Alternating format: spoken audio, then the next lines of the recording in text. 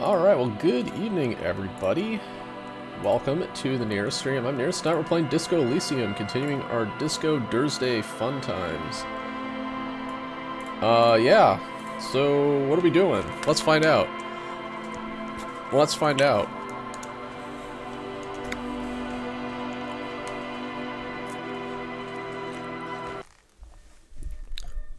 We're pretty deep in the game. It is day 5. We don't have a ton yet to do, but we also have like a decent amount to do still. So our big task is talking about Ruby in the village. And kind of following her trail up the coast. Some of these other ones, you know, we'll kind of come across as we come across them. Like, determining where the shot came from, we can go explore and find that out. Checking out Classier's buoy, we can find that. That's pretty quick. That's a side project. I probably won't do that. You need a lot of conceptualization for that. I don't really have it. We were checking with people. So basically, last time I streamed this, we got into the church and I talked to a couple of people. I just haven't gotten to Suna yet. We'll check her out though. Dolores Day, we'll get there. Haven't gotten to Egghead yet. Not worried about that. And this is the other one. Take on the responsibility. We need to find a working transceiver. I can't remember where that was. Let's see if Lloyd has any information on that. Yo, man. What's on your mind?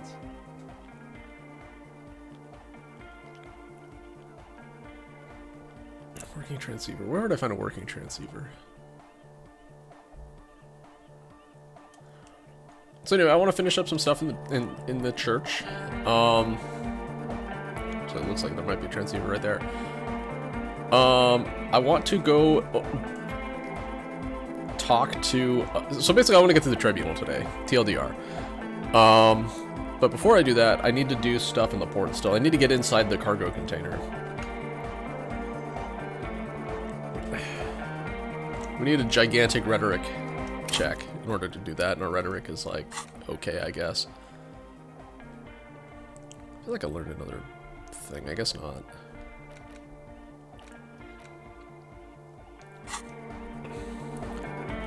We talked with Andre. Oh, hey, man. It's good to see you. Not yet. Goodbye, officer. We need to pimp out the song before we do that. We're not all the way through yet. We talked to her. Don't worry about that later. Building some reaction speed is not the worst thing in the world. Delarian Church, the place to be. Make some noise, my church people. Large speakers are set up behind the young man blasting a familiar song. Vibrations thump through your blue soul. The music sounds much better in the church. A hawthorn tree on Rue de Saint-Gilles Lane, tangled in its branches. Something bronze flutters in the wind. Easy there, Shivers. I think I turned that in already. He stands on stage behind a table, nodding along to the music and waving his hand in the air. In front of him, the audio mixer, one reel spinning. The other reel deck is empty. Cables run hither and thither.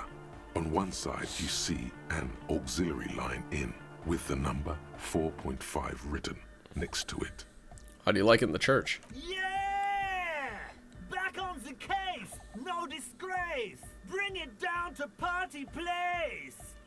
The first page of the second chapter. His voice echoes all around the grand hall. Could it be? Maybe for him, you only have a chapter or two left in you. Last of the penultimate, more like. There's nothing wrong with it. I'm still in love with the hardcore. Turns pensive all of a sudden. Sometimes I just feel like anodic music is in its infancy, you know? For example, take this Arno van Eyck jam I've been pumping for the last month, and will continue pumping for the rest of 51. Isn't something holding it back from being hyper? Thanks for a moment, then his expression clears. It's like it's only ultra. I think it's super hardcore, but you're right. It's not hyper hardcore. I am the law and an expert in these matters. Let me be the judge of what is hyper, super, or ultra hardcore. I can sell it for you, but not right now. Tell me something else I can. The young man looks at you reverently, as if observing I am the law. judgment inside your head, growing, taking form. His friend drops his loitering act and turns toward you two. He, too, waits for your judgment with undivided attention. If anything, it sounds a bit proto, like it's not fully formed yet. You might be a moribund alcoholic and a failed cop, but you are pretty certain a thing cannot be both proto and hardcore. Wow! Culture cop! Seems like I've done part of this already. For a moment, you almost think he's going to put his hand down, but that would be ludicrous. I Ludicrous. think you might be right. But how could it become hardcore then? I know it in my heart, but cannot sink it in my head. What? Guys, there's something happening in his head. As your mind works, the beat recedes from your ears. You hear your own blood pulsing through you. Oh yeah! He's The abstract the hardcore. Oh yeah! He's I know. But there's something else that hasn't failed you. No! This is the answer! Yeah!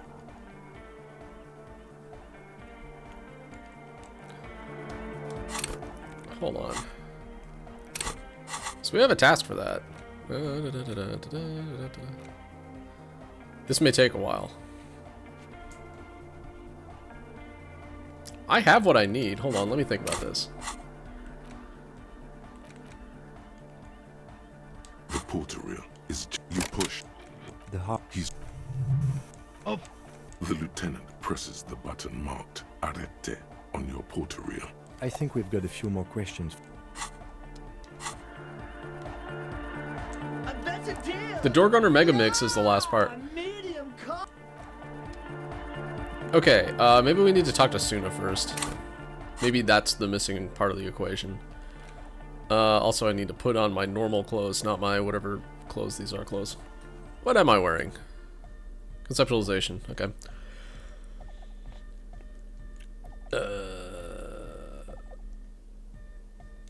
No, not that one, the other one. I want the Shivers jacket.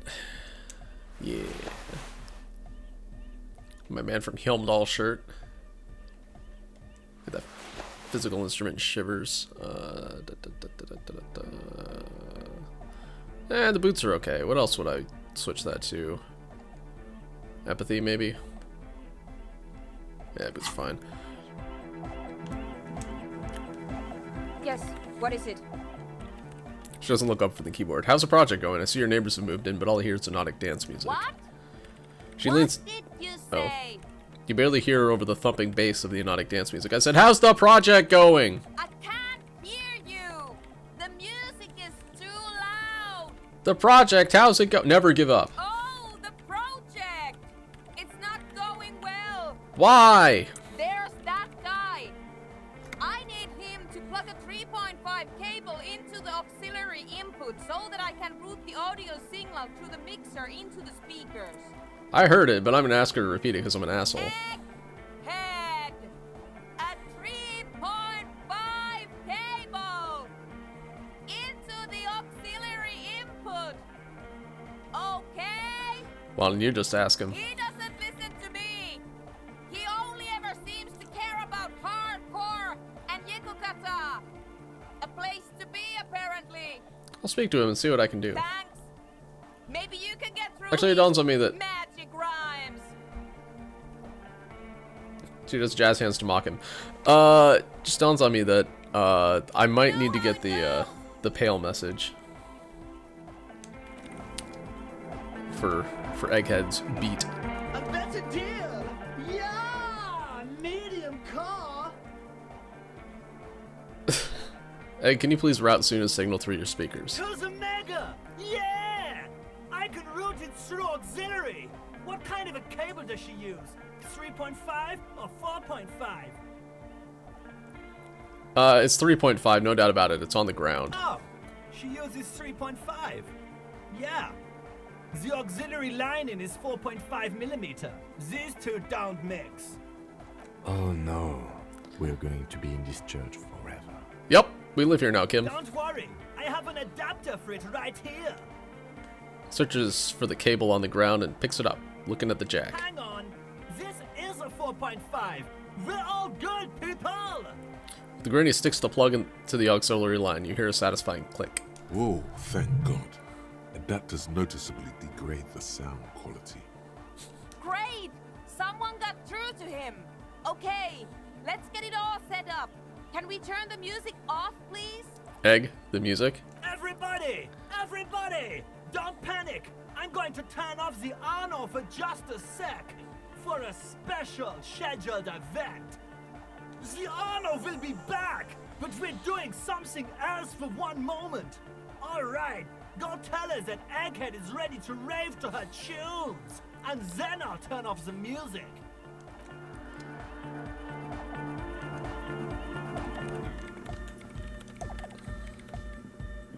Yes, what is it? Alright, I talked to Egghead. He plugged in the cable. Now he can unmute your speakers. Okay, but think you can ask him to turn the volume down a bit? Just in case. Sure. Maximum! I don't know, Egg. This is going to be weird. And unsettling. You might want to turn it down a bit. Shouts Egghead, a smile still adorning his face, larger than a red dwarf star. Maximum is the only way! I know it is, but could you please turn it down just this instance? Just this one time? Maximum is not the only way. Whoa, you're going to okay? blow his mind with that kind of nonsense, Suna. Pump it to the brick! Pump it to the hard master! There's no other way! Glue style! Glue style? Okay, there literally is no other way. The mixing desk is glued to maximum. See? He pumps it to the hard master. It's hopeless. Why do you want to turn down the volume? I think what Egghead is trying to say here is that the volume button is stuck on maximum. Of course it is. She shrugs, consigned to her fate. Yeah! Permanent enlightenment! Ray of sound! Never mind then. Let's get on with our project. I'm going to unmute the speakers on a count of 5. Everyone ready? She looks around the church. Egghead pumps his hand up in the air, waiting for the beat to drop. Born ready! Says Andre. Ready! Yells Noid. I'm ready if you two are detectives. The lieutenant nods stoically. Not so stoically, his hand moves to the gun holster. Suddenly, your palms are sweaty. The church seems cold and large, somehow. There's tightness in your chest. Anxiety. Fuck you, Half-Light, let's go. 5, 4, 3, 2, 1. Mute disengaged. She lifts her hand from the keyboard. Complete silence fills the room. No wind outside. No waves. No floorboards creaking. Total, continuous silence. This is unnatural. The woman looks around. In the silence, you see dust move on the floorboards. The driver of the speaker vibrates in the air and then stops. Plasterwork begins to crumble down the walls. In the silence, a low hum starts creeping up your spine. It's a song inside you, not in the speakers, not in the room. A great bass sigh in the basement of your mind. Slowly, it builds until the air around you starts to vibrate. It's out there now, in the world, made manifest. It will devour everything. The floorboards, the glass, the streets and the people. Nothing will remain. Guys, what's going on? There's alarm in the man's voice as he steps back to scan his surroundings. A slight rattle like crystal clattering in the cupboard fills the air, joining the chorus. This fragile world is about to break. Oh, we got challenging interfacing. Oh, you know what? I have +2 on interfacing from the gloves. It's getting louder. Says the Noid, his eyes riveted to the strange circle of water In the basins. basins, the water looks like Yeah, it's perception's pretty high. boiling. Hosiana! Mother of Mega! Your egghead yell, then something else, but his voice is growing faint. In his mind, a tidal wave approaching from afar, swallowing entire coastlines on its way. Salvation. He's peaking. The worst high he's ever been on. Hey, what's that weird rattling sound? It was in me at first. I've never heard anything this hardcore in my life. The beauty and the beat! The future of dance! Planetary! No, Egg! It's the window! The glass shards around Dolores Day's vacant heart appear to be vibrating from the sound, it almost looks as if she's alive. In the corner of your eye, the lieutenant steps aside, cautiously, his eyes searching for a possible evacuation route. The window is going to come down. No, the roof.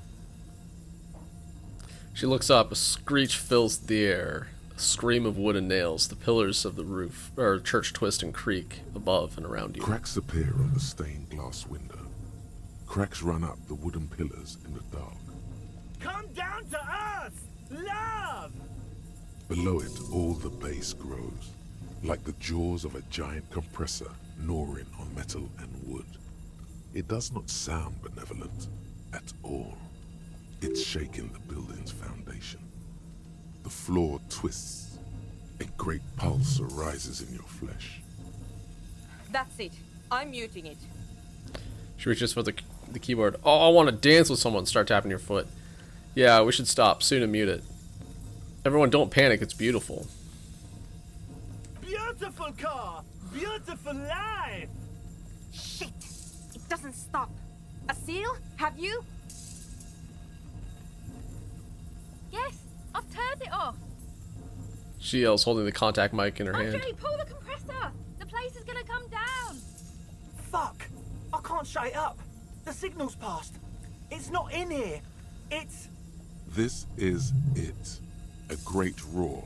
The vault of the roof twists above you. Glass shatters somewhere near the door. It's coming down. Egghead, whatever you do, don't stop But it. then it stops. Totally and utterly. As if there never was a sound. Only your ears still ring from the shock. Everybody is staring at Egghead, holding a dangling cable in his hand. A black 3-pin connector. Egg. I pulled the plug. It was getting too hardcore. You did good, Egg. Most of the place seems to be intact. Fucking hell. Programmer lady, tell me you were recording that. 4 years. 22 people. Millions of reals. All that time? This is what we were up against. Just erased it. Suliswolf isn't gonna believe this. Yeah, but did you record it though? It was dope. I think we can use it. Yes, Andre. I recorded it. Damn, I need to send some letters now. Thank you all for doing this. Eggman, you too. And you, officer. I don't know what we've discovered, but I know what it sounds like now. That's a start. Kim, did you hear that? What was that? I've never heard anything like it. You're gonna write Soluswaf? What happens now? It was very hard not to. I think you're right. There is something going on here. And you need to be very careful with it.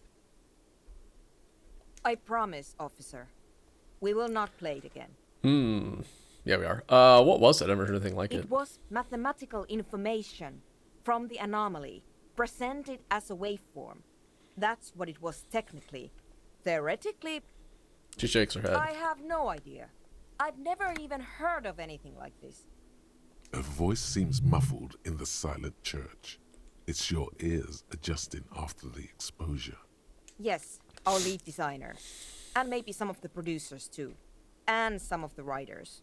If they're sober enough to open a transmission. They need to hear. That it wasn't her fault. Or theirs. They need to hear about this. Don't worry, I won't send the recording. Although I doubt they have the speakers to produce the frequency anyway. What happens now? Are you going to? Stay here. I'm going to stay here with these lunatics. Send letters, maybe meet Sulispov. Also devise further measurements. I want you to know that's totally chill with us. I don't care, but thank you anyway. That's the best she can manage for Audrey. It's quite a lot in truth. For her, at least. Now, I have a theory to come up with. Some kind of preliminary explanation to all this. Or the letter will sound like I've lost my mind. Yes, and we have to get back to stabilizing Martinez. Instead of demolishing it with loud bass noise of unknown origins. Some tiny hard thing lets go in your stomach. You're still alive. You have an explanation for all this. Somewhere deep in you, you know. The person you were knows. Okay, let's see if we can boost our logic to get into there. Oh, I'm down on logic, aren't I? Hold on. No. No, I'm not. Did I dump that skill? Or am I +1, -1? Thought I was -1 on logic because of one of these things.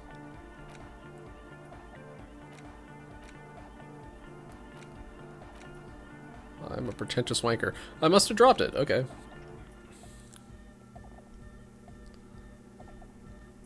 Man, I have a lot of really mediocre ones. Oof. Alright. Ooh, guess who's not going on a date with Lillian? His name is me.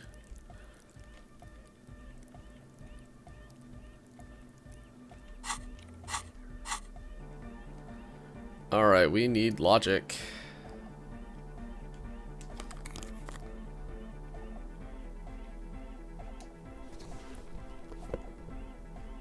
People.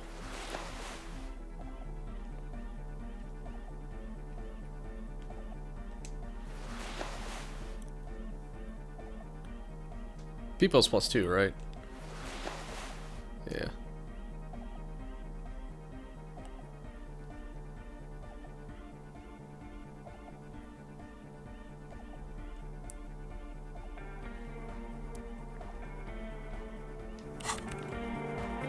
Yes, what is it? Okay, time to form a theory on the 2mm hole in the world. We've heard of the doomed commercial area. We've investigated the doomed commercial area. You don't have to. You already have. A long time ago. Wait, how? What'd I roll? 8, 9. Oh, yeah, okay. Easy. These thoughts formed in you somewhere, in a long-forgotten discussion, behind a kitchen table, in the evening light, drinking coffee and smoking, with a friend. And a woman, she was there too. Her hair smelled of shampoo as she was smoking. Suna, it is the origin point of the pail. What? The swallow, that's how it starts. It's a baby pail. But Pale isn't here. We're thousands of kilometers from the edge. For now. That comforts her. No, we're 20 meters from the very edge. The pail is only an effect, a transition between the world and that. She looks up into the darkness under the nave, then back at you. Then what is that? It's nothing. No, it's less than nothing. No. It's less than nothing, the final rest state for reality. Imagine if all this, spread your hands, never was. Then the Pale is... Simply a gradient, simply curdling milk. But the gradient, it clearly hasn't started yet. We're here, and the Pale is not. One day when it's larger, it will be. I understand. A theory of the Pale where instead of an outer ocean, it metastasizes. Like a cancer or a mold. Erupting in points inside the world. Nah, this is one of those places. According to this, how long... Until it starts swallowing, it's already started. Starting with sound. And information. Causing data losses in the East Insulindian front. Have you considered why it's formed in a church? And also when or how it might start growing, or if it has other effects in addition to sound and data? An intellectual hunger fills her now, casting fear aside. I also have a question, since we are piling them on. How do you know this?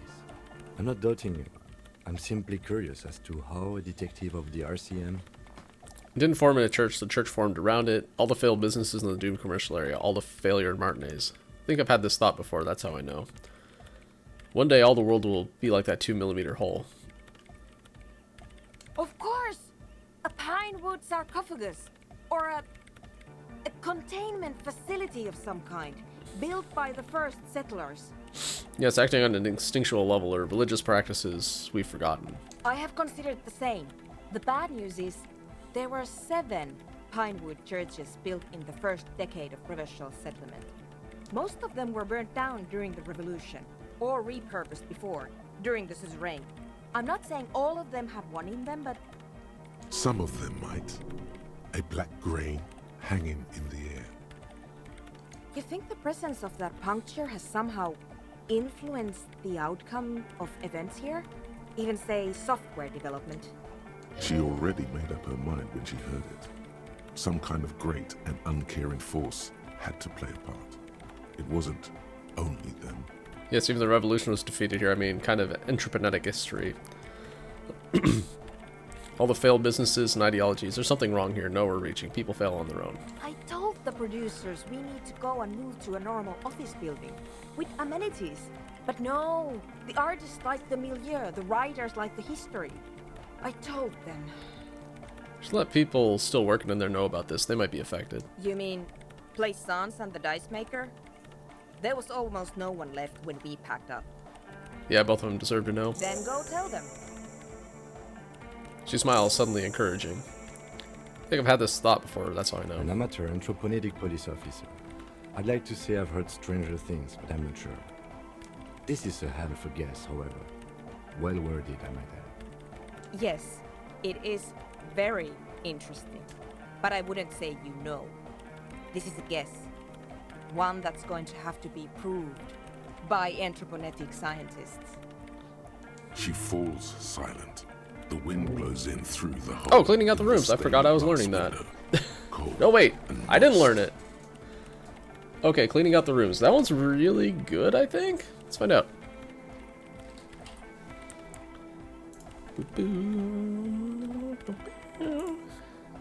Yeah, that one's good. I should probably learn it. It's plus suggestion, plus inland empire, and plus rhetoric. All good, all positive, all great. Hooray.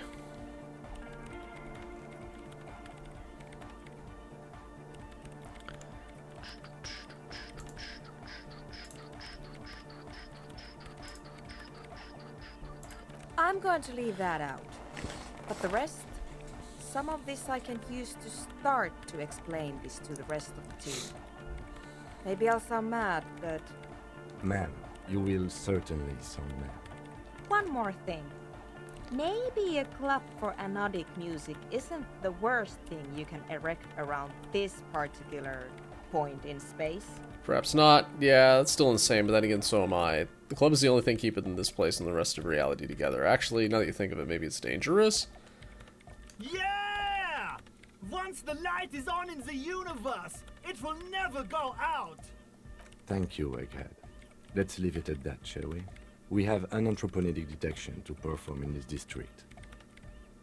Boo! We still have one more thing to do. We need to learn about the doomed commercial area's electronic The doorbell. creepy woman! We were wondering about that when we worked there, but I had completely forgotten about it ever since. It must be anthroponetic crosstalk, the one you get in radios and long-distance calls. Now it makes sense, with the pail right on the doorstep. Incredible. This would also explain why we get it on the police radio all the time.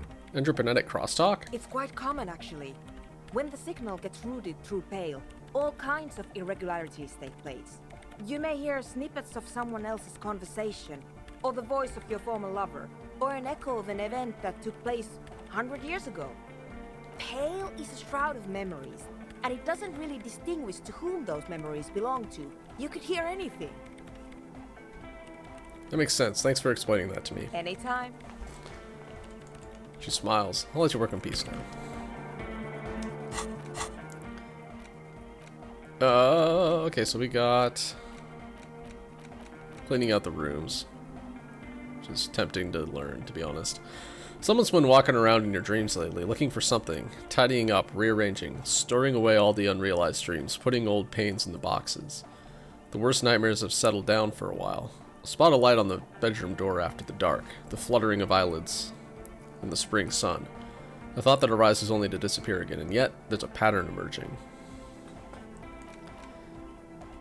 Alright, so what am I looking at here? What am I going to get rid of eventually, probably? Okay, I'm definitely going to get rid of Fairweather T500 after the Tribunal. It's just useless at that point, so... yeah. No, we're hold that one. That one's actually pretty okay. That one's good.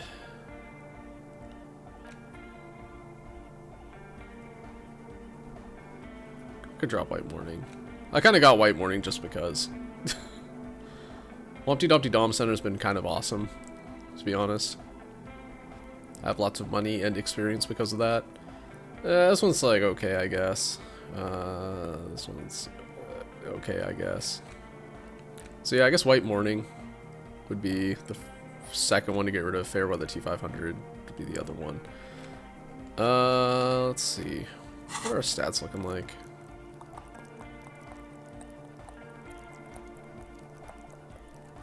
I'm going to hold on to him for now. I think I'm going to be doing a lot of checks soon-ish that are going to make me spend a bunch of points, especially in rhetoric and suggestion.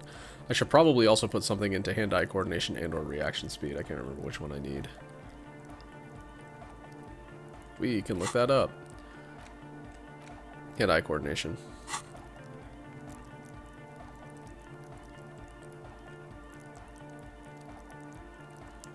Eventually, putting stuff into perception would be a good idea as well. Ooh, holy logic.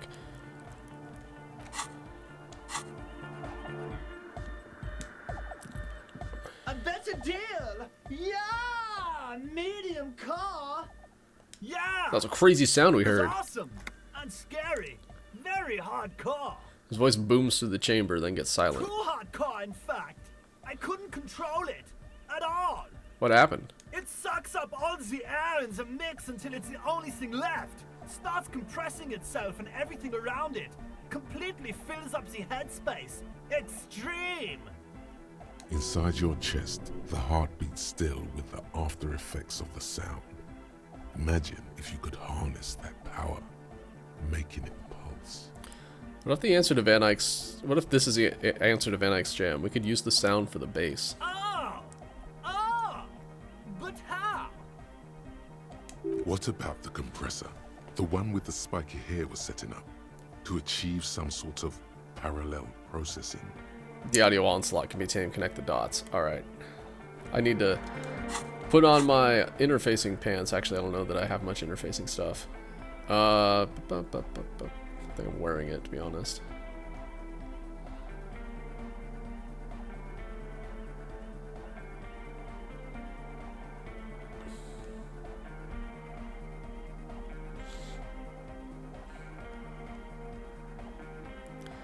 I have better than that equipped.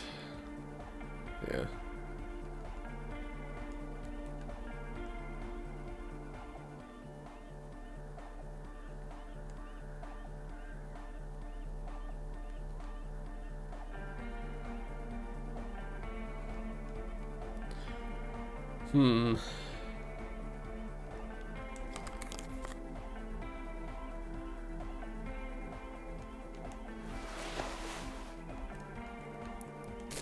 Foggy Visor and Man from Healdall. Alright. How much math do I have? Damn, that's with 6 interfacing too.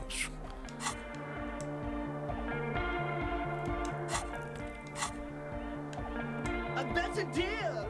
Yeah! Medium car! So, Godly 16, I have 6. So I'd have to roll a 10 or higher.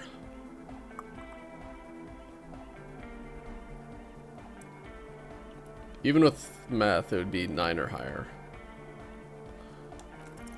Side chain would beat.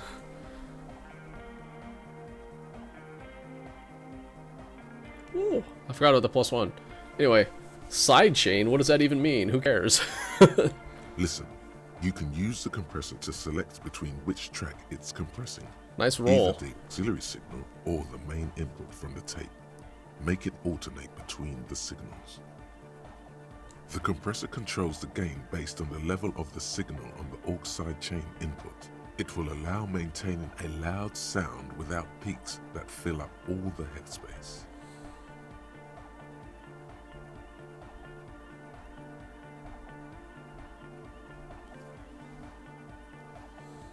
Okay, Ed, you need to start sidechaining it. Explain the concept to him. Sidechaining it, you said? He turns down the music, his hands moving deftly across the mixer, setting up the necessary controls. Then he puts on his headphones and his eyes go wide, wider than they've ever gone on drugs. He starts jumping up and down with bliss, in total silence, still listening to his headphones. Hey, what did you do to Egghead, Cop Man? Did you break him? Just wait and see. Not at Egghead. Are you ready, pussy? Noid straightens his back, ready for the beat. I was born ready, Egg. Give him a thumbs up.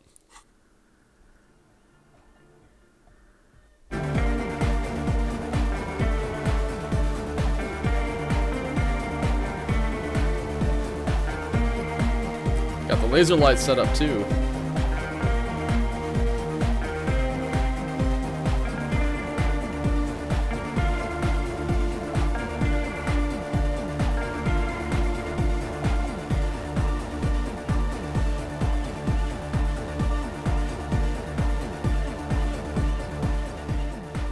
The audio assault is glorious. The speed freak dances on the stage, intensely waving his hand in the air.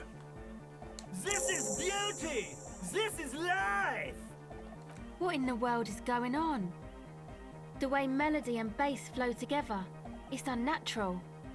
Your body is taking a beating Hey. from the low frequencies crashing over you. It's making you feel alive again. This one is for the hypnotic generation. We have tamed sound, made it our own. Hardcore aesthetic just got more bassy. Introducing the ultimate sound! God damn it. This dance club idea might just work out. You didn't think it would, Andre? What the hell? DeLorean Church! The place to be! Pump it! Pump it! Who will be the innocence of hardcore hypnotic dance music? It'll be me, Harry Dubois.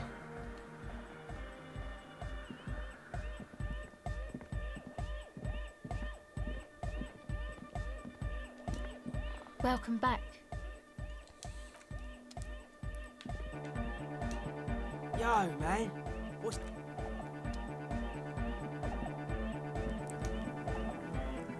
Yes, what is it?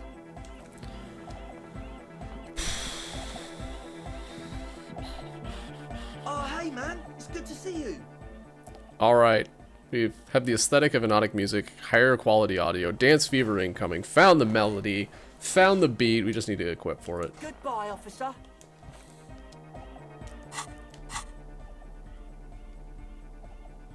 Need savoir-faire. We also need... This is the tricky part. We need authority, too. So, Man from Heimdall is absolutely out. We gotta get something else on there.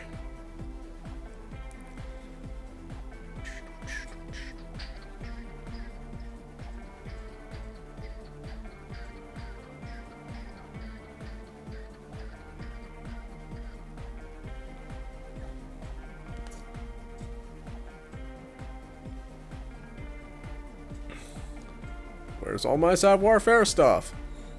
There's some.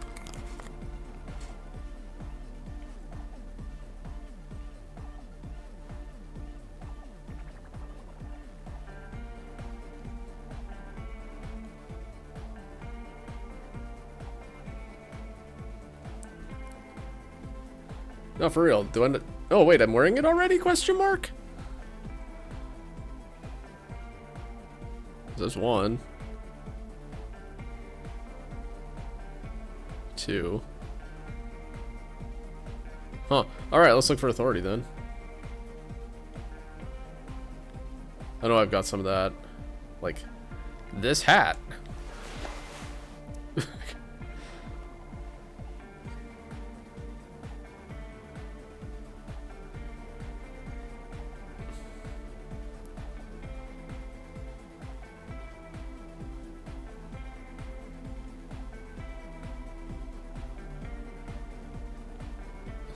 Boots.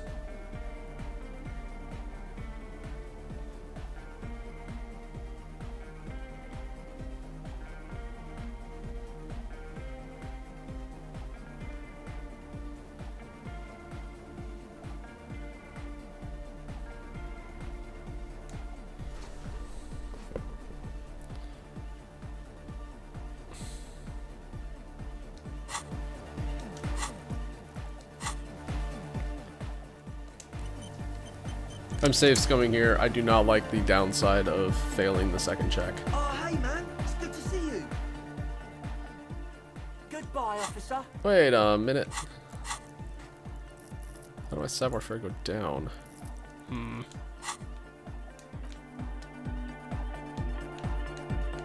Oh, hey, man. It's good to see you. He dances over to you in an inexplicably softcore manner. It's embarrassing. You close your eyes and vacate your skull, leaving your brain to wonder, where did that little fluttering light go? Total darkness. You sink down the darkest fathoms of your own personal deep, vertebrate by vertebrate, through the unformed skulls of your mind. Here it will begin. Where'd the church go? Where'd the music go? What was it about unformed skulls? I'm gonna let you in on a little secret. Every vertebrae in your spine is an unformed skull ready to pop up and replace the old one. Like shark teeth. The one you're currently in has a little brain forming in it, waiting for its turn. To rule the world. Oh my god, is that true? As it ought to be. Where is it? Who are you? Yes, it's all true. In the spinal cord. So, what do you want? From what I can see, it's about to bust a move. Where'd the church go? Who fucking cares? Good, I'm scared. I hate waking life. I hate this world. I hate and fear everything. All I want to do is dance. Please, God, let me dance. No, not good. Orgasmic. Oh, don't worry. The music's still there. It's you who is gone. Not really. Why can't I hear This anything? is a pivotal moment. Try not to piss yourself. Well, that's kind of my power move. Don't stop me right in terms of telling your brain. Nothing. Just the immaculate silence of your spinal fluid. Electrified. Alright, it's time to bust a move. Hardy, do you even know what's happening on the surface? Maybe 1,000 years have passed. Or maybe you started spazzing out like 2 seconds ago. With your eyes still closed, the first thing you feel, all the way back in the pivoting darkness of your own torso, is warmth. You have become a triumph of rhythmoplastics, somewhere in a smelly wooden church on the coast of Revachol. The wounds from the war you waged on your body are healing, twist by twist, turn by turn. As you open your eyes, you should scream, hyper, hyper. Hyper, It hyper. seems appropriate. You have become a flawless interlocking mechanism, a flesh and bone approximation of the throb coming from the speaker setup of the one called Eggheads, entirely, rigidly, imbecilic, without pity or fear. Free from self-awareness, no deliberation, only, and I mean only, execution. Oh my god! No Speak. way. Yes way. His reel-to-reel mixer blasting the anthem of a future that will never come. The young man observes your moves for a second.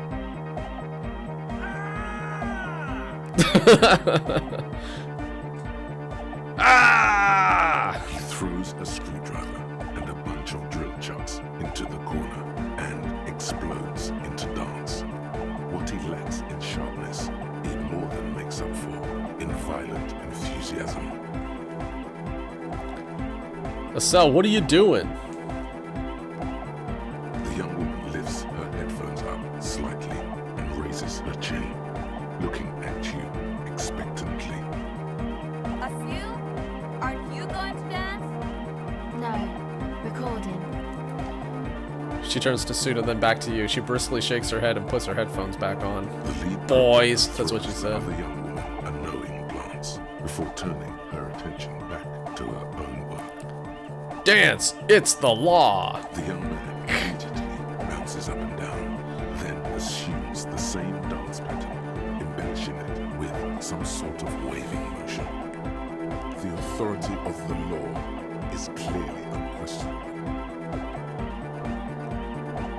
Kim, get in here! Call for the lieutenant. What's going on here? Delinquents. Said get in here and dance. The second thought, maybe I don't need to involve the lieutenant in this pioneering dance-off. The lieutenant squeezes the bridge of his nose. The light reflects off his glasses, giving him the appearance of a surgeon in the middle of a tense procedure. He's having trouble adjusting to the new reality before him. You shouldn't be surprised at this point. What's happening? I'm undercover. I'm not doing anything.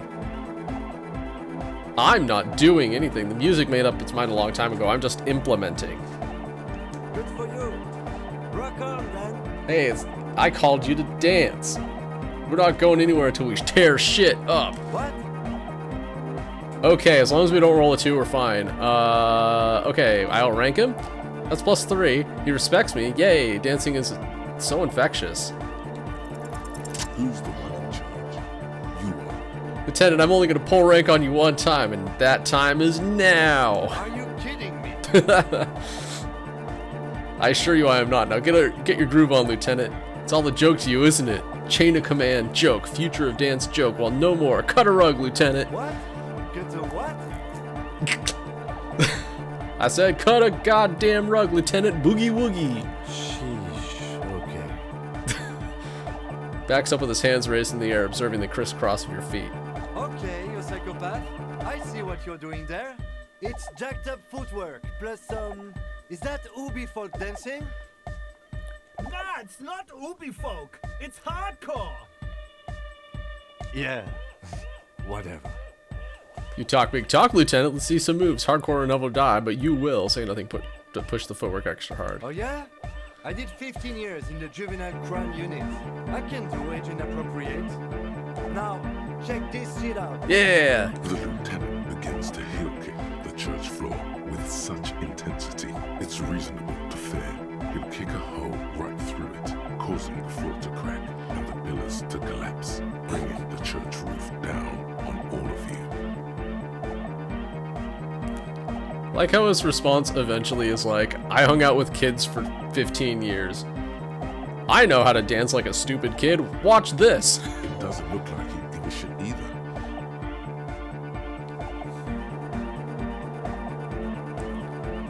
Is there anything more I can do? I want to break the limit. The dynamic motion of your flailing body is bordering on the extreme.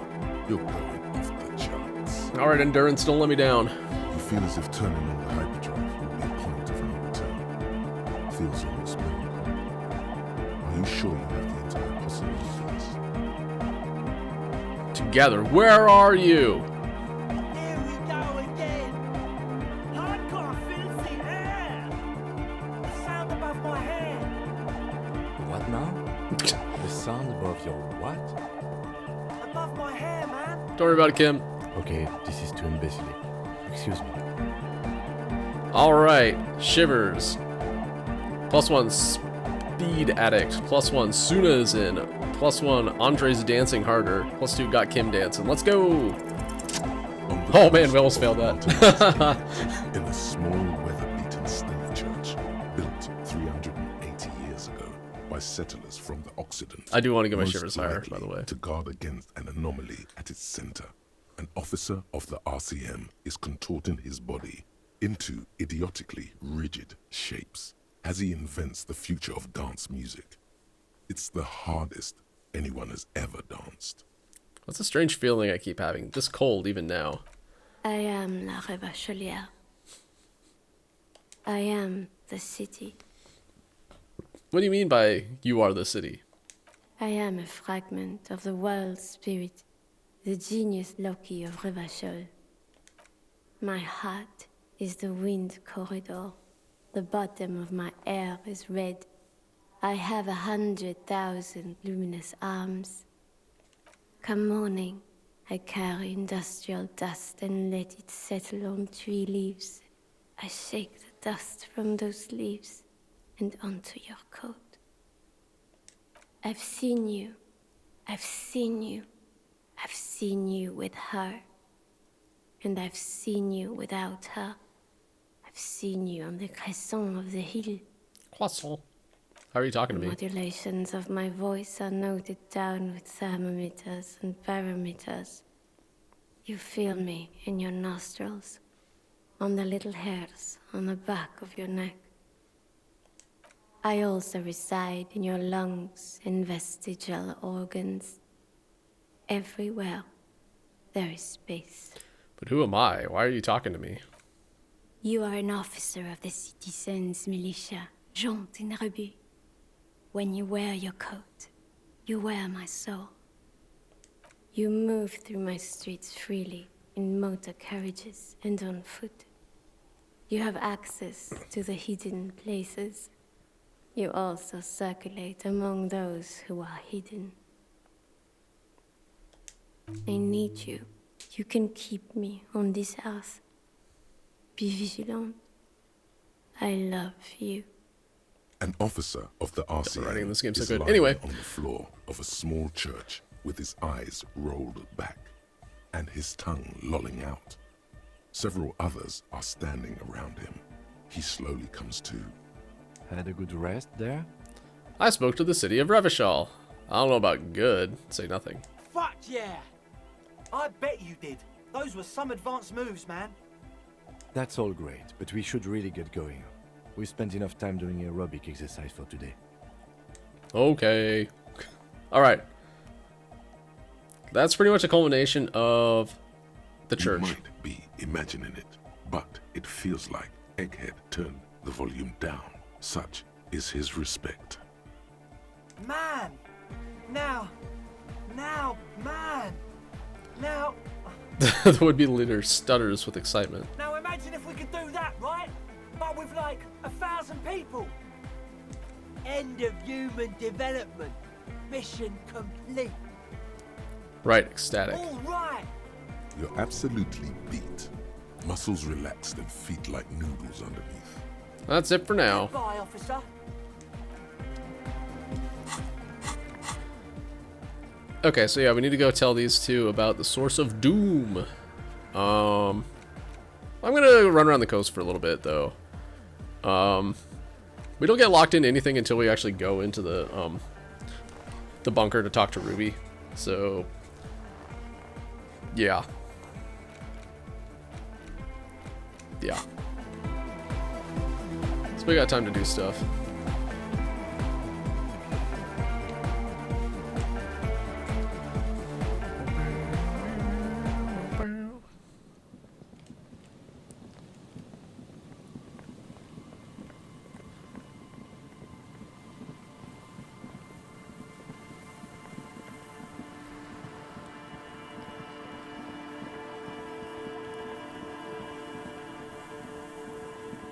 Okay, so we got a couple things to look at out here, I think. Oh, a couple more. Time to feel bad. Just dead and dying locusts, and the slow swaying of surrounding reeds. Poor things.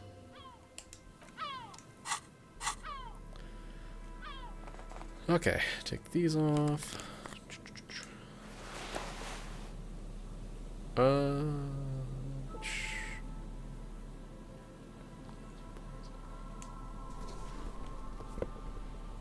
And Froggy Visor, there it is. I may want visual calculus for this. Is there something here that would indicate a sniper used this place as a nest for taking the shot? Just some urban detritus, a bottle, and a dilapidated old comms tower. The wind picks up. Fine sea foam lashes your face. It feels like needles. You can take it. Just raise your collar, detective.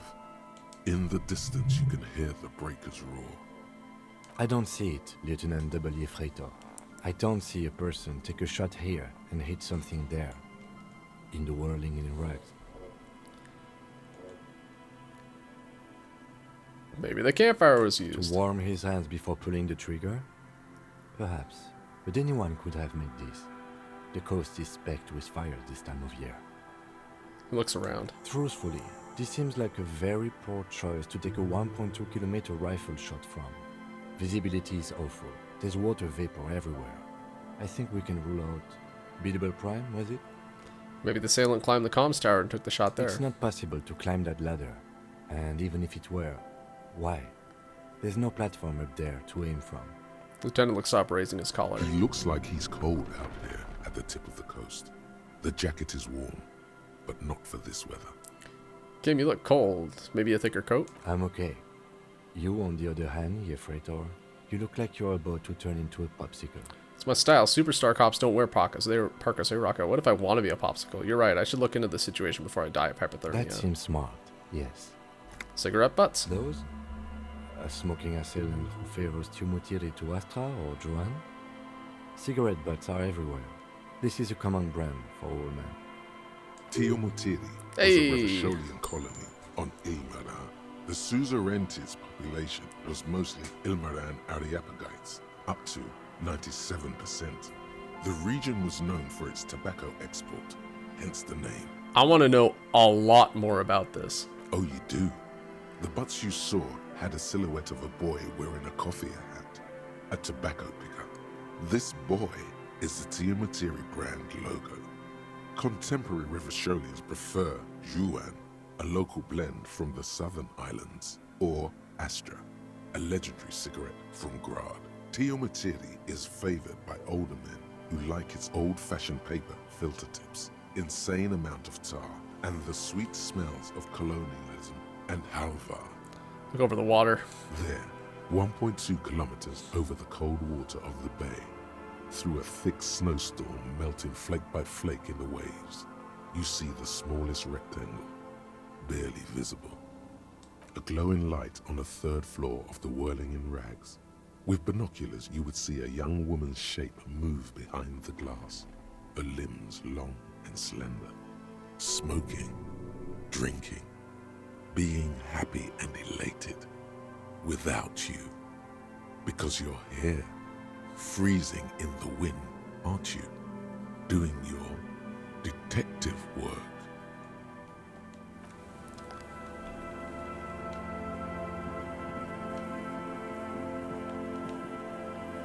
Okay. So for the La Responsabilité quest, I need to find a transmitter. I thought maybe there might be a transmitter up in the comm tower, but there's nothing to click on there.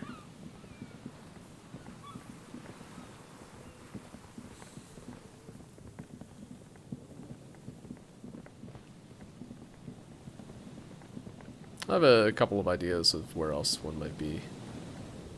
Yo, what's that?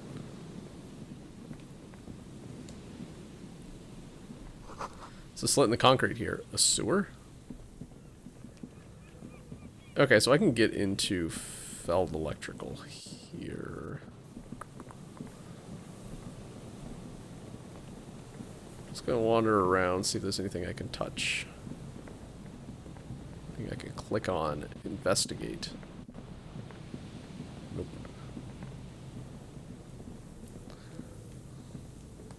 I was thinking maybe in the abandoned commercial area there might be something. Honestly, inside Feld Electrical is another one.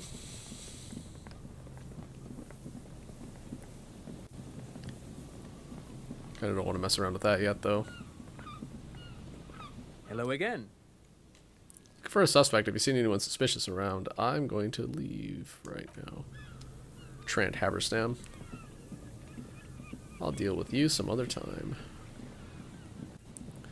We have other things we want to investigate first.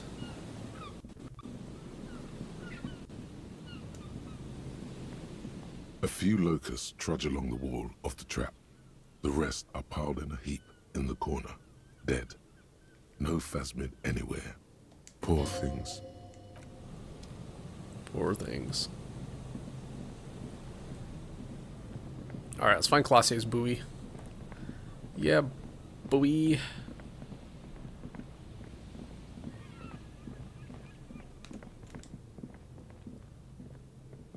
The trap is filled with dead and dying locusts. Most of them aren't moving anymore. You still can't see a phasmid anywhere. Poor things.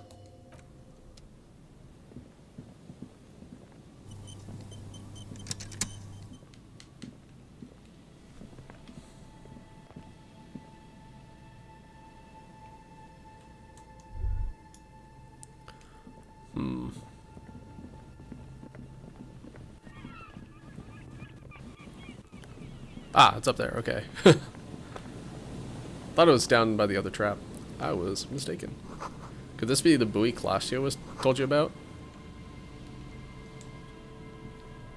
A metal and plastic contraption bobs up and down amidst the trembling reeds. Ooh, I should buy the sneakers while I'm thinking about it. It just looks like trash. But if Have you the money look for closer, That over there must be the boy Class you told us about. The one she hid her passport in. We should take a look. yes, spindly extremities have been here.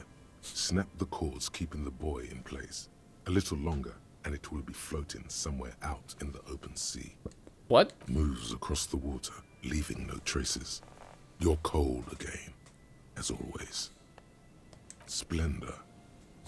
Who or what was it? Splendor. Damn, I felt really strange just now. Just now, you're... No further response. All this concentration is on the contraption. We're lucky it's still here. A little longer, it would have floated away. Indeed. Let's see what's inside. Okay. The boy is not tied to anything. The cords dangling from the bottom really have been torn or cut. You lift it out of the water easily, noticing how light it is. Let's examine it. The number 11 has been written on the yellow plastic. It hasn't been in the water for very long, but it's already discolored and slimy with silt. A latch holds it close, but only just barely. The brittle metal of the latch has cracked. Simple construction. Very unsafe. I'm gonna shake it. There's something in there, splashing around. I'm gonna sniff it. It smells like you would expect it to smell. A concentrated version of the coast. Salt, industrial slop, and decay. The water this side of the peninsula is cleaner, actually. Smells a little salty. A shot glass's worth of seawater pours out. Some algae, and nothing else. Well, damn. No documents. Who do you think took them? I have no idea. Lieutenant taps his foot, frowning. This is a minor quirk. We know what was in the buoy anyways. This is a disaster. Everything is ruined. Or think we do. This is a small loose end, either way. Not important, I hope. Must have been Classia's enemies, which means she's in danger. Maybe if Classia took them herself. This could be related to the cryptozoologists and their little expedition. I have no idea. Any theories, Lieutenant? In my experience, cryptids are generally uninterested in travel documentation. We should go. You could ask the miss what she thinks. Later, if you have the time. Though you doubt she'll tell you much at this point. I've played the game before. I know who took the boot, or who took the thing.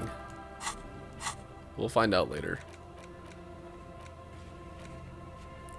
Alright. What can we do right now?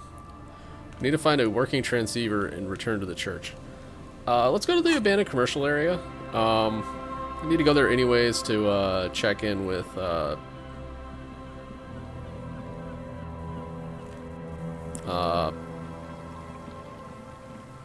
Plaisance and Neha anyways, so where am I going? Help.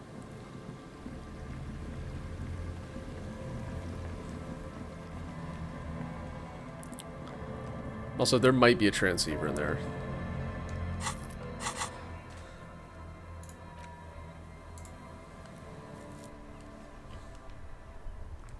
Oh, you know where there's a transceiver? Ha ha ha ha ha ha. Inside, you see a set of steering levers, a radio microphone, a pull-out toolbox, and the soft glow of the fuel preheater gauge. This is Precinct 57. How may I assist you? Damn it. 57. In the cabin, you see a set of... I mean, that's radio.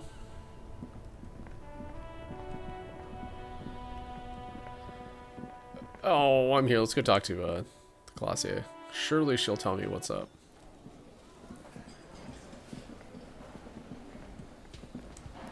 Hey, was there something you needed?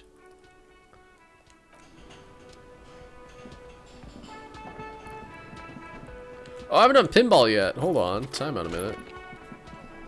Not yet. That can wait.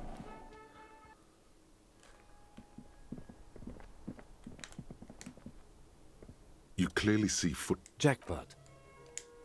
Jackpot, let's move on.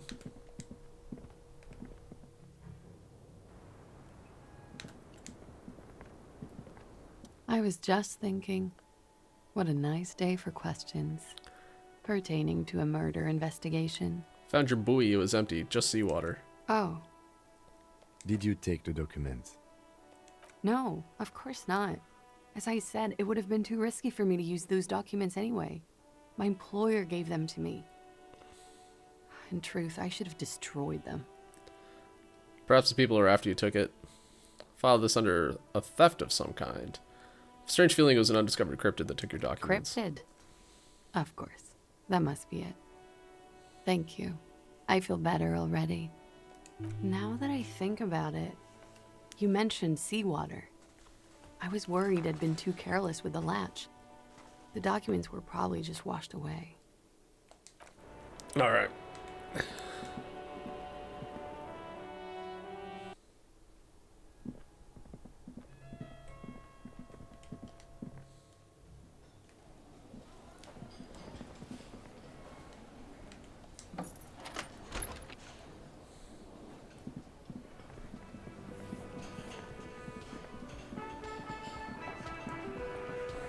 The Coppernado is back. What do you want? Starting from... and then standard... Oh, I got some encyclopedia, hell yeah. Steel reinforced toes. Size 46. The emblem on his vest says Rowing Club. A lift in the far corner. Standard work on his... Let's call this one size in the... In conclusion, exactly. But... Yeah? What?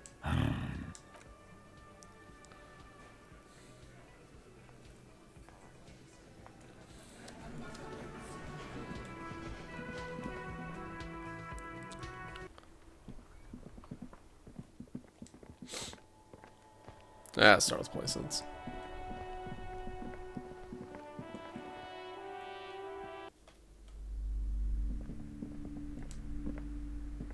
Hi, Ace Detective. Are you here for more books? Math. It's really difficult. Like, really. They say you need it to get rich. Better than standing outside in the cold, I guess. Oh, I found something while you were away. What is it? I thought this would fit you. Like, thanks for helping out. Wait. Not me. The city, I mean. Like a detective does. A detective hat. Yes, just like the one Dick Mullen wears all the time. You'll look way more serious with that. I feel like I gave Estelle a hat, but I guess it wasn't the Dick Mullen hat. Right, I have to get back to my homework now, before Mum notices. Man, this is hard. She looks back at the infernal scribblings under her nose. See you around, Danette.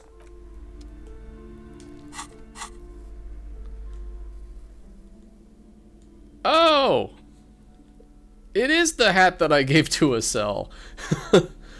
Okay, I guess Estelle just cast it away and Annette picks it up. That's good to know. If I ever give Estelle a good hat, I can get it back. Hello again, esteemed officer, and welcome to Crime, Romance, and Biographies of Famous People. License, I have something to tell you. I found the actual source of doom. What do you mean, the actual source? Are you talking about the third presence?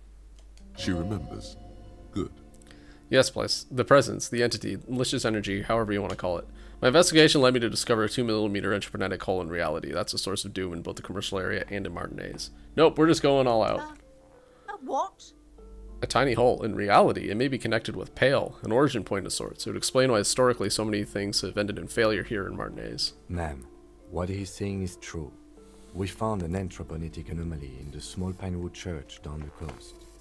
I don't mean to be an alarmist, and more research is needed, but it's not looking good. But that's not in any of the ancient texts. How am I supposed to protect my bookstore from that?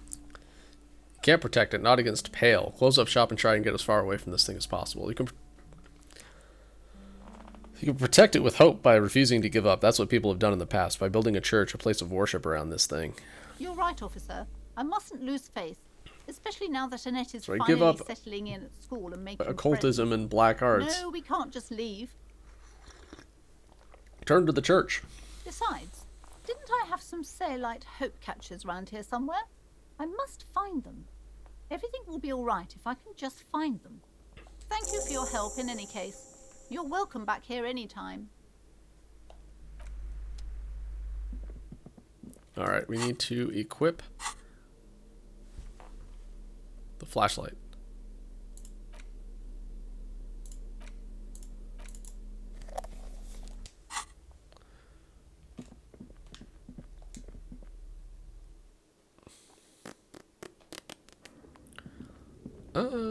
Is my physical instrument good enough to do this? The barbell waits patiently on the floor, like a dog for its master. I don't need it though. Let's just leave it alone.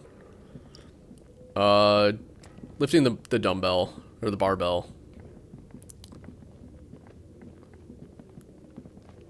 It restores your gives you a health restoration. Also gives you experience, so maybe I should do that at some point. I don't need to do it now though. I'll be fine.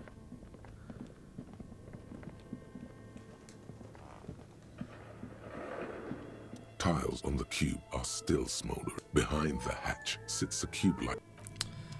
Okay.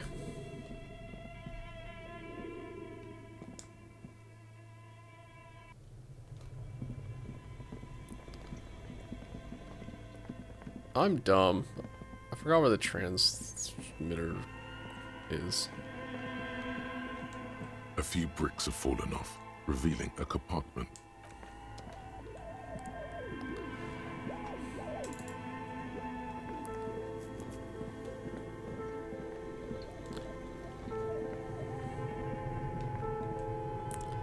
Could be something in the port. I don't know, man.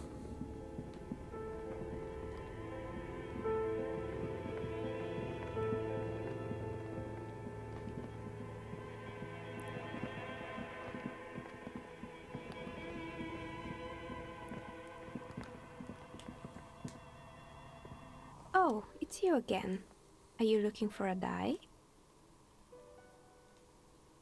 Some more questions about the building. I guess I don't. Good. I hope it clarified things a bit. Okay, What I else? found the 2mm hole in the world. Let's see if we can get this. A gust of cold air sweeps through the chimney. The stones and minerals on the shelves rattle as though agitated. For a moment, it almost feels as though you're outside the building, exposed to the atmosphere. And anyhow, the curse is real, and I figured out why it spared you. This is just a theory, but hear me out. I think I know why your business hasn't failed. Didn't we already talk about this? She asks as the wind continues to seep in through the cracks in the old chimney. It's because you're not in the same building as the others. This isn't technically the doomed commercial area. What are you talking about? My address is exactly the same. Rue de Saint-Guélan 10. Yeah, but... No, the old coal plant that used to be here was subsumed into the new venture. Its ruins swallowed up. Yet it has a different address in the heart of the city. No, this used to be a coal plant. Touch the safety curtains. You're in the chimney of another building. This doesn't make any sense. She looks around the makeshift nest that she has carved out for herself, bewildered. Are you saying my business was spared because of a technicality? Where is this coming from? Let's just say I have my own methods, unusual methods. There's a different address in the heart of the city. I'm just using logic. It's windy here. You probably haven't properly sealed the chimney crown. And what? Does it mean that I'm safe from failure? Don't let her become complacent. She still needs to ward her soul against the evil forces. Actually, it's only your workshop that's protected. You should still do something to defend your person. She starts laughing, her fingers trying to rub away the exhaustion from her face. What? Do you know what this is? She raises her hand to reveal a piece of metal shining on her index finger. Your lucky charm, some kind of ward? It looks like a regular piece of jewelry to me. I don't really care what it is. I only came to tell you why you haven't failed yet. It's a mourning ring. I made this when my first company failed. It was a small jewelry shop right here in the East Delta Commerce Center, built with the little I inherited from my parents. I drove it into the ground within a year. I didn't have what you would call a viable business plan. See, the curse is real. I bet she didn't run the jewelry shop from the protective depths of the chimney. No, you're right. I didn't. She laughs again, but it sounds rather small and sad. It wasn't just the jewelry shop either. I always thought that it was just the world that you were supposed to try again and again until you finally succeed. And now you're telling me what? That it was all because I didn't run my little shops and ventures from a dump inside an abandoned chimney? Don't call it a jump. You made it nice and cozy here. Sorry, I don't know what to say. It's entropy. Yes, coincidence is all that safeguards us. Yeah. Or maybe it's the entire world that's cursed. Oh, this is how I get this thought. Okay. Nothing ever works out the way you want it. That's why people like role-playing games. You can be whoever you want to be, you can try again. Still, there is something inherently violent even about dice rolls. It's like every time you cast a die, something disappears. Some alternative ending, or an entirely different world. She picks up a pair of dice on the table and examines them under the light. But anyway, I'm not learning the precarious world. Your theories, officer. So the precarious world is it's kind of brutal. Critical successes and failure thresholds lowered by 1. So basically that means 11 and 12 are both automatic successes. And 2 and 3 are both automatic failures. That kind of bit me in the ass a couple of times whenever I learned it last time. You mean the curse that I'm spared of because I live outside its immediate reach? Well, it's a bit more complicated than I first thought it would be. I'm listening. Just say it. There's a 2mm hole in reality located in the church on the other side of the canal. I think it may be related to the fail. Excuse me? A 2mm hole in reality? This can't be true. I'm afraid it is, man. Sona Lukanen killed the former lead programmer of Fortress Accident made the discovery. Sona is involved in this? She appears to take this in while the chatter from her headphones continues unabated. So it's even worse than I thought. It's not just the commercial area that's cursed, it's the entire world. Yup. She looks outside the window where daylight has filled the yard. What? No, I won't go so far as to say the whole world is doomed. Don't worry about it. You've been doing fine so far. I'm sure it's nothing. Say nothing. I guess the least I can do is check up on Sona, see how she's doing. Surprisingly well. I hope you like hypnotic dance music. In any case, thank you for stopping by. It's good to have an answer, even if I can't claim to understand it fully. Alright, let's read the text of the precarious world. Seems like the point of this game is victory. The absence of defeat on all fronts. Victory in business ventures and creative undertakings. Victory in love and over other people. Political victory, ideological victory, hell, even sexual victory. Definitely a lot of object-based victories, too. Having things and not losing them. One problem, though, not a lot of victors in sight. Everyone's mostly losing. Why is that? And how do you not lose?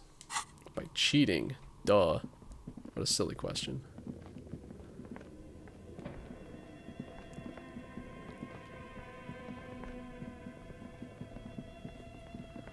Okay, let's find a transmitter. I need a transmitter. Where would I... If I were a transmitter, where would I be?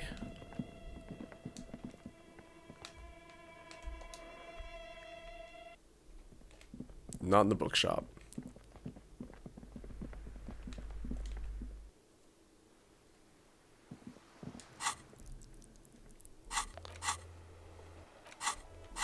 Okay, I don't need the flashlight. I don't think I need the tear bag either. I'll go ahead and check. I think I'm empty on it.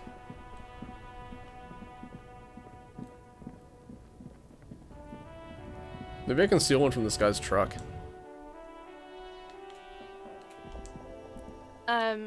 Is...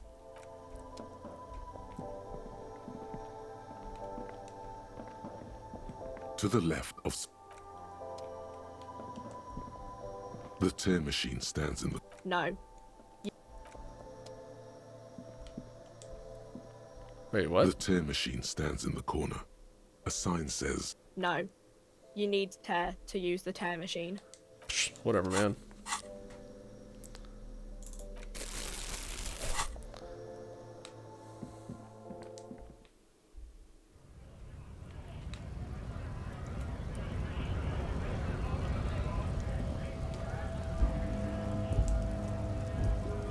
A lorry stuck. The window. Fumes of heavy fuel.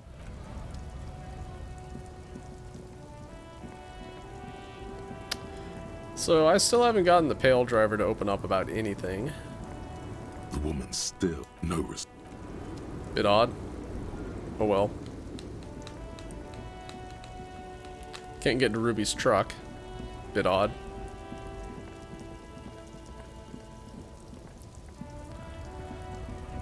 Okay, I am going to, since I'm over here now, go into the port. I'm gonna see if I can talk to the container. Might be the transmitter or something. Oh, there's one right there. Bam. Yoink. A common office radio, like any of those found in countless waiting rooms, lounges, and other semi-public spaces all over the world. Kim, how do I get the transceiver out of this thing? There's usually a little switch somewhere. Ah yes, it's the one that says release. Lieutenant points to the side of the radio. Flip the release switch. The lock disengages with a nice click. You may now safely remove the transceiver unit. Examine the transceiver. There's nothing obviously remarkable about it. It's about the size of a common pasta box, with knobs of molded plastic. What else is there to say? If this transceiver were a person, it would be an accountant at a large logistics firm. Perfectly competent, but unexceptional. Sorry for stealing you, transceiver, but there's no other way. I guess pure functionality is itself a kind of aesthetics. Yeah, this'll do. I suppose it does have a certain no-nonsense appeal, if you prefer that sort of thing. The transceiver appears quite at peace with its appearance. How's this compared to your Dynawave, Kim? It doesn't, frankly. Don't get me wrong. This appears to be a fine transceiver for a general audience, but it's not something a serious radiohead would use. He shrugs. I'll show you yet, Kitsuragi. Show me what, detective? Lieutenant seems immensely pleased by your irritation. Think we'll actually be able to reach a coalition with this? You've surprised me more than once during the course of our investigation, but I have to say, it still seems like a remote scenario. Remote? Wow, what a good choice of words, Kim, considering we're trying to reach out to somebody from far away. The radio has ceased its persistent I'm buzzing. not reaching here. It is as silent as a headstone.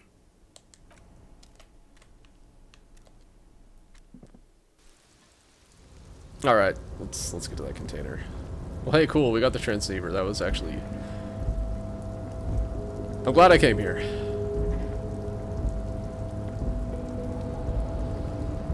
It's gonna do it anyways, but... yeah. You're back before the cargo container. Okay, I need to put on my talking clothes. Since you were last here. If anything, it seems to have grown slightly. Okay, so we get +1 for erratic yet thorough, +1 for being in the world for 2 days, +1 for being in the world for many days, I guess 5 is many, +1 for precarious world. So we have 3 extra points we can dump into rhetoric if we have to. We do get -1 for Lawjaw though, so that's kind of annoying. So what I'm going to do is I'm going to dump like 2 points into it, or we're going to try it a couple of times, then we're going to take cigarettes and try it again and hope for the best. Because we can only try this 3 times. And I'm safe scumming the last one.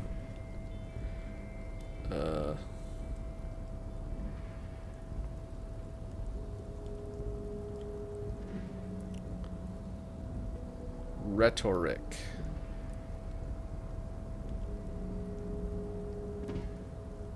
I have some rhetoric stuff. Where is it? hiding.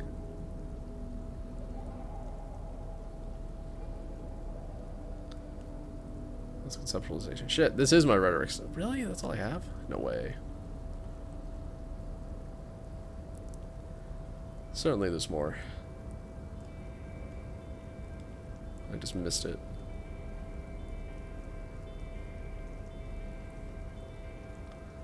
Alright, I'm gonna roll them bones then.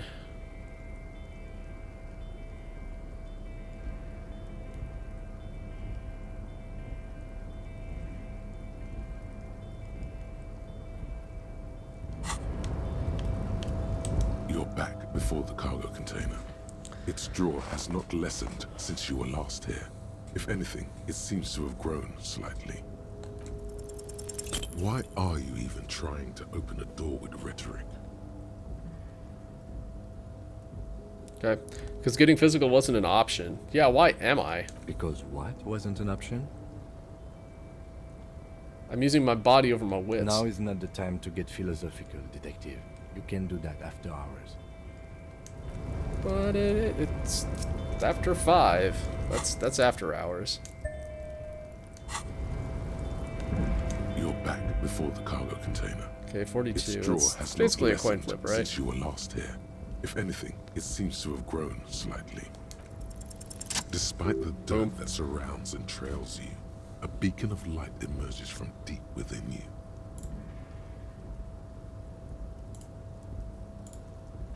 The door stands silent. Satisfied, detective? A wry smile crosses the lieutenant's face. Try again. There's someone in there. I'd like to talk to you. Just like that, you hear a click, then a rattle. Some mechanism unlocks itself inside the door. Ahoy! Come on in! You can't be serious.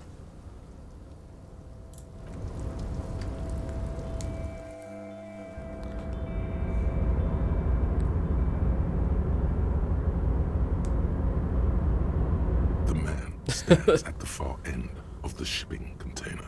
It's hard to say And I love this more about little him. tidbit You here. cannot make out any of his details, but you do feel the overwhelming presence of capital. How he's so rich that it basically completely distorts your wealth. So I had like 98 real. Well, now I have 15,755,081. The feeling causes all the hairs on your body to stand at attention, like soldiers preparing for review. Squint. Something's amiss. The light beams bend around his face and scatter in 1,000 directions. It seems the laws of physics do not apply here. They are suspended, distorted, and echo. Trying to visualize the physics Oh, no. at play is liable to give you an aneurysm. Don't think about it too hard.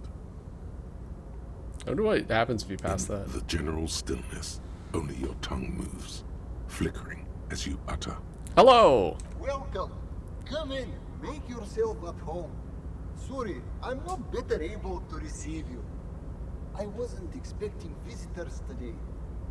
You can't hear him exactly, yet you're able to understand every word he says. It is very strange. An overwhelming hum covers everything. Voice doesn't escape from him. Now, what can I do for you, gentlemen? What you can see of his body appears composed, in a sharp summer suit, in yacht shoes. Who are you? Who am I? Oh, I haven't been asked that question for such a long time. I don't meet a lot of people outside my circle these days. Anyhow, my name is Rustam Theodore, investor, license holder, and extremely high net worth individual. And you are? Mr. Theodore, I am Lieutenant Kim Kitsuragi of the RCM, and this is my partner. Harrier Dubois. Pleasure to meet you, Harrier Dubois. I must admit, the name suits you very well. How did you become so rich? Oh Lord, not What's the matter, Kim? Oh, nothing. It's just that we've got this murder to solve, and yet you go around asking everyone about money. And every time I ask, are you sure this is related to the case? You say, sure, Kim, I think it is. And yet, it never seems to get us any closer to solving the case. I'm curious about my fellow neighbors. It's quite alright. I'm used to the question by now. To be blunt, I inherited my fortune from my grandmother, who herself was an extremely high net worth individual back in Graz. As is tradition. All I did was take her fortune and invest it prudently. Believe it or not, it takes more than a bit of skill not to blow a vast fortune on sailing boats, bad choices, and unsupervised state policy. And blow. Actually, at the level this guy is, it takes several generations to do that. But, alright. What's it like being an extremely high net worth individual? Cool, but I wanted to ask you about something else now. I gotta tell you, at first, being rich is a lot of work.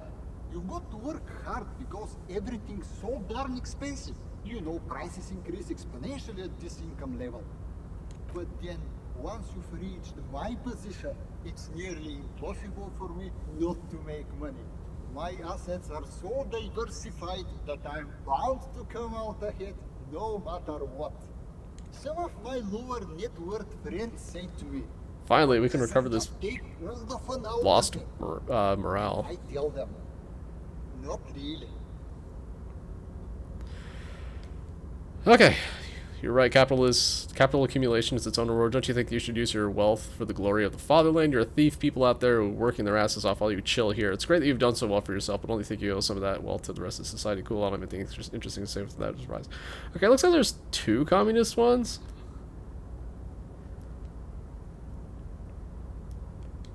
Sure. Okay, that was the moralist one. Things to stimulate the economy. Do you know how many jobs it takes to build and maintain a racing yacht?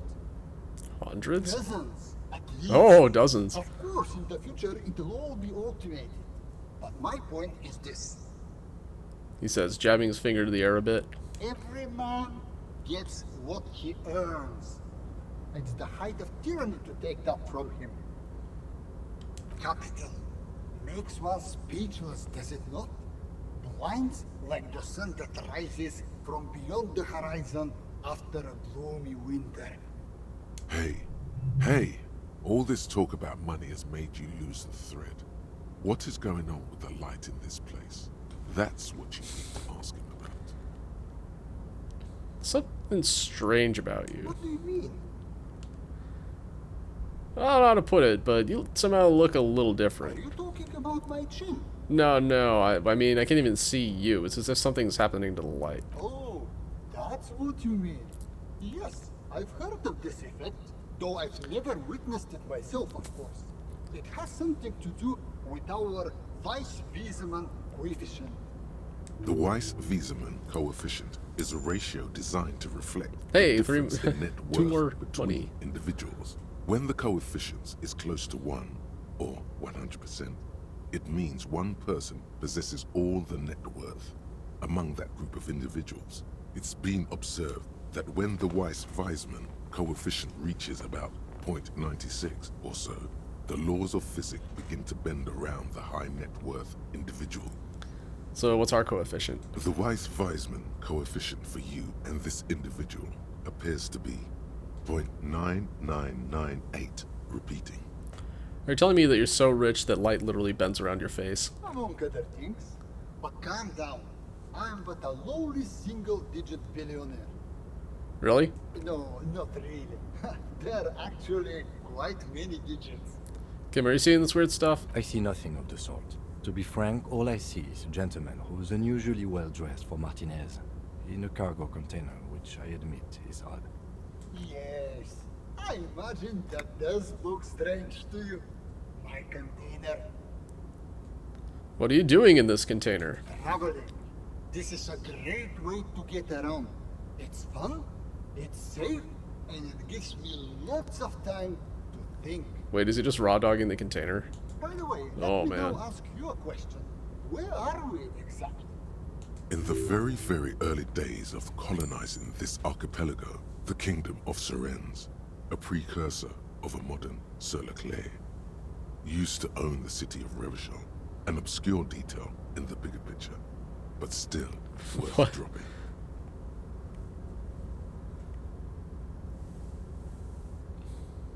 Okay.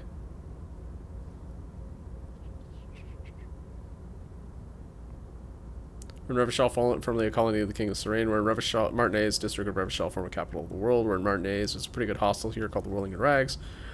We're in Martinez, cool church here. We're in Martinez, a creepy abandoned commercial area. I don't really know. A fellow history buff. I myself am currently reading up on Franco-Nigerian era trains. Very interesting stuff. Come on, encyclopedia, help me out here. It's a shame I can't get out and explore myself. One of the downsides of being an extremely high net worth individual is that mobs of low net worth individuals are constantly banding together to ask for money. Wait, why don't you help them? You've got so much money, it can't make a difference to you, so you travel from place to place via shipping container. There simply aren't enough hours a day to hand out all the handouts. It's like feeding seagulls. There are always more, and they never seem to do anything interesting with it, except more seagulls.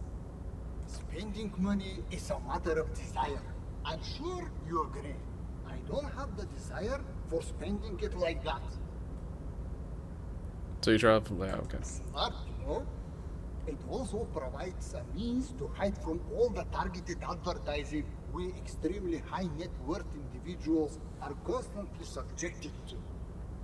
Luxury yachts, high fidelity portable radio systems, bail-proof outerwear, and so on.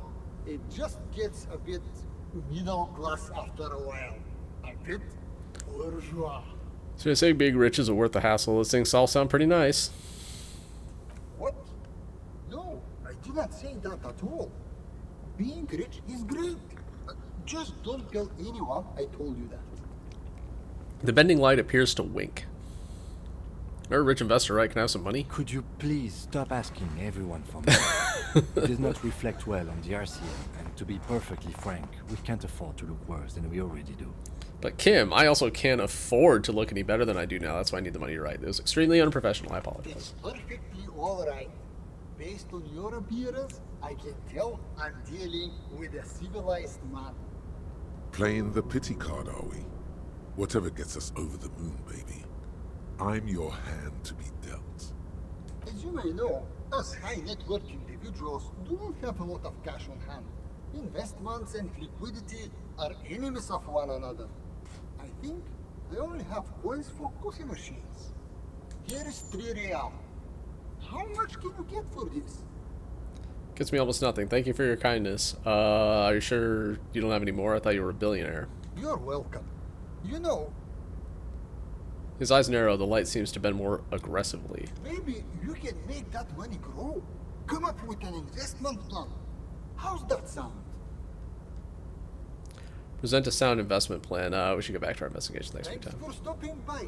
If you ever have an idea you want to pitch me, I'm all ears. Okay. So this is a conceptualization red check. We don't have a ton of conceptualization, but we can get a little more. Thing is that once we do this red check, he is no longer available, which I guess isn't the end of the world. Whoa, Harry, where'd you go?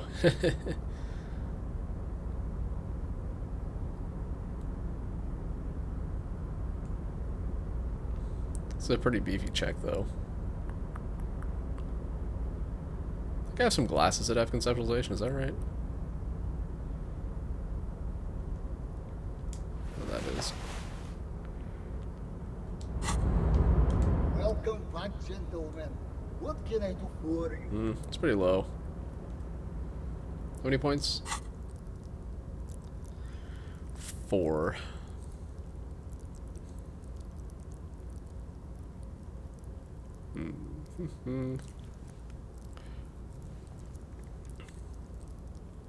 Zero suggestion, hell yeah.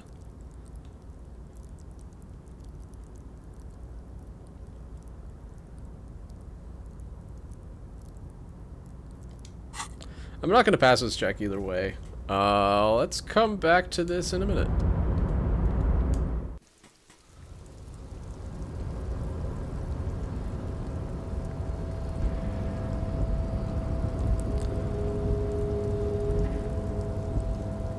See if we take some damage.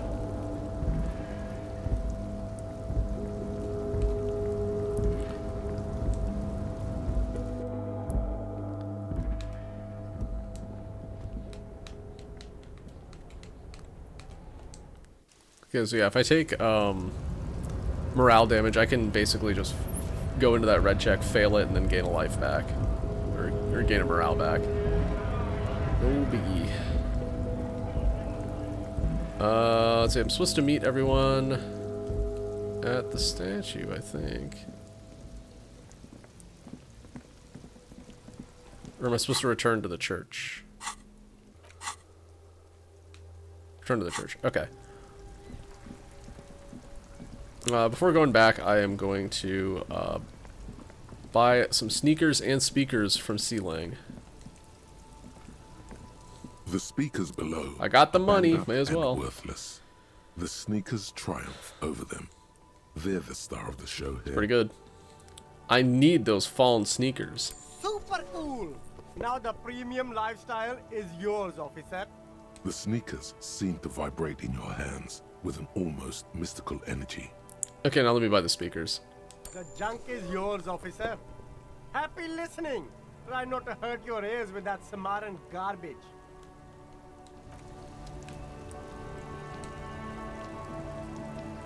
Everything's still cool here, officer. More than that in a minute.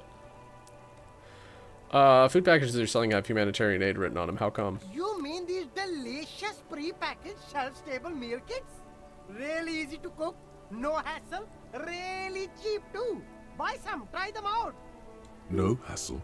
There's a little of a hassle here, it appears. A moral hassle.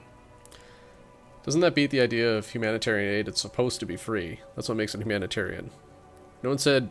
I think one said not for resale in the packaging. Don't play games with me, Hawker. What's going on? It is practically free. Yours for 5 cents a piece. Rock that tuna. Why not some macaroni too? No problem here, officer. I get all this from one of my suppliers. An extremely reputable guy. Wait. Humanex. Humanitarian aid. Does your supplier drive that Humanox lorry over there? Point at the lorry with the Humanox sign on it. What? Street vendor looks over his shoulder and stares at the lorry as though he's never seen a lorry in his entire life. Look, officer. I'm just a retailer. You'd have to talk to my supplier if you got questions about the supply chain. That's how the game works. Interesting. Lieutenant whips out his blue notebook and makes a note. You mean... No hassle. No problem. Wait. You... Oh, he's a good guy. Interesting. Humanitarian aid macaronis. Alright, okay, let's suit up for rhetoric. So we got a perfectly adequate transceiver and speakers from the People's Republic of Samara.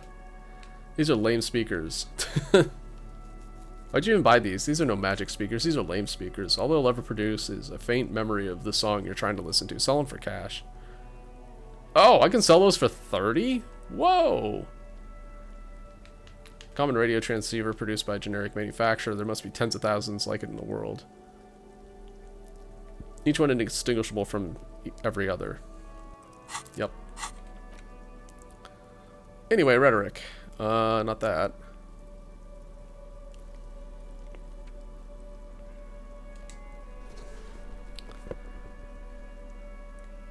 I think that's my only rhetoric piece. I think that we've already established that.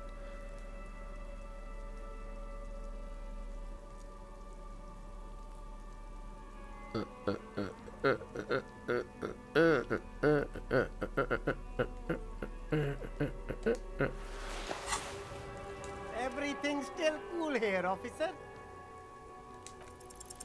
Start with a little compliment, then work your way up from there. This is about business, remember.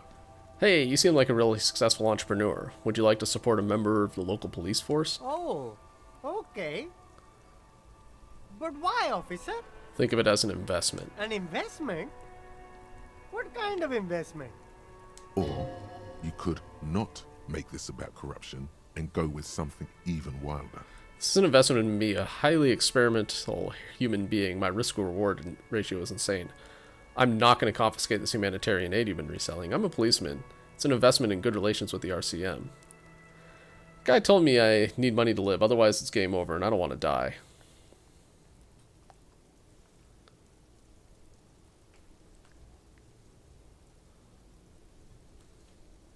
I guess it can't be any riskier than speculating in exotic derivatives. How much are we talking about here? 10 real. 10 real is a bargain for that kind of investment. You got it, my man. He takes a 10 note from his leather pouch. Everything's still cool here, officer. Alright, we're mostly tying up loose ends right here. Okay. Boop, boop, boop, boop, boop, boop, boop, boop, boop. I don't think I have anything to talk to Roy about. We'll just leave that be. Gaston's still there. Cool. What have we got going on? Ruby, the shot, the wall.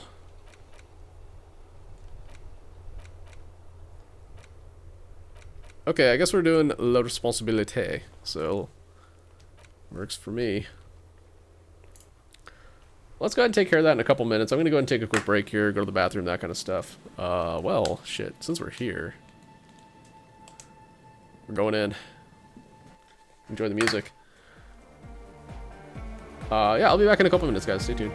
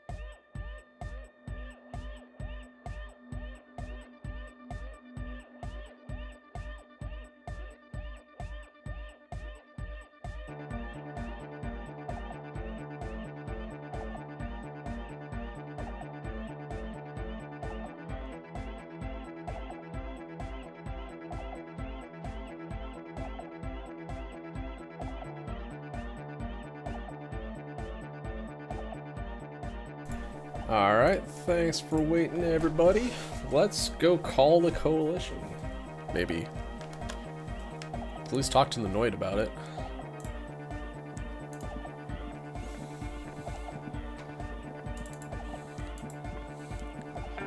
Yo, man, what's on your mind? Drops a bolt into his toolbox. Found a radio transceiver. So your cop ways came through again. Impressive. Let's see what you got. Found this in an office by the harbor. Used the perfectly adequate transceiver.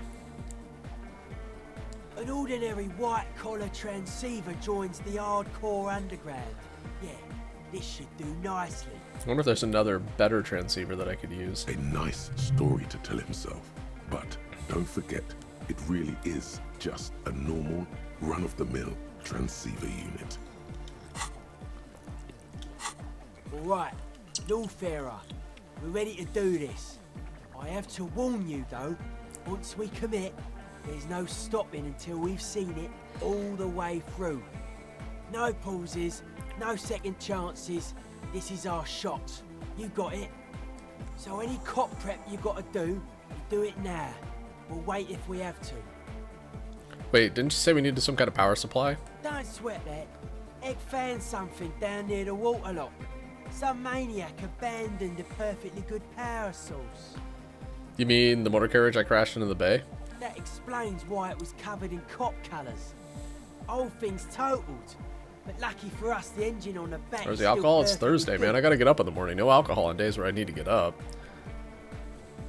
Also, Harry has a bunch of his inventory. Just not using it right now. All I have to do is run a cable from the engine up the Centaur Man's Memorial. It won't last forever, but it should buy us enough time to get you synced up with a big bang. What kind of cop prep do I need to do? How should I know? It's up to everyone to know their own needs. Whatever keeps your body and soul in top working condition. At the very least, you should make sure you're wearing a good pair of gloves. I'm wearing a good pair of gloves. Personally, I'm gonna make sure I've got a steady supply of prep tired handy. Methamphetamine, okay. Now he's playing your tune. Better make sure you're ready to blast while circuit bending. Yeah, I should get some things in order first. We're not going anywhere. Okay, so we're gonna need to do a big fat interfacing check. Nowhere else to go. Like Egg said. Interfacing's at 6. Okay, let's go ahead and do that thing they said and equip some Preptide. Not accidentally use it. That would be not the worst thing in the world, I guess, but not what I intend to do.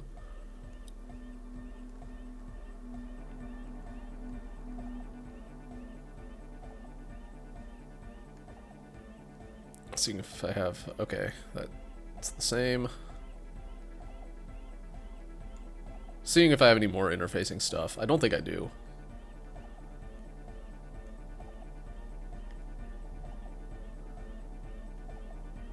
Is there anything that reduces interfacing? There is not. Alright, quick save. Yo, man, what's on your mind? Rest of the crew has got to stay here. Can't afford to let the beat drop right as we're getting off the ground. Much love to my hardcore antenna brothers! Good luck, guys. Try to squeeze in a promo spot while you're on air. You've got to start putting the word out. Back across the water now. At least we're getting our exercising today. You can grab that amplifier, officer. And you start spooling up those cables. Maybe we can get it all in one go.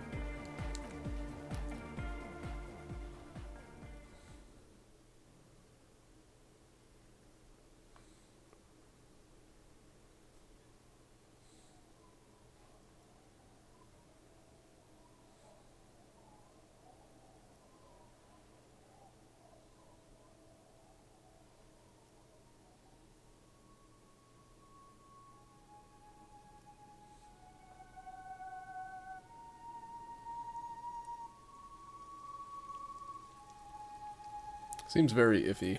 We're like daisy chaining these like high power cables across half the city.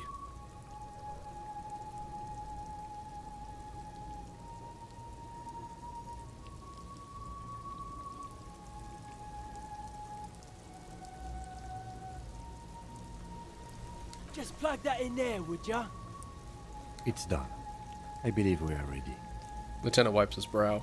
Yeah, as ready as we're gonna be. Grab one of these can sets, both of ya. I've got it rigged so that we can all listen, but only your cop talk will broadcast. No idea what we're gonna hear when I turn this thing on, so be prepared for anything. Trick is to keep transmitting your request until the big bad acknowledges ya. You got that? What if they never acknowledge me? Honestly, that might be for the best. Like I said, the signs coming off this whole project are seriously uncharted. Don't know how much juice we've got, so we better get to it. You ready? Yeah. Good. We're live in 2, 1...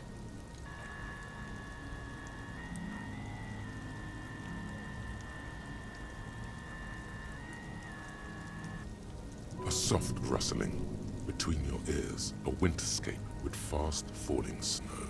Where's the sound coming from? Every light switch, every motor carriage, every doorbell, tea kettle, and radio in Martinez, all mingled with electrical interference caused by scattered thunderstorms over Ozone. Hey, no man, we're waiting on ya. Coalition Warship Archer, this is RCM Officer Tequila Sunset. Please acknowledge.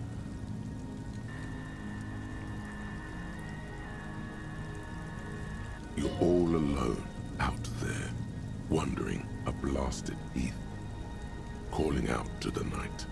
But there is no reply, except for the buzzing of invisible machines. The lieutenant looks up at you with a nervous glance. Nervous for who, though? Oh no! My esprit de corps is too low. Give it another go. Coalition Warship Archer, this is Tequila Sunset. Please acknowledge. Perhaps you're simply imagining it, but it seems as though you're learning to pull apart the fibers of this auditory felt.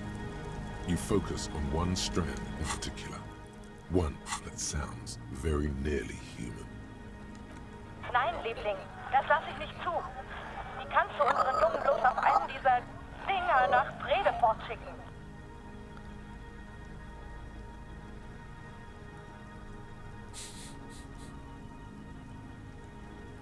Hello, Archer, do you acknowledge? Marianne, mir erzählt, dass Oscar nicht mehr, seit er auf einem Luftschiff aus Grad zurückgekommen ist. Halten ihn die Psychologen für vollkommen normal. Aber sie hat das Gefühl, seit seiner Rückkehr mit einem Fremden zusammenzuleben.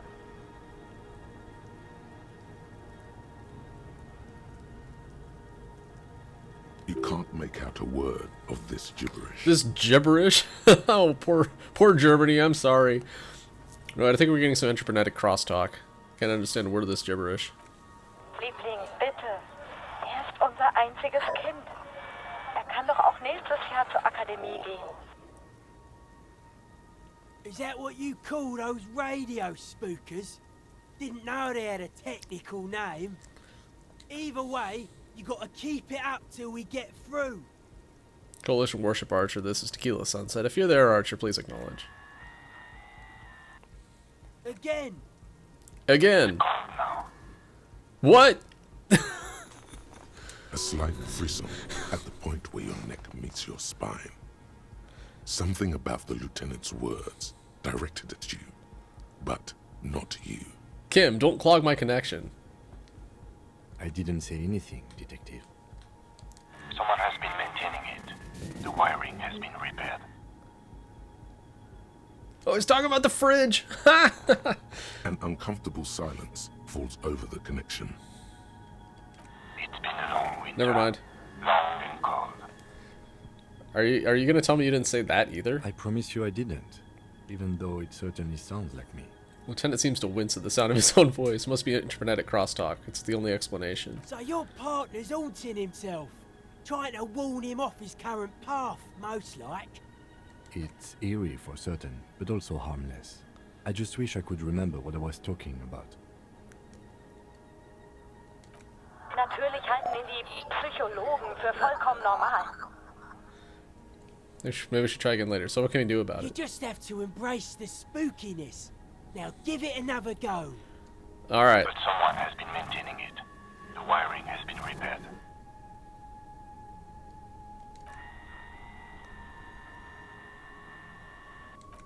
Sunset, please acknowledge. Hey, that's me! Archer, this is Tequila Sunset. Can you hear me? Liebling, bitte. Ist unser einziges Kind. Where's she Archer? Please identify. The signals are getting increasingly mixed. Plucking Archer's signal from this will be like isolating a single strand from a tangle of hair. This isn't looking good. The radio spookers are winning. What can we do? Don't know. If we can't get around the interference, we're in deep trouble. Hold on. I think Ed gave me some sort of checklist. Says here, main step, volume to the max. That's not too helpful. Okay. It also says, inspect connections for hardcore clarity. So let's try that. What can we do? Don't know. If we can't get around the Oh, I don't already know. picked that one. No! My guess, you climb up the centaur, man. See if there's anything obviously interfering with them. Maybe you've got some technical law science. Someone has been maintaining it. Come on, son. This isn't anything but a common high bar. Just get a solid overhand grip and hoist yourself up. Images of your body smashed against the pavement flood your mind. This is dangerous. Okay, let's do this. No, we don't have to want to think about slipping and falling. That's just going to cause problems.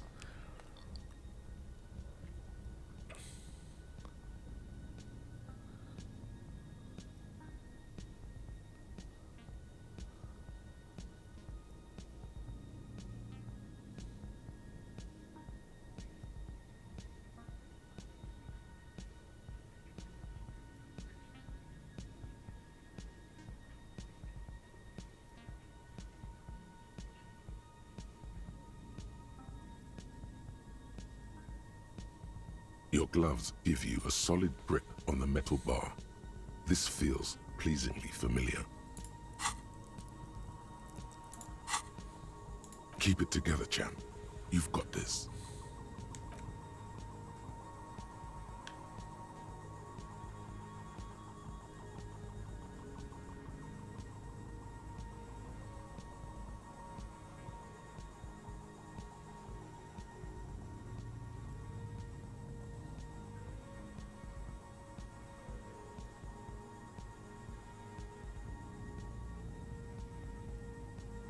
And before you know it, you're safely perched atop the monument. Did you see that bar work? Yes, you're a natural gymnast, detective. Now, would you like to do what you got up there to do? Yes. The connection itself is nothing more than a little braid of exposed wire wrapped about the hoof of the horse. A copper fetter, it cannot slip. The whole monument is covered in a thin but durable layer of oil and grime. It's obvious no one has cleaned it in years. Well, what's it look like? The whole statue's covered in weird oils. I don't think it's good for the connections. That's not good. We should have cleaned the centaur man first. Pretty rude that we didn't. Hang on, I'm looking at Egg's checklist. He says, if all fails, bend antenna. Narrow is the hardcore way. That make any sense to you? What are we supposed to use to bend the antenna? Says here, muscle style. What's that supposed to do? Good question. Maybe he's saying we're casting too wide a net. Gotta narrow our receiving band so we pick up the big bad without the spookers. Since you're already up there, I say you should do it. Alright, it's this physical instrument or interfacing? It's probably interfacing since they told me to bring gloves and prep tide. The speed freak is right. Oh, yeah. The responsibility is yours and yours alone. There's no turning back now. You are face to face with Philip III. The Bronze King looks toward the west. Something about his features seems bizarrely distorted. I was gonna go ahead and do this now. This faithful steed is in nearly as poor a condition as its rider. A clear night sky. The stars make for a brilliant display. Across the river, you can see the lights of Coalition warship Archer floating above Rivershoal East. This is a mistake. A few of the idle lorry drivers and strikebreakers gesture at you with their cigarettes, more out of curiosity than anything else. From the window of one of the adjacent apartment buildings, an older woman leans out, her heavy breasts sagging. Oh no, I'm distracted. She yells a single word you can't make out, and then shuts the window with a violent thunk.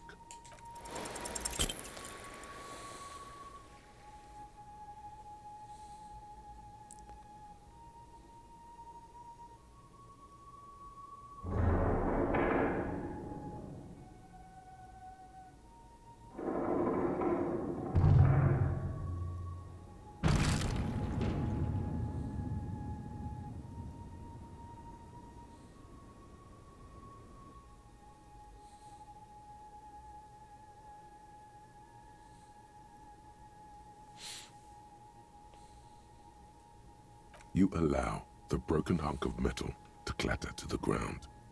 It wasn't clear to you it did anything anyway. Nein, Liebling. Huh? Sounds like that was a false move. Signal's even worse now. Sorry, I was trying to do good. The thing is, trying's not enough. Now it's the results that count. He's right. This was your responsibility. I'm gonna turn all the dials to maximum. Probably gonna burn out our power supply, but that might be the only way. A maelstrom of sound, swirling and swirling around an invisible point.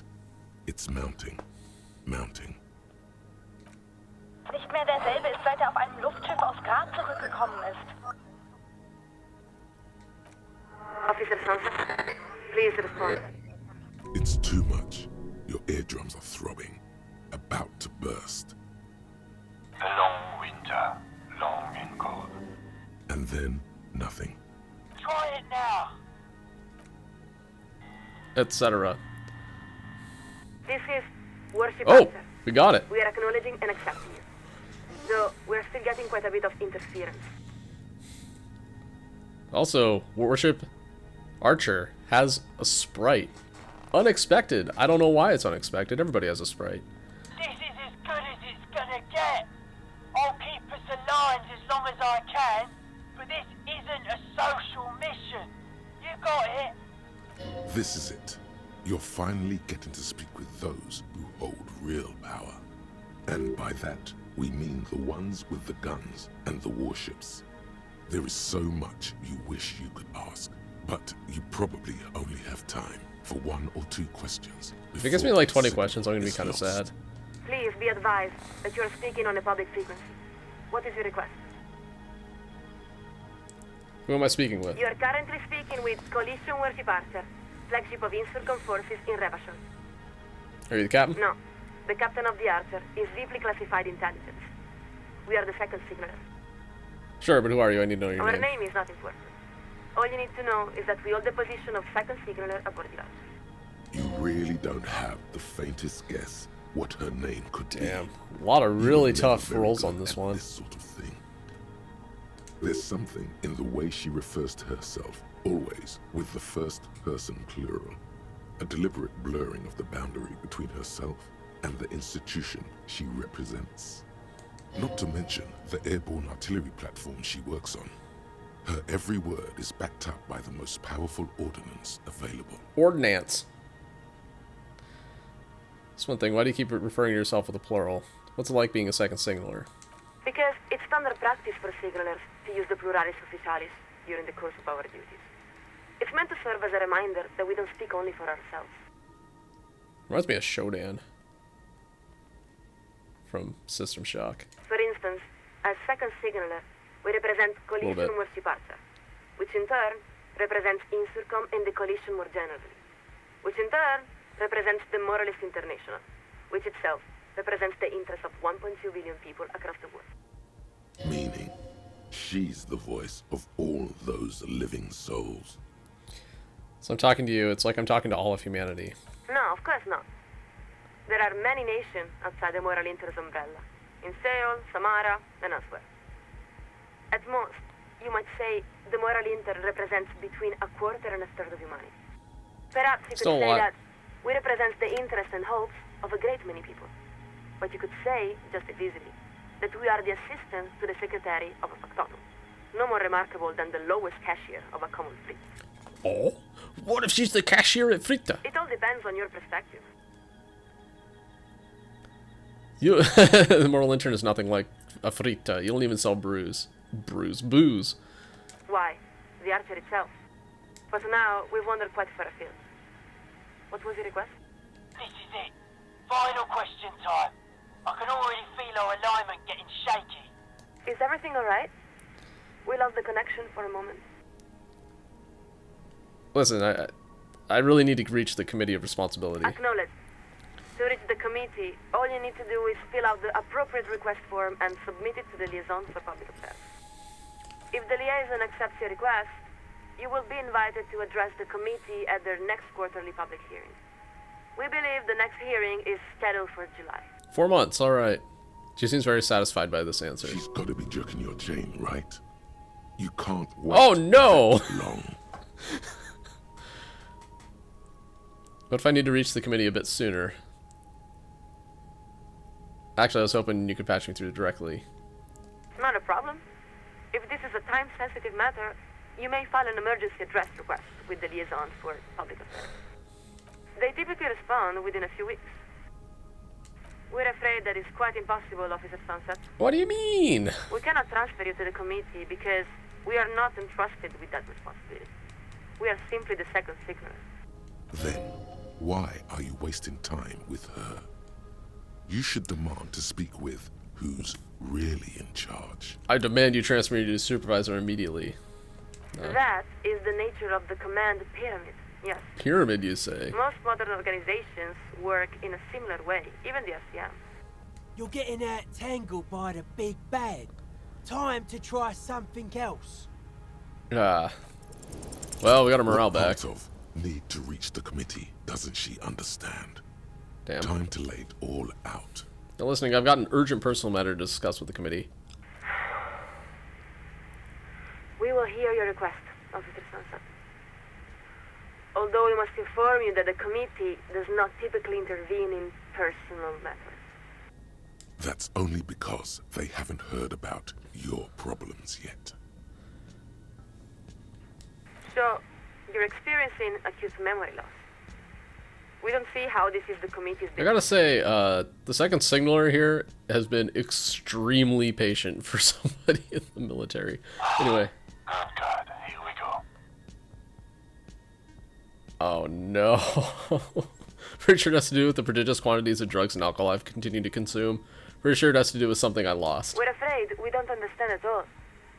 What does this something have to do with your lost memory? I had it, but now I don't, and I don't know what to do about it. Unfortunately, we cannot accept your request. We really have no idea what you're talking about. I have a feeling that But this we're is quite an sure auto it is fail. beyond the purview of the Pretty much no matter committee's what. responsibility. Now, please excuse us while we update the receiving frequency. This connection will be cleared in 4, 3... Quick, hang up on her first. And the line goes Power quiet. move. There, you really showed her. The lieutenant gives a long sigh as he removes his headphones. He looks up at you. Alright, let's see. We want...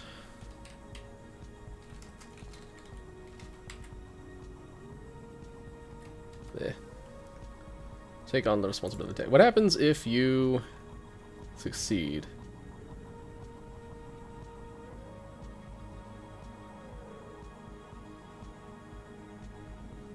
Oh, I see. So basically, if you are successful, you tell them about the hole in reality, and they're like, "Oh boy, this is something we actually need to do something about." All right. I think I it's just have no best for you stats, to so climb off the rip me. statue now, detective. Your real work is done here. Just give me a The minute. sun-warmed bronze tingles beneath your fingertips At 8 and p.m. between in your March. thighs. Your legs have grown stiff. You've been up here quite a while. You look around. The strikebreakers are still shouting their slogans and waving their hand-painted signs. Beneath you, the lieutenant and the speed freak have begun disconnecting a few cables. You could stay a while longer if you wanted. I passed a challenging volition check. Okay, I'm gonna wait then. Out on the bay, the lights on the buoys trace little oblong circuits in the dark. From a ways off, the meth a is single bell tolls. made my volition higher. Okay. Beyond those, there must be something more. But you can't discern it. It's nothing but layers of translucent shadow. Everything all right, detective? I'm fine. I don't know, maybe. Listen, I understand that you're disappointed that things did not turn out how you might have hoped. But you did accomplish your task. You reached the coalition. I must admit I didn't seriously think you could do it, but you've proved me wrong. Now come on, it's getting late. About time. You grab that amp, forget the cables. Need to leave some evidence of our antenna to inspire future generations. What's one more trip across the waterlock?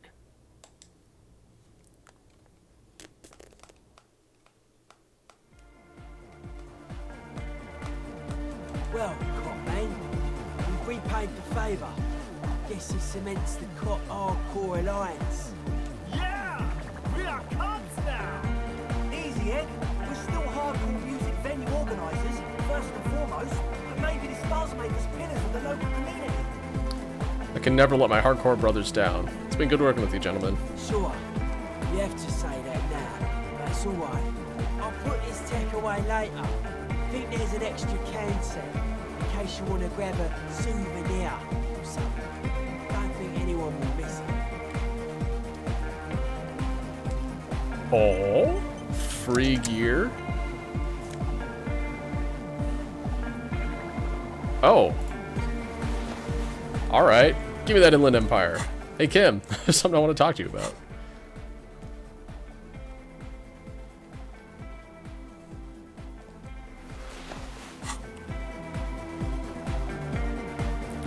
Oh, I'm not on speed anymore. Oh, no. Yes? This is a white check. We can retry it later should we choose. It's 58%. I'll take that. Only banal God damn it. things strike you. At the core, you're a very banal person with a very small soul. One you should be ashamed of. It's no wonder the soft one doesn't want it back. It was right to abandon you. What if you did it? Did what, the hangman? Yes, you killed him. And then, as part of the plan, you drowned out the memory. Forgetting was merely a matter of convenience. Very clever. Maybe this is why your chest feels so hollow.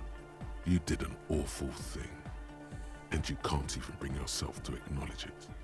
Are you sure you would have the strength to take down a hardened mercenary? You're not in the best shape. Kim, I think I may be the murderer. I killed that man and then tricked myself into forgetting about it. And what has led you to this conclusion? My chest feels hollow, like I did something terrible, but it makes all makes so much sense. It could have been so convenient for me to forget all about the murder and everything else. That is a common side effect of overindulgence. It will pass. So you're saying I didn't kill him? But Kim, it turned out that I was the one racing around town in my motor carriage, so you're saying I didn't kill him? The victim wasn't run over by a drunk driver. So, while I can't condone your driving habits, the cases remain unrelated. Look, it's not unusual for detectives to feel complicit in a crime until the perpetrator is identified and apprehended, especially when the investigation is dragging. So, let's get back to it, shall we? Okay. Alright, Froggy Visor, go. Man from Hjelmdalgo. I could have equipped some empathy stuff that may have made that... I still would have failed it. Who am I kidding? Never mind. Shirt. Hjelmdal. There it is.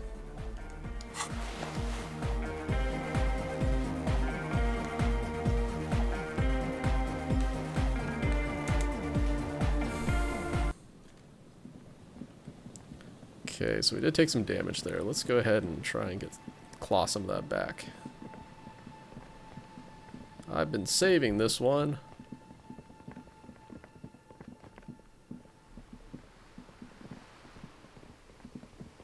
I guess this is also on the list of things that I can't do right now. Yay. So normally there's an endurance check that you can do. Maybe it's only during the day. I don't know. Yeah, an endurance check that basically restores 1 health. Okay, well we got the weight at the gym as well.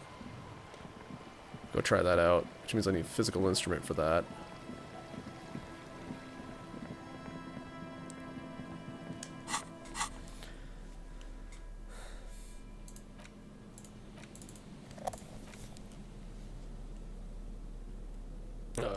Equip that.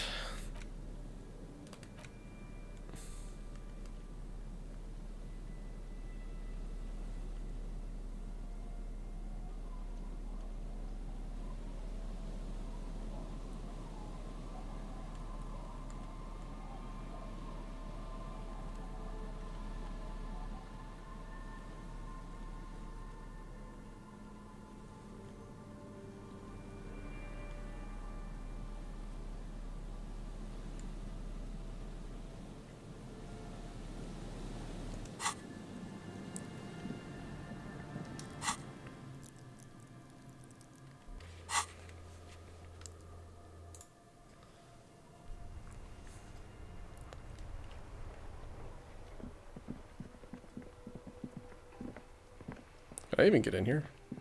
No. Back door.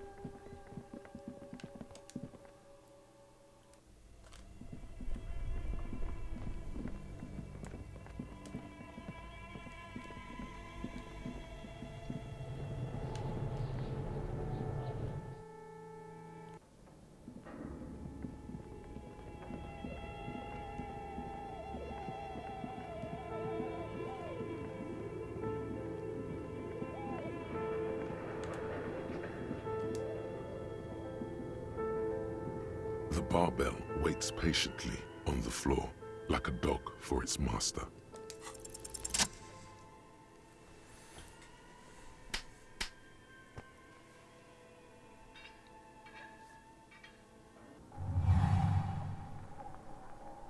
Conjuring up an inhuman amount of strength, you just raise got the it. barbell up in the air. Your biceps tremble, but you're a savage. This is a children's game. Oh yeah.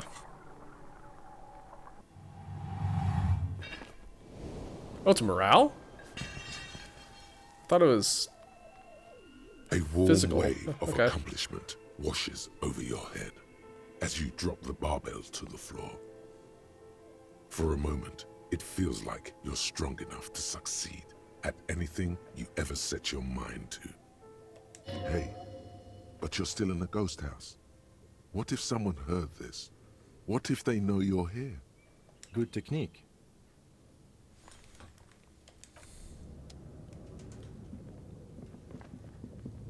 Yep. Oh, look at this free experience. Store on the other side is closed for the night. Come back tomorrow.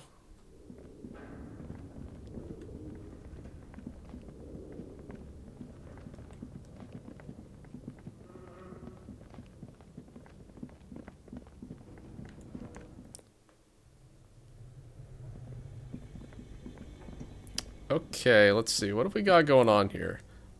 I think that I kind of have to punt for the night and go to sleep. Because I'm pretty sure that I have to talk to Trant in order to continue with Ruby. See what else we can do. Determine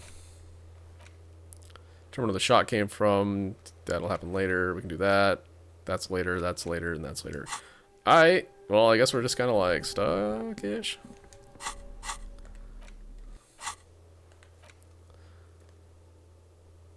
Mirror's fine. That's done. That's done. I don't care about that. That's done. It's done. Not worried about it. That's done. That's done. That's done. Wash basin? Oh yeah, fuck that. I'm not doing that one. Haha. That's done. Yeah, okay, let's go talk to Mega Rich Lightbending guy.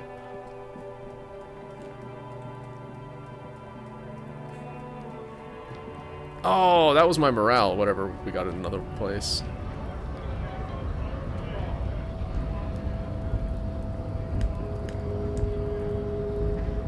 Hola, Wandering Man.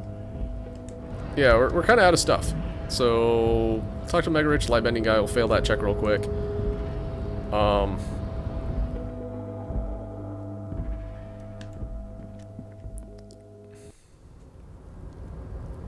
A little bit bummed we didn't get the Kingdom of Conscience quest, but whatever. That one is kind of a toughie.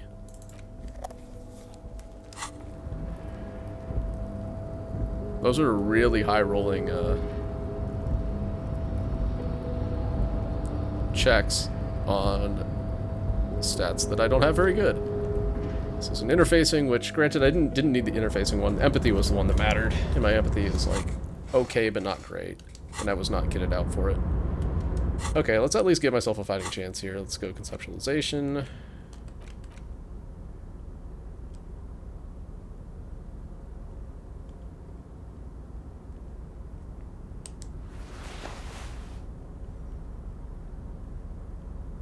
By the way, this is not going to give me a fighting chance.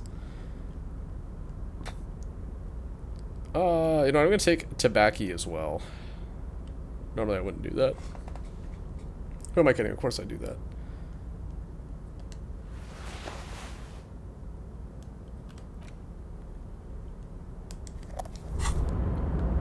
Might as well get these points too. A brave little army in your pocket.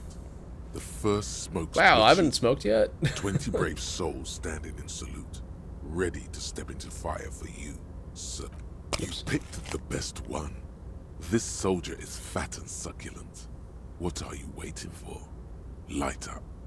Re-become yourself. Get a load of this rock and roll cop here, people. Johnny Thundercop fishes a cheap lighter out of his pants. With a flick of the thumb, there's fire. A primal satisfaction. Here we go. How many extra points do I have? 4? Eh. The lighter's dark green disposable plastic. Safety's off. In your case, the safety is always off. What are the repercussions if I do this? Cancer! Repercussions? There's a high risk of glory, with a mild chance, cool genius. Smoking makes you into an intellectual. Everybody knows that. It will help you concentrate a bit. That much is true. It only lets you concentrate because you're in nicotine withdrawal. It only mitigates its own. Blah, blah, blah. Boring. Light it up. Thick, warm smoke gets sucked down into your lungs. Immediately, you feel a warm nostalgia fill your head, body, and soul. A nostalgia for yourself. The man you were in your youth. Johnny Thundercop is back, and he's chill as balls. In the bottom right corner of the screen, there's a cigarettes button. Cigarettes gives +1 to intellect skills. Logic, rhetoric, conceptualization, visual calculus, encyclopedia, and drama. This is good before a white check, but damages your health.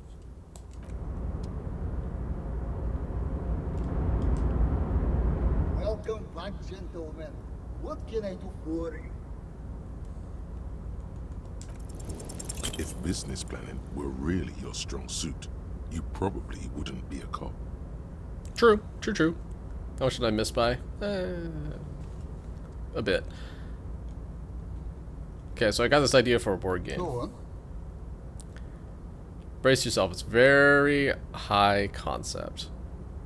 Yes? It's a pen and paper role-playing game, only the players are connected with radio computers. Hold on. Have we met before? Maybe? I wouldn't really know. No, On second thought, it couldn't have been you. Your idea reminds me of a group of young men who came to me a long time ago, calling themselves Fortress Accident. The name should have been a red flag. They pitched me and a handful of other investors on an idea for a role-playing game that would, in their words, change the world. What happened? Well, at first everything was rosy. The ideas were solid, but they were lacking in...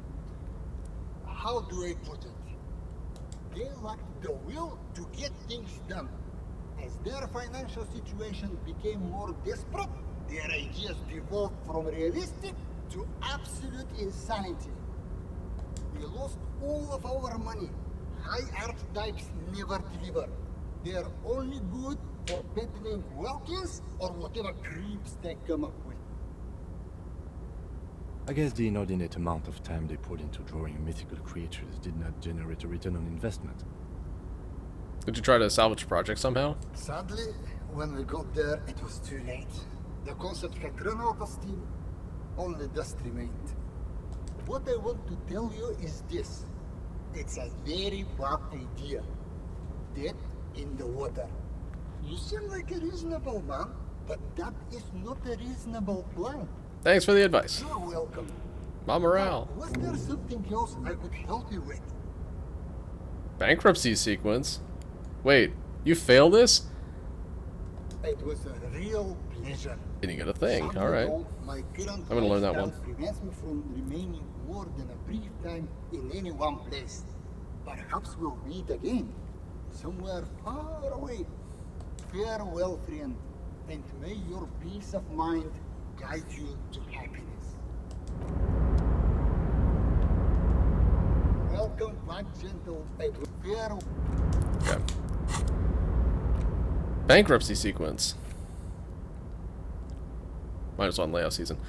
Business loves silence, the second loudest sound in the world, eclipsed only by the collective screams of market crash victims. So let me whisper to you. Do you feel the veil of the sun god slipping? Are the better days gone? Are we entering bankruptcy? Is the company gonna go down and leave you in the gutter with the rest of the dredges, delivering parcels for soup money? You need to crisis manage your way out of this. I think I might drop something. Drop my White Morning, because we've got a few thoughts here that I haven't gotten before. Hardcore Aesthetic, Arno Van Eyck, and Bankruptcy Sequence. So I'd like to get a couple more of those just to see what they're about. Yeah. White Morning isn't really doing all that much. Aside from pulling everything out. I'm not using the extra point on anything anyways, so...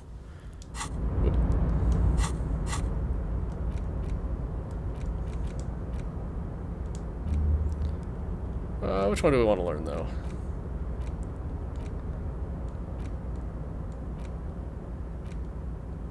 Fuck, grammar. I mean, we can learn Arno Van Eyck and then learn something else if it sucks. Let's try Bankruptcy Sequence, though. I think I can get the other ones relatively easily.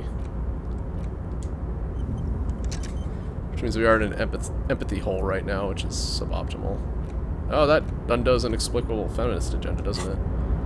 Womp womp.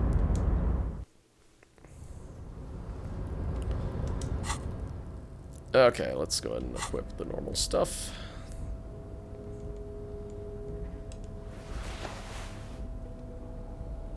Where the hell is going? Oh, I see, my cursor's right there. And that one. Alright. Okay, we're done on the port. Nothing more to be seen here. I will see if Trant is at Feld Electrical. I don't think he is. It's too late.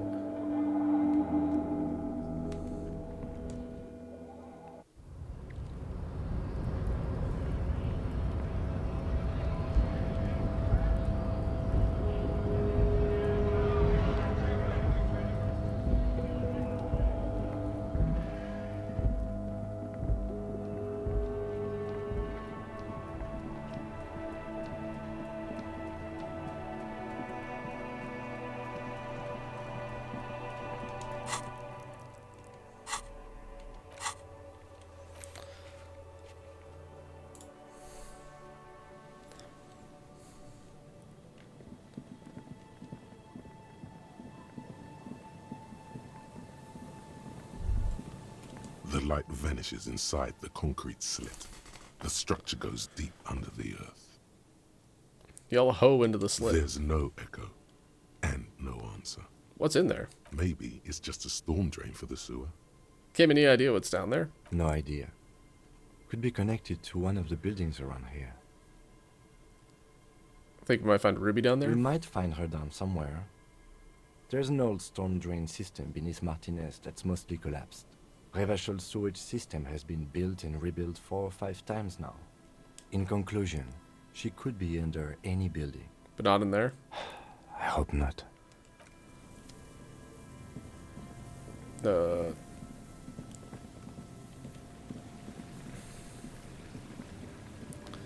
That is a negative on the Trent Haverstam. Okay. That being the case, let's just waste some time. It's 9 o'clock. Almost 10. So, yeah.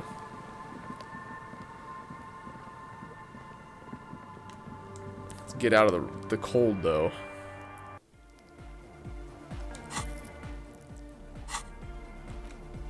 Let's play some cool board games if I can find it.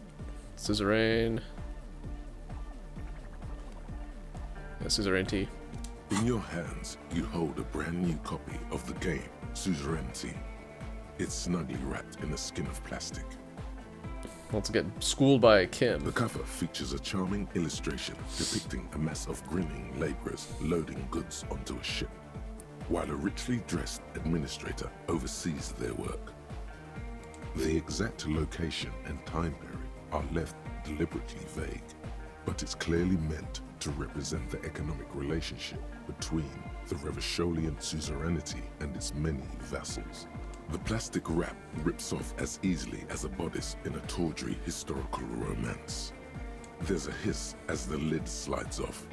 Inside, you find a thick, full-color rulebook and more than a dozen pouches of various wooden components. Hey, Ralph. A mix of wood, paper, and ink, all wrapped in the sweet must of cardboard. Read the rulebook. Welcome to Suzerainty, a game of economic strategy for the whole family. The rulebook is sumptuously illustrated and thick as a Gradian novel. Economic strategy, more like rapacious plunder and exploitation.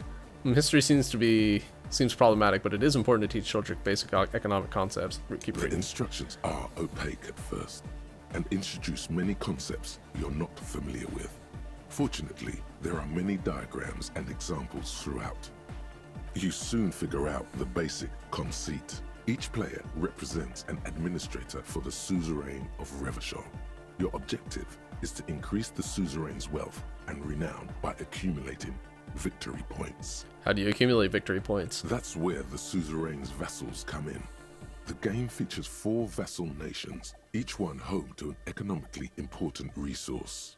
Each turn, the player collects resources from vassals where they've placed workers. They may then rearrange their workers, fulfill contracts for coin and bonuses, or build structures back in Revachol. As you leaf through the pages, your eye catches on a sidebar labeled Advice for Beginners. Ooh, I like advice for beginners. Remember, there are many paths to victory in suzerainty, but successful players will find one strategy and commit to it wholeheartedly. Boring, boring, boring. Fuck you, Half-Life. Tear up this rulebook and commit some old school atrocities. How's the winner determined? The actual scoring system appears infinitely complex, with a series of tables and appendices required to compute each player's final victory point total. You skip that part for now. You open up a number of pouches containing wooden tokens. There are also several punch boards with other cardboard components that will need to be punched out before you can play. Oh man, this is a morale boost. Whatever, let's get it done. Each cardboard token makes a satisfying as you pop it out. Soon, a neat pile of cardboard coins and counters has accumulated before you. What? You're not going to offer to let me punch any of them out? You didn't ask in time, sorry. In addition to the worker and building tokens used Poor by Kim. each player, There are also several piles of colorful resource tokens, each representing one of the game's 4 principal resources. From the Empire of Safre, orange apricot tokens. From Ilmarat, the ancestral name of Ilmara, gray marble block tokens. From the Seminine Islands, white sacks of sugar tokens. And from Supra Muindi and Sarah Maritza, magenta tokens for unprocessed cocaine leaves. Oh, those are nice. Lieutenant picks up a sugar token and admires it. You hold the open game box before you. Hey Kim, wanna play? The lieutenant looks over the rulebook before he sees something that makes his eyes go wide. Holy shit. The average playing time for this game is 1 to 6 hours. I got nothing better to do, to you? I'm not sure we can afford to set aside that kind of time for a game. No, it's a suggestion check. God damn it. Hold on. We can make this work. Oops. Actually, I don't think we can. My suggestion is like criminally low right now. Hold on. Huh?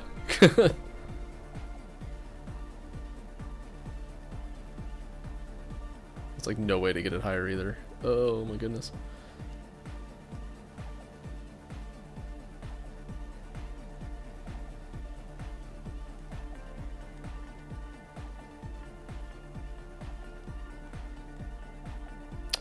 Well.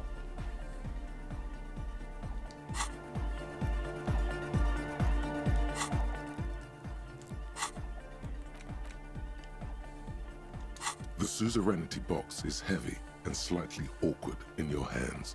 You give it a light shake and feel the pieces shift around inside. One more thing. Let's go ahead and unequip this. Oh, we have a lot of that. Oh, it's health too? Ooh, hold on.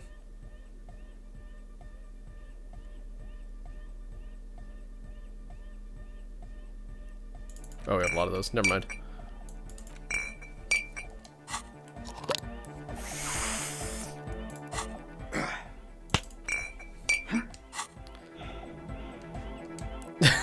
Yes. Nothing. I'm not on everything right now. Don't mind me.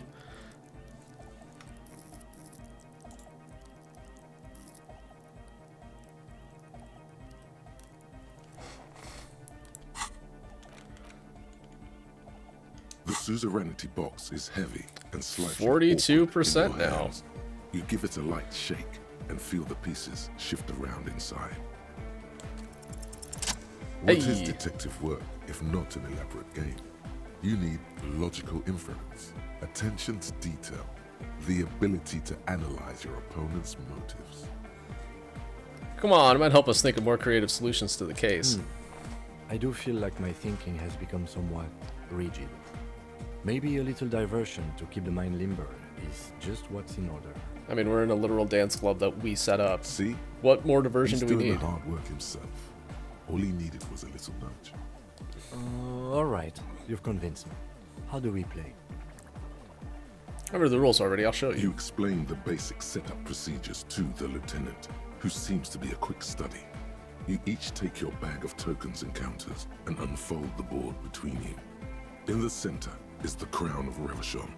Radiating outward are her colorful vessels, each one supplying some raw material desired by the suzerain.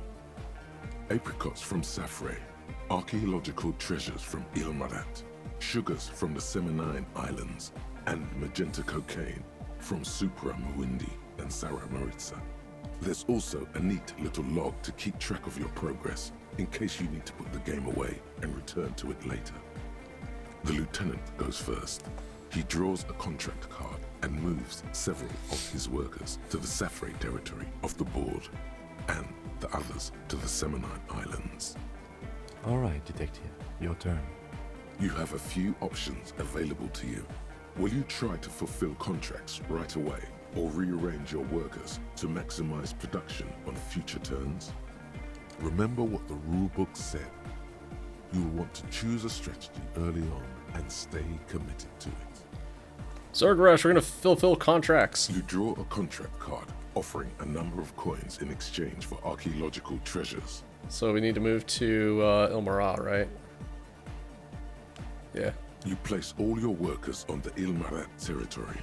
On your next turn, you produce 6 units of archaeological treasure and fulfill the contract for a handful of coins. Not bad, detective. But not good enough, the lieutenant seems to be saying. That's alright, that's alright. As he completes his own contract card, the lieutenant is rewarded with 4 coins and a round wooden token that he places in the center of the board. That's a market. It's worth 2 victory points. Hey, why don't I get one of those? Kim, can I do my turnover? I think I messed up Clower The silently. lieutenant returns your baleful look with a satisfied grin. Come on, is that your game face? You're practically broadcasting your position to the No lieutenant poker with face. that expression. Glancing over the board, you see several possible strategies. Pressing more workers into service would increase your economic output and help you to survive a possible conflict with the lieutenant. Or you could ignore your labor supply and focus on fulfilling contracts for points and resources. Okay, we've already committed to going for contracts. Those aren't your only options. Oh, tell me more, Rhetoric. You could also show your workers how much you appreciate them by investing some of that wealth in them. After all, they're the ones producing wealth. That sounds like communist talk, Rhetoric. Well, Get out of sure, here. You can do that. It's just not a terribly effective strategy, but then it's up to you. Focus on fulfilling contracts. Who cares about workers or territories when the real action is in Revachol? You spend your turns fulfilling contracts for sweet coins and one-time bonuses. After several turns, you have a neat pile of cardboard coins and several units of archaeological treasure, which you trade in to build a museum. You place a cylindrical piece of wood on the Revachol section in the middle of the board. It's meant to stand in for a beautifully adorned edifice filled with ancient wonders. This is more or less what happened in real life as well. To this day, it's the if British Ilmarans Museum. Want to see their nation's priceless treasures, they have to visit Revachol. I mean, I shouldn't be laughing because this Or is sad Seneca. and happens all the time in Earth as well. Well So. played, detective. That museum is worth 3 victory points. Now it's the lieutenant's turn to respond. He moves aggressively onto the Safri territory. Soon, his workers are producing a steady supply of extremely valuable apricots. For several turns, you struggle to respond to the lieutenant's burgeoning apricot empire. Eventually, you relocate the majority of your workers to Supremawindi and Saramaritsa, where they begin producing a bumper crop of cocaine tokens. You draw a new contract card. According to the text, there's an aristocrat willing to trade a large supply of cocaine for a number of coins and access to a rare bonus. Amplified music worth 7 victory points. Oh yeah, baby. Cocaine! And rock music go together like cocaine and rock music. You know, this isn't unlike the situation the historical Revacholian suzerainty faced in Safri in the middle of the last century. No, tell me more. Well, the suzerain was looking for new markets for all the cocaine it was producing, and it settled on Safri. It's probably the inspiration of the board game, huh? By introducing cocaine into Safri under exclusive contract, the suzerain created an extremely valuable captive market for an extremely addictive product. What does that have to do with the game? If you could somehow get the lieutenant's workers addicted to your cocaine, you could not only make them less productive, you would also force the lieutenant to pay you for your cocaine tokens each turn. Can you even do that? Yes, you can. It's right there in the rules. All right, let's go. You've reached a critical strategic juncture. How do you respond to the lieutenant's aggression? Oh no, rock and roll, baby. Go for the contract. We stick to our initial strategy, which is just go for contracts. It takes several turns, but you slowly begin accumulating the cocaine necessary to complete the contract. When you do, it practically rains cardboard coins on your side. Feels good, doesn't it? But you know what would feel even better. Winning the game. Drugs. Oh. Specifically uppers. You should find some the first chance. I was just on uppers. They just wore off. Where have you been, electrochemistry? While you daydream about speed, the lieutenant has built himself a formidable economic engine of his own. The end game is upon you. How will you spend the vast resources you've acquired for the glory of the suzerain?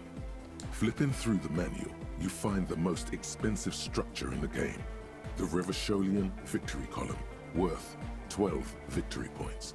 If you can successfully build it, victory will be all but assured. Alternatively, you could try launching a trade war to crush the lieutenant's economy, or you could blow all that money on a public education system for your worker tokens. I feel like Victory Column is probably in the strategy that I've been going for so far. Is yours. Because I haven't been going for the trade war at all. Well, this is, in fact, probably the best option. It's not good for the game, so go for the column. Using the substantial coins and resources you've accumulated from diligently fulfilling contracts and constructing trade routes, you spend your final turns constructing the ultimate structure in the game, the Revacholian Victory Column. With a triumphant flourish, you remove a rectangular token from one of the satchels and place it next to your museum cylinder in the center of the board. Behold my vast accomplishments. They are nice tokens, yes. Very impressive. Thank you, Kim. Now, let's tally up the scores, shall we? Computing the final scores is almost a game unto itself. You each spend an inordinate amount of time making stacks of coins, consulting tables, Eurogame is and Eurogame. struggling with basic addition and multiplication. After double, then triple checking your maths, you have your final score. 35 victory points. The suzerain will be extremely pleased. I've got 26 points. Yeah, I win. Looks like you won convincingly. Well played, detective. So last time I did this, I switched strategies midway through and it didn't work out too well. Now let's clean up and get back to work. Okay. You hold the open game box before you. Oh, there should be an achievement for that. Whatever. Whatever, man. Oh, it's dark. Ah. Alright, I think it's time for bed.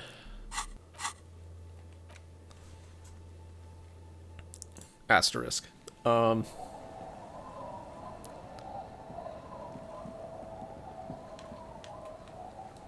It's getting cold.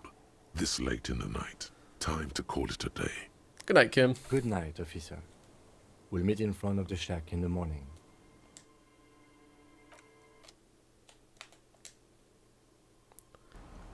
Okay, I'm gonna see if I can get Lillian to go on a dato.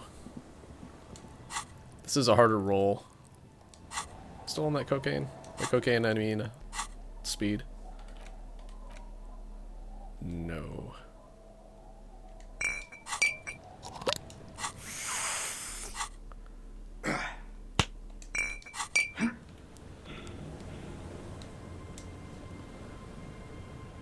Aye, the sea's gonna calm down soon, I can feel it. The wind is turning southeast. What's on your mind, officer? She has to find another. Oh yes, she does. You need to get your drink on. There is no other way for human beings to procreate. Not after 6,000 years of yeast cultivation-based mating rituals.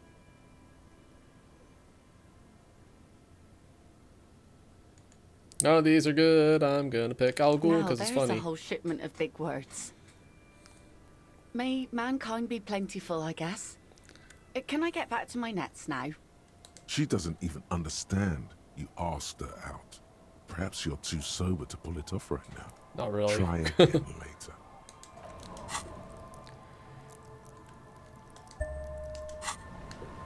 Aye, the sea's gonna calm down soon, I can feel it. The wind is turning southeast. What's on your mind, officer? Get the drink on. It would be unimaginable for a human female to have sex. Now. She doesn't even understand you.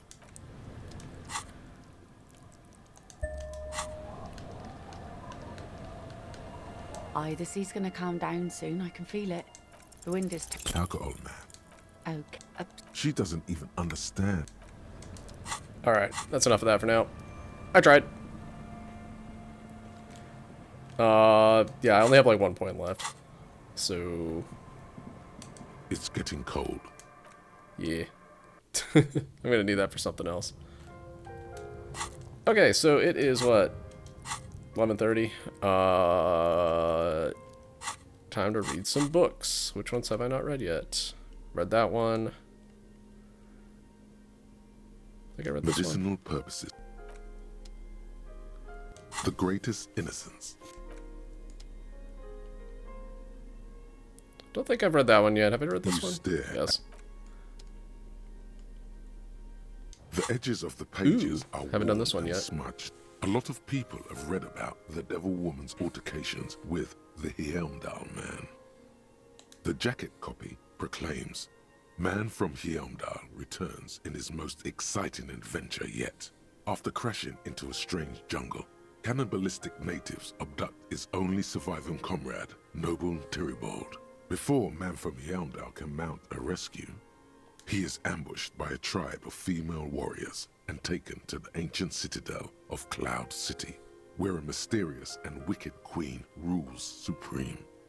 Will Man from Heimdall be able to escape his dire situation and find his missing friend?" You open the book to a random page. Man from Heimdall, wielding his 2 Zweihanders, is carving through a sea of savages, his visage fixed in grim determination. Why do we open to a random page? We should have started from the beginning. His arms, whirling like windmills, are soaked with the blood of his enemies. Mangled corpses litter the battlefield. Good God, this is some retrograde stuff. When was this shit written? You flip to the copyright page. This book was written in 38. Oh shit, gritty and heroic. Let's give this a chance. Berserker rage burns in his azure-hued eyes as he brings glory and honor to his long-lost Heimdall tribe. From the village of Heimdall, the ivory giant roars like an ice bear, and the winds of Gatla howl out his name. We have 1 fascist point right now. Let's see how many we have by the time we're done with this book. Give me more. Man from Heimdall rides on a gilded griffin, his golden mane billowing in the breeze. Both Zweihanders sheathed on his back. He is off to war. Will he conquer his enemies? Will he conquer himself? Onward. The steel muscles of Man from Heimdall gleam in the humid jungle air. Yet the man does not sweat. In meditation, his soul drifts in the frigid northlands he calls home. Holy shit, this is so me. The Really good in the passage book. reads, "The man from Heimdall looks up, his eyes blue as the mountain lakes of his homeland. He rarely speaks, but now his voice booms in the darkened throne room. Do not try to sap my masculine essence, wicked temptress. Son of Heimdall will never succumb to your seductive wiles."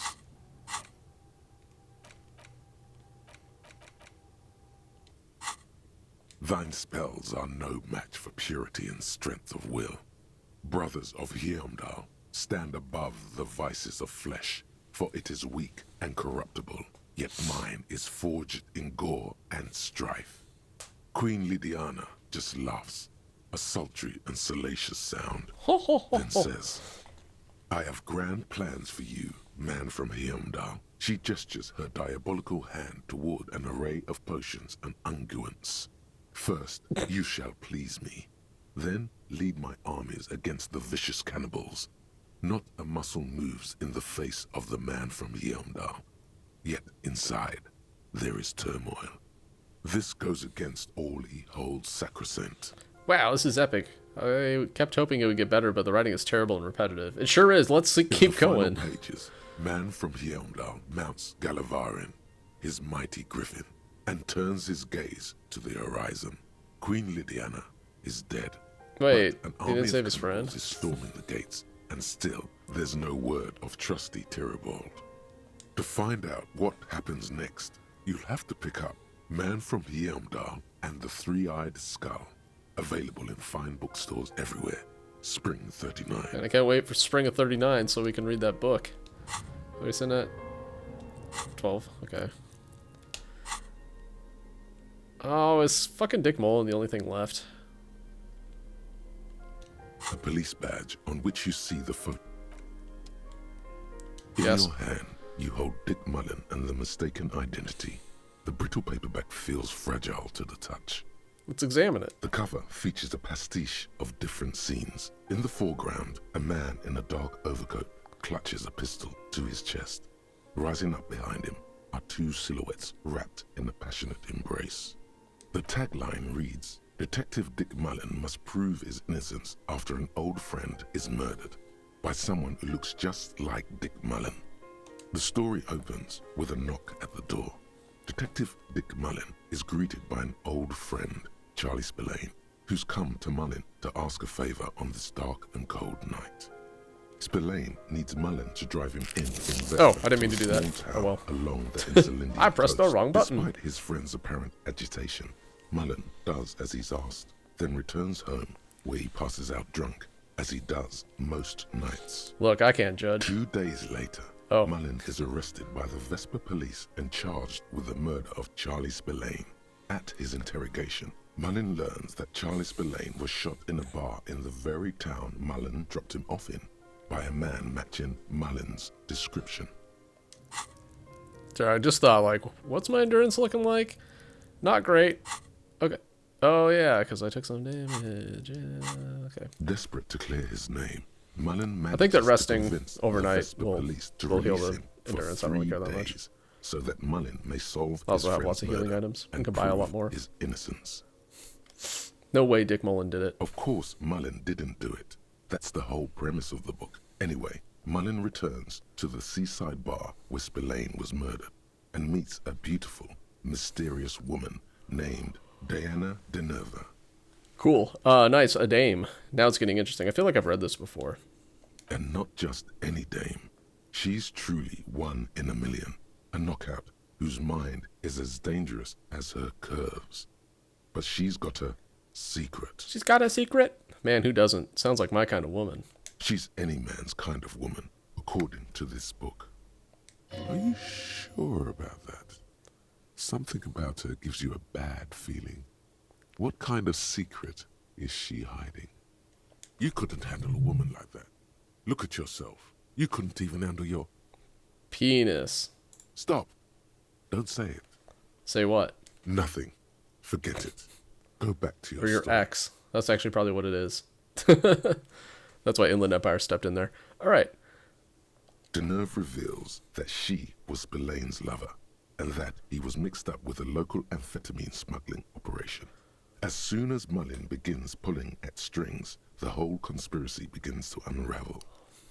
Not only is the local police captain in on the amphetamine ring, so is the son of a powerful politician and a strung-out art collector named Torvald, each of whom has his own reasons for wanting Spillane dead. Tell you about the corrupt police captain. Outwardly, the old police captain is a real law and order C-A-P-apostrophe-N. crypto-fascist, a barrel-chested man who's beaten his share of suspects to pulp. But he's also dirty and increasingly paranoid that someone's going to expose his role in the drug ring. He would certainly have the motive and the means, but the captain walks with a noticeable limp from an old war injury. Is it possible that he was able to conceal it long enough to commit the murder? What about the politician's son? A typical privileged twat. In all likelihood, he's just in over his head. He does bear a personal grudge against Spillane, though, a former prosecutor who nearly brought down his father's administration. The kid doesn't exactly have Dick Mullen's manly build, but he is the correct height. And while interrogating him at his home, Mullen did notice a certain overcoat that looks suspiciously like his own. What was that about an art collector? Torvald, the art collector, is a strung-out mess. Frankly, it's hard to imagine him holding a pistol steady enough to actually hit someone, let alone plug them 3 times in the chest the way Spillane got did. That said, Torvald and Spillane have a long history, and while interrogating him, Mullen discovers that Torvald was once involved with Diana Deneuve. Could it be that this is all over a sordid love triangle? Okay, let's get on with the story. One evening, Diana Deneuve comes to Mullen's hostel room in tears. The two of them drink half a bottle of vodka, and soon they're seeking comfort in each other's arms. Yes. Hey, got some Comfort health and back. Pleasure. The warmth of another human's touch. The burning taste of liquor on her full, sweet lips. Nice get it, Mullen. I'm not sure I'm happy about this, but maybe the story will turn around. As the two lovers share a post-coital cigarette, Deanna Deneuve turns to Mullen and says, "By the way, Dick, there was something else I meant to tell you. I love you." Always aim for the center of mass. Whatever it is, Mullen never hears the words. A blow to the base of his skull knocks him out cold instantly. Fuck. Can't trust a dame. I don't really like where this is going. When Mullen comes to, Deneuve is dead on the hostel bed next to him. To make matters worse, his clothes are covered with her blood.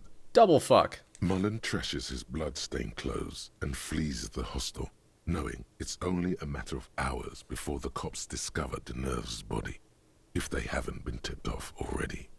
The heat is on. If Dick Mullen can't solve both murders I'm surprised they before got the later cops than catch 2 up a.m. to him, he's going away for life. Can you solve the case before the cops close in? Wait, I got some questions first. What is it, detective?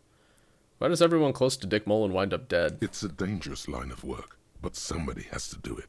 That's why Dick Mullen never lets anyone get too close. Why did Dick Mullen become a detective in the first place? There was never a time when he wasn't a detective. He was born a detective. Was I not born to be a detective? For a moment, you cease to read the story on the page and see the book for what it is. A collection of brittle, cheaply printed pages held together by glue made from the hooves of horses. From nowhere, you hear the screech of sneakers on a waxed floor, and you feel the burn of rope against your hands. Are these figments of some other life? That's him doing what he meant to be. You won't find the answers you're looking for here, in other words. Be a gym teacher. Anyway, why bother solving crimes when the world is so evil? Is it really so evil, detective? Okay, maybe not. There are parts which say like what? Friends of family, the pleasure of contemplating art, the taste of a good cigarette, smooth taste of some ultra-high-proof booze, drugs, all the drugs. You don't know how you know, but you can feel this book laughing. Fuck you, book. You think contemplating art is going to save you? Hey, fuck you, book. It's actually an option. You know you look like a madman, right? Giving an inanimate object the finger like that. Hey, quit calling me out like that, game. So, who did it, detective? Who killed Charlie Spillane and Deanna Deneuve? Love did them in. What? That doesn't even make sense. There's never a straight answer with you, is there? You just get hooked on random, stupid notions and then shut up, repeat book. them Fuck every you. chance you get. Now go on. Find out who really did it. Okay. You begin furiously flipping through pages. Even as you know these books follow a series of well-worn tropes, you find yourself completely engrossed. You're turning pages so fast, you don't even notice the ancient spine coming unglued. You try to grab the pages as they come loose, but your fingers aren't quick enough. Dozens of pages scatter across the floor. The last fifth or so of the book seems to have been lost. It's possible that you could gather and reassemble the pages, but it would take way too long. God, I'll never know. That's right. You never will. But then, isn't that how it is in real life, detective? Last year, more than 71% of murders in Revachol went unsolved. In Revachol West, leveled up, nice. that number was closer to 85%. Yeah. In your hand, you hold 4/5 of Dick Mullen and the mistaken identity.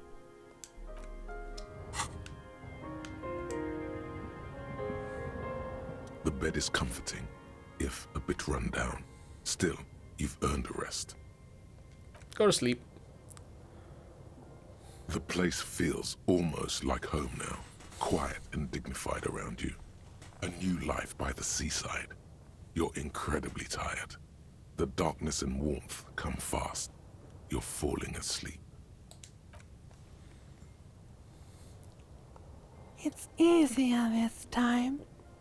Drifting off, your head has found a comfortable indent in the pillow. Your legs and your torso feel like lead weights sinking to the bottom of the sea. until there's suddenly light. This respite. You've earned it, brother. Bask in the darkness. Let it swallow you up and swivel you around while you forget everything you've managed to remember. But I've been bad. I haven't earned this. No, you haven't. You've just been. Thank you, Darkness. Thank you. You're welcome, Harry boy. You earned it. Fall into a deep, uninterrupted sleep. After centuries of darkness, the alarm rings. But what's this? You actually feel rested. There's no time to cuddle with your pillow, however, or as much as shiver from the cold. The world awaits. Go. Okay.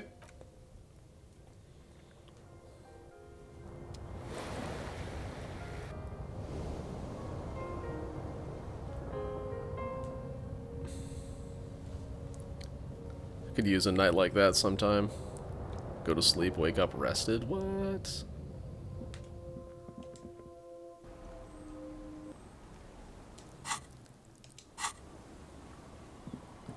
Good morning.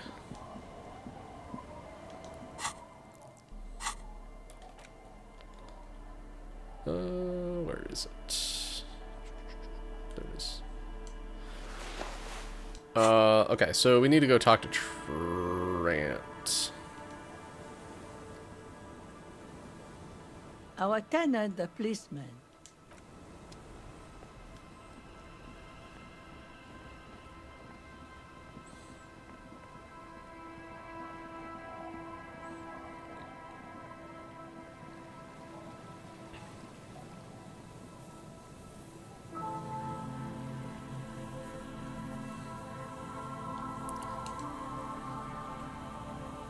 Hello.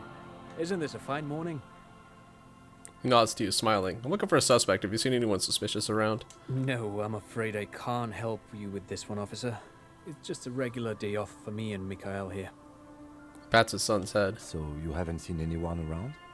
No, I'm sorry. As I said, this is just a day off. We just arrived anyway. There's something friendly and familiar in how he says that. A day off. Good for a suspect. Have you seen what the whatever?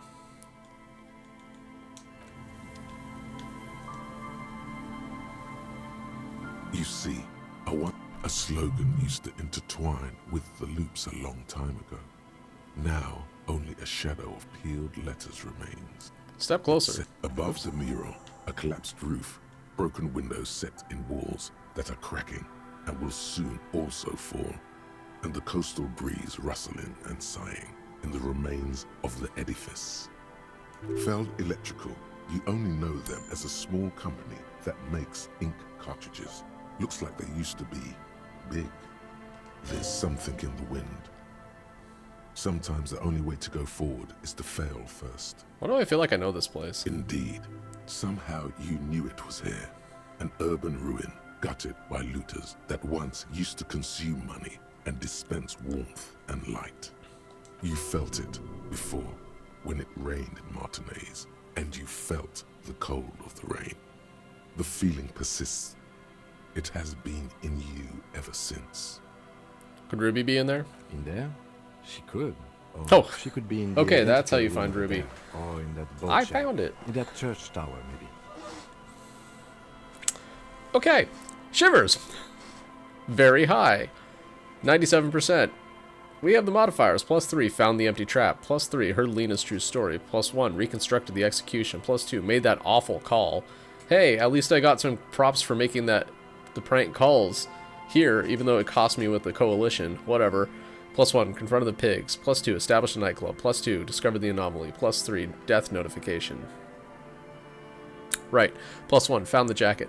This is why I like this game so much, because basically everything on this is a side quest. Except for maybe confronting the pigs. But literally everything else is you don't have to do.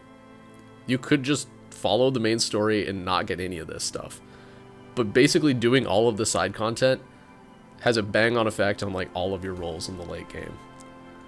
Anyway, don't roll a 2. Even though you're Jesus sure Christ. you succeeded, all is quiet. There is no cold hand brushing against your forehead, no rustle in the reeds. The wind has died down. The ruin in front of you is silent as a tomb. What was I even attempting to do here? Trying to talk to the wind, the city. Whatever you thought would happen did not. And now you're just standing there in the pale of the morning, with your hands fallen to your side. A prayer of sorts to Rivershaw. She could be anywhere. How do we find her? Do we? I was really hoping she'd be in the village. Okay. She's probably north of the village, and this place is a peninsula. We already scanned most of the outdoor areas on our wild cryptid hunt, so we have an understanding of the geography, at least.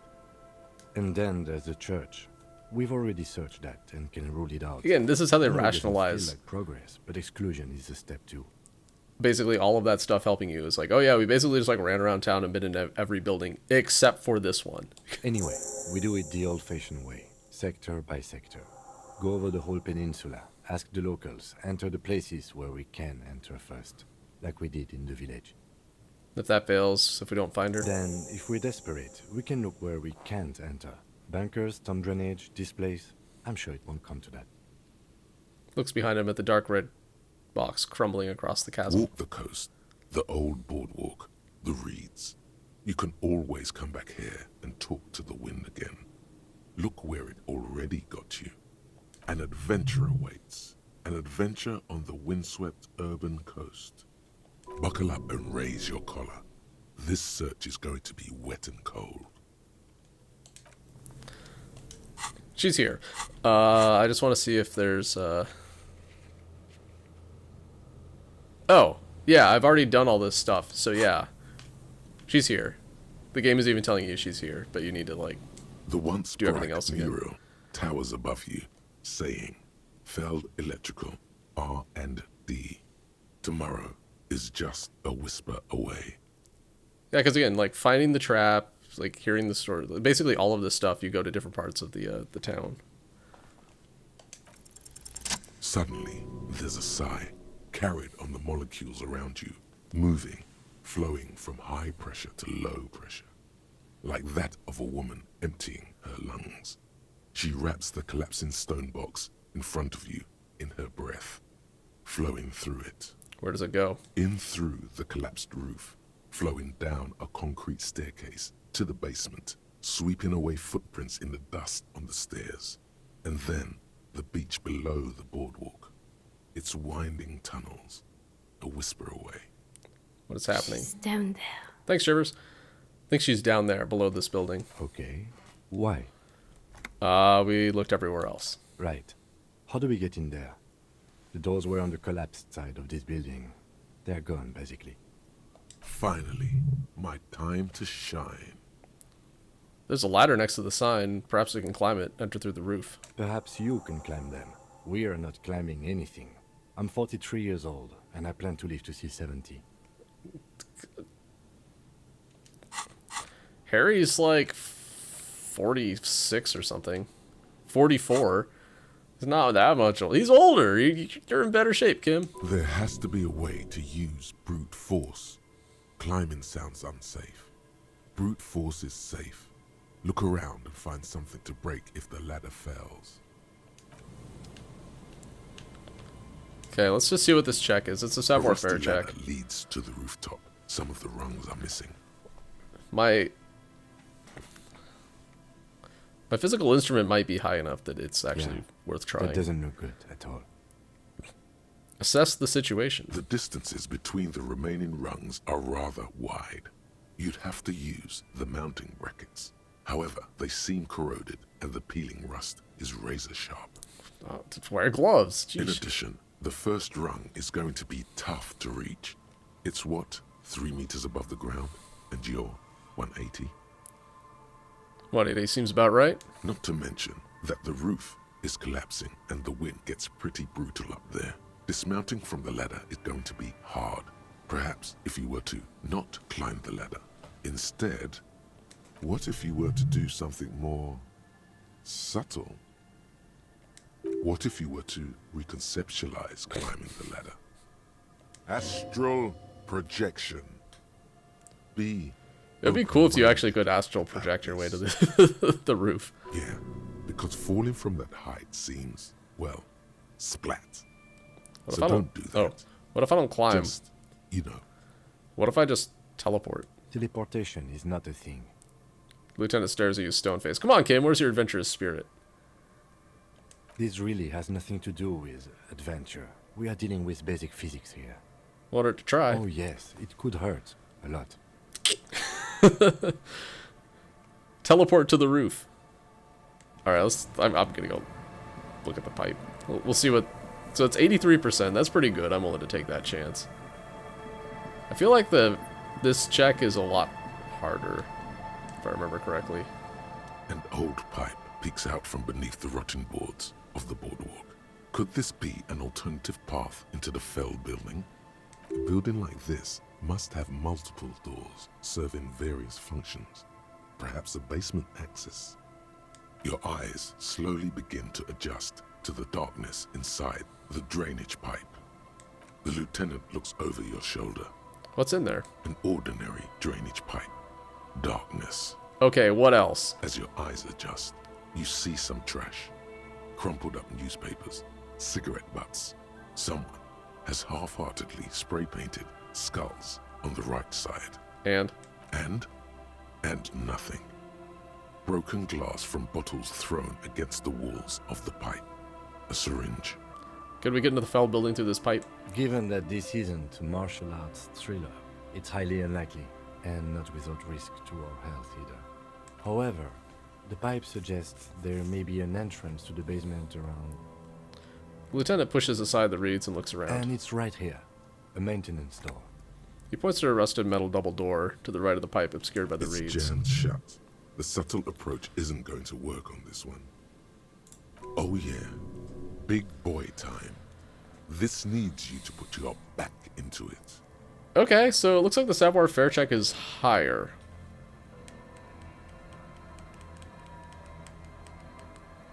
Okay, let's try that first. It's also funnier, so I want to do it.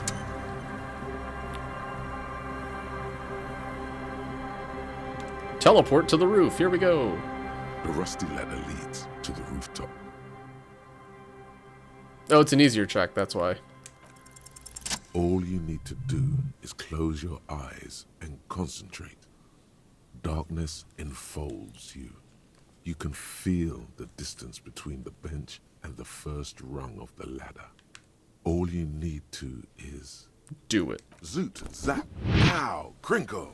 It's like magic. You feel yourself disappear, your atoms fading out of existence. Okay, well, that's impressive, but... Bam!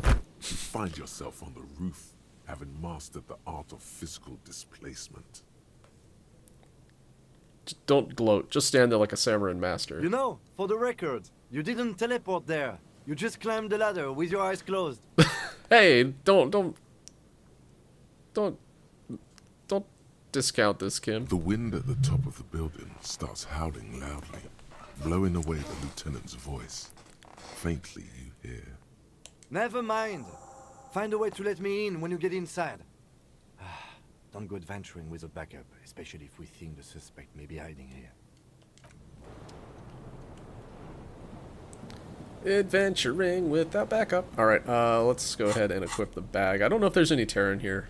This would be the last place to find any in the game, so...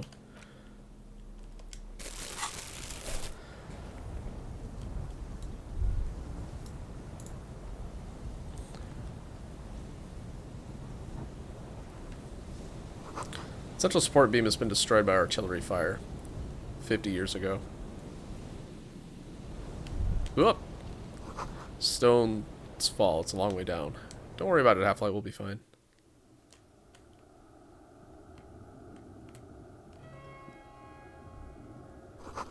Glass covered with grime and dust. You can barely see out. Martinez 98. Oh, I might need my flashlight in here too.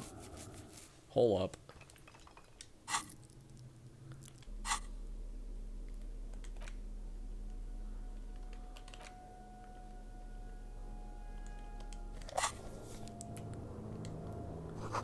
Collapse nearly sealed the basement. One could barely squeeze by. Oh, that's where I came from.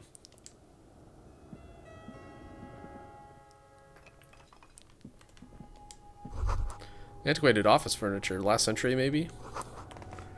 Brought down, forgotten so long ago.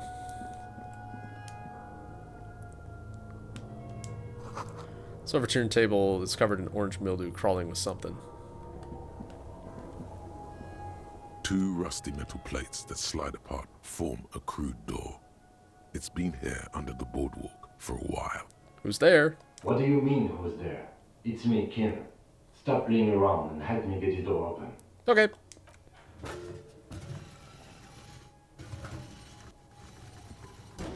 The doors seem to be on rails, but they've gotten jammed. You grab a side and put some strength into prying it open. With the help of your partner, the 2 metal panels slide open with a creak. Huh. I hope no one dangerous heard that. You ready? Yes. Time to investigate these passages. Let's move quietly and not make more sound. Not running is a great way to do that.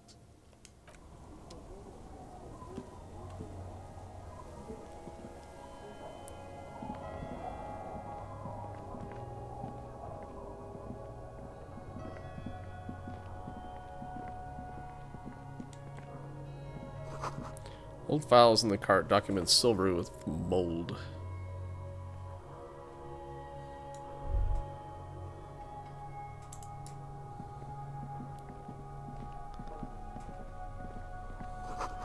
Series of thick, dusty panes of glass.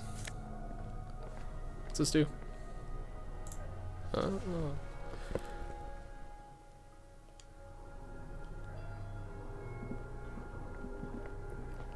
don't know that running in here actually matters.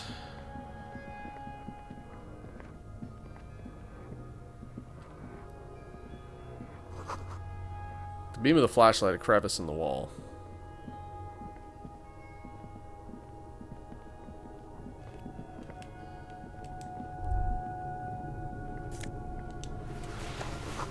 Stale fabric, smell of dust. No one slept here in months, maybe years. Revolutionary propaganda on a bunk bed, ancient flyers and brochures. These pots and plates are full of dust and spider webs. A mustachioed and mutton-chopped man, amateurishly depicted, gazes at you with sad eyes. The plaque reads, K. Mazov. There is a spider web in the lower left corner of the portrait. Brush the dust off. Years' worth of dust is shaken off. The full head of hair, matched by an ample moustache and sideburns, look a bit silly. Someone crouches, heels digging into wet sand. Hands sweep across the sand. Grains stick into the frayed skin of the fingertips. An old man sits on a slab of concrete and taps his fingers against the glass of a scope. You shudder.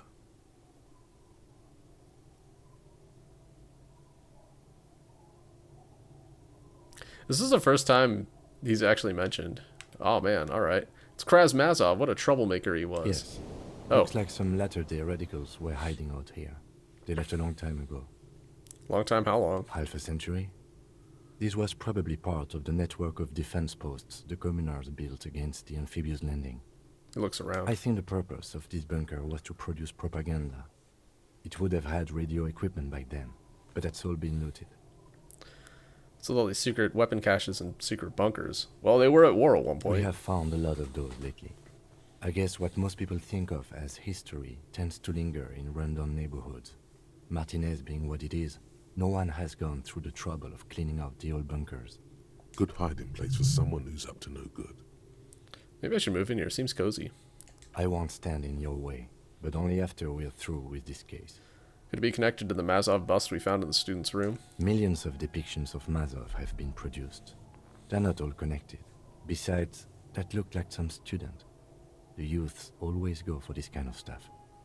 Someone has stopped through here recently? You mean like Ruby? No, I think we've stumbled on a piece of history. He looks at the dust. How's that thought coming? Same window slit you saw from outside.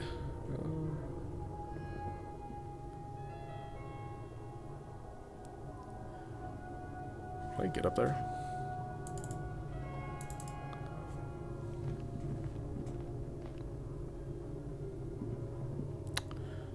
Oh, it might be a different slit. Okay, well, we'll take a look.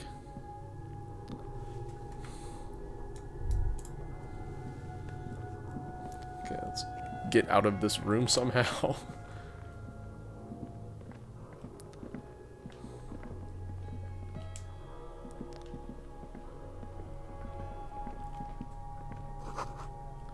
Boot prints in the sand. One of the shoes appears to be more worn than the other.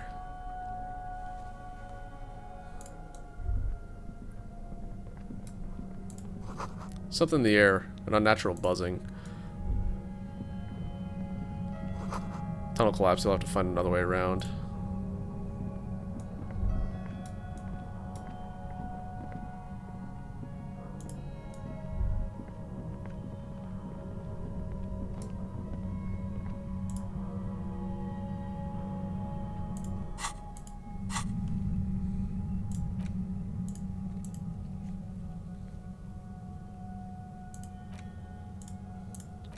So this is the boardwalk location for bullet traces. Going back.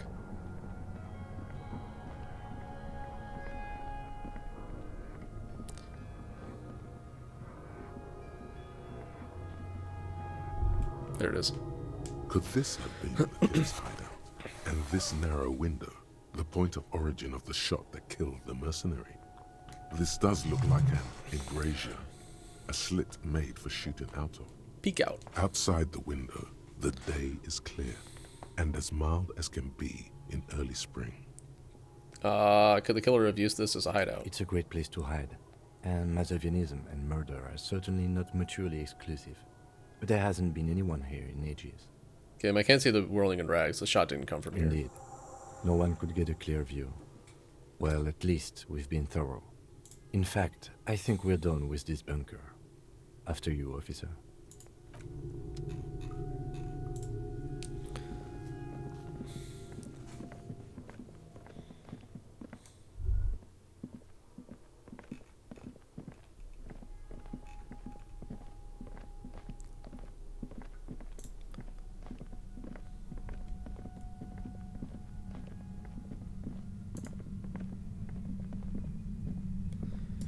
Alright, I'm gonna go and save.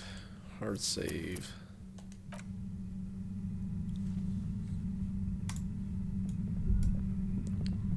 There's some janky checks coming up. There it is again, like a swarm of hornets. I should probably equip buzzing pain under threshold your right now. skin. A strange tingling. And endurance. Almost smell. Lieutenant, do you feel something? No. What do you mean? The pain, a strange tingling. I don't feel it, but we should still be careful. There were footprints back there, and I'm pretty sure they were fresh. Hold on, you really don't feel anything? No, but you are the sensitive one. It's not a quib. The situation is dangerous. I saw them too. Footprints with the right sole worn smooth. Looks like our suspect. If she's in here, we need to plan our next step carefully. What do you mean? Once we detain a credible suspect, who knows what the Union and the Wild Pines will do? We'll set in motion events we have no control over. This part of town is a fine clockwork puzzle.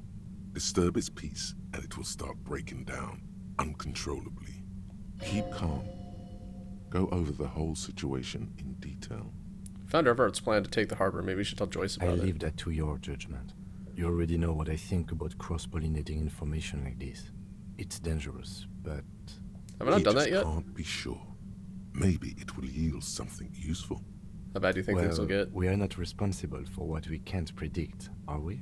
I don't think the entire city will be razed to the ground. Smiles in the dark. If you can't predict it, there's nothing you could have done. What do you think is waiting for us there? I think I see a cavern. Maybe more cellars? I think we've been careful enough. We still have the element of surprise. I wouldn't be so sure. You haven't exactly been sneaking. Or maybe not. Either way, once we go deeper, there will be no turning back.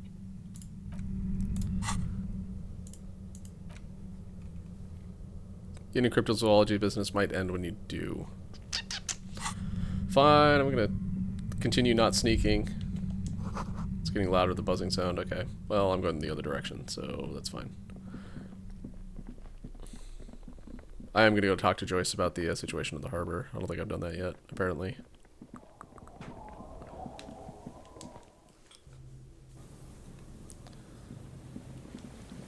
And she is down here.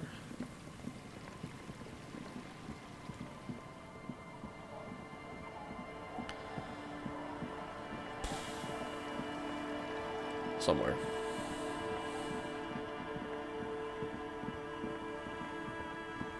So how's that thought coming?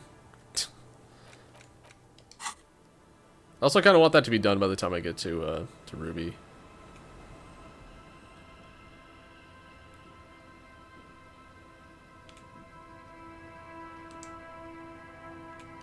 You're back. Good. What can I help you with? She's not even asking you anything. It's so easy to just say. This whole thing is a takeover. Takeover? Yeah, it's not a strike. You're being let in. Aren't being let in because there's nothing to negotiate. The union is taking the terminal. Told me in his own words, he's taking it. They'll be using the drug trade to finance the harbor. If they're taking it... She looks towards the colorful mountain of crates, like toy blocks rising above Martinez. Green livery, changing into red, blot by blot. Like a cancer of the blood, metastasizing. Then we're talking about a war. Evrart needs to let me into the harbor at once. We need to talk about this. He's ready for a war, they all are. They most certainly are not. Crenell has 1,000 men on their payroll. The next batch will be a platoon of 20 men and a gunship. I've seen the Union's forces. They are better organized than these mercenaries. They also have the support of the people of Revachol West. It will take more than Crenell to wipe them out. Wild Pines will need to send more and better equipped men. Make no mistake, ma'am. I am sure you have the money. The question is, how many years and how many lives are you willing to sacrifice? What do you suggest I do? First, will this affect your decision-making process? So the RCM's jobs to make these decisions. The workers should have the harbor, cut off the snake's head. Whoever is pushing all this is a bluff. Call it, have them open fire, and see how long they last. Bring in everything you have and wipe them out. It's the apocalypse. It's apocalypse o'clock. Time to commence the gloaming. I wish there was a disco option. Of course. Your job is to clean up after them. And it looks like there will be a lot of cleaning to be done in the near future. So what are you going to do? What will I do? She says, slowly looking around. Her arms fall to her sides. Her spine relaxes. Did I ever tell you how they discovered this Isola? During our reality lowdown? No, ma'am. It may be the only break we've ever caught as a species. The last one for 400 years. Why? The nations who colonized this Isola called theirs Muindi, the world. It was all they knew, all they thought would be. That there would be something more was a gamble, akin to another world, or life after death. The Pale was thought to be impregnable, perpetual. Irene la Navigateur, the Queen of Suren, sent 8 expeditions, one after the other, into the mass at the edge of the world. 5 of the crews did not return. 2 did, but had lost their minds. 8, is that a normal number? It was anything but normal. There was no precedent. People thought she was punishing the admirals, or had gone mad, or both. Until after years of trial and error, and the development of a strict psychological regime imitating the creation process of poetry. Called Volta Doma, or Return from the Sea. The 8th expedition returned sane and intact. They told of a new continent of matter. They told the Queen and her counselor, Dolores Day, that the Pale had begun to condense, day after day, hour after hour, minute after minute. Slowly raining down until it formed a vast ocean. The air is cold and scented with petrichor. There are rain circles on water all around. Humidity crawls up your back like a piano trill. Put your hand in the rain. So does the lieutenant. His mouth is slightly open as he looks to the sky. The droplets feel warm, like spring rain. This ocean? The phenomenon has never again been encountered. For a time, the crew thought they were experiencing a hallucination. The mass hand proclaimed, "Lancielinde, Lancielinde," the signal to wake up. But they could not. They were sane and conscious, as islands began to appear on the horizon. There are 78,000 uninhabited islands in the Insulindian archipelago, officer. The freckled face of God. She smiles. You've thought it a million times. Say nothing. On the second day, a great skua was shot down above the flagship Lézargique. The bird was preserved and brought back, along with pollen. She looks to the sky, then back at you. 4 years later, the Queen's Counsellor was proclaimed her innocence Dolores Day, the elected world spirit. The age of humanism, internationalism, and parliamentary rule followed. We were high. I haven't gotten the Insulindian miracle either, have I? Nope. Leaving us here, the Great Skua was the first bird they saw. This is the last break we got. It's raining. The first living, autonomous organism. Proof of reality. It's the symbol of Insulinde, Detective. The coat of arms of the suzerain and the wings on the crest of the commune. Seem to have it in for it.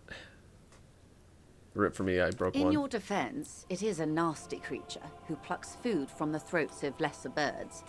Yet much like Revachol, it is also magnificent and rare. Imagine the suzerain of seagulls. There was a sting in your heart at the mention before, when she said its name. On Caillou, the Pebble, the largest of the fertile, uninhabited islands of the northeast Insulindian archipelago. 4 centuries and 2 revolutions later, this is the last break we got. the nations of Mundi proceeded to discover 5 more Isolae, or they discovered us, all in the rush of the great inter-Islary reconnection. But these others weren't uninhabited.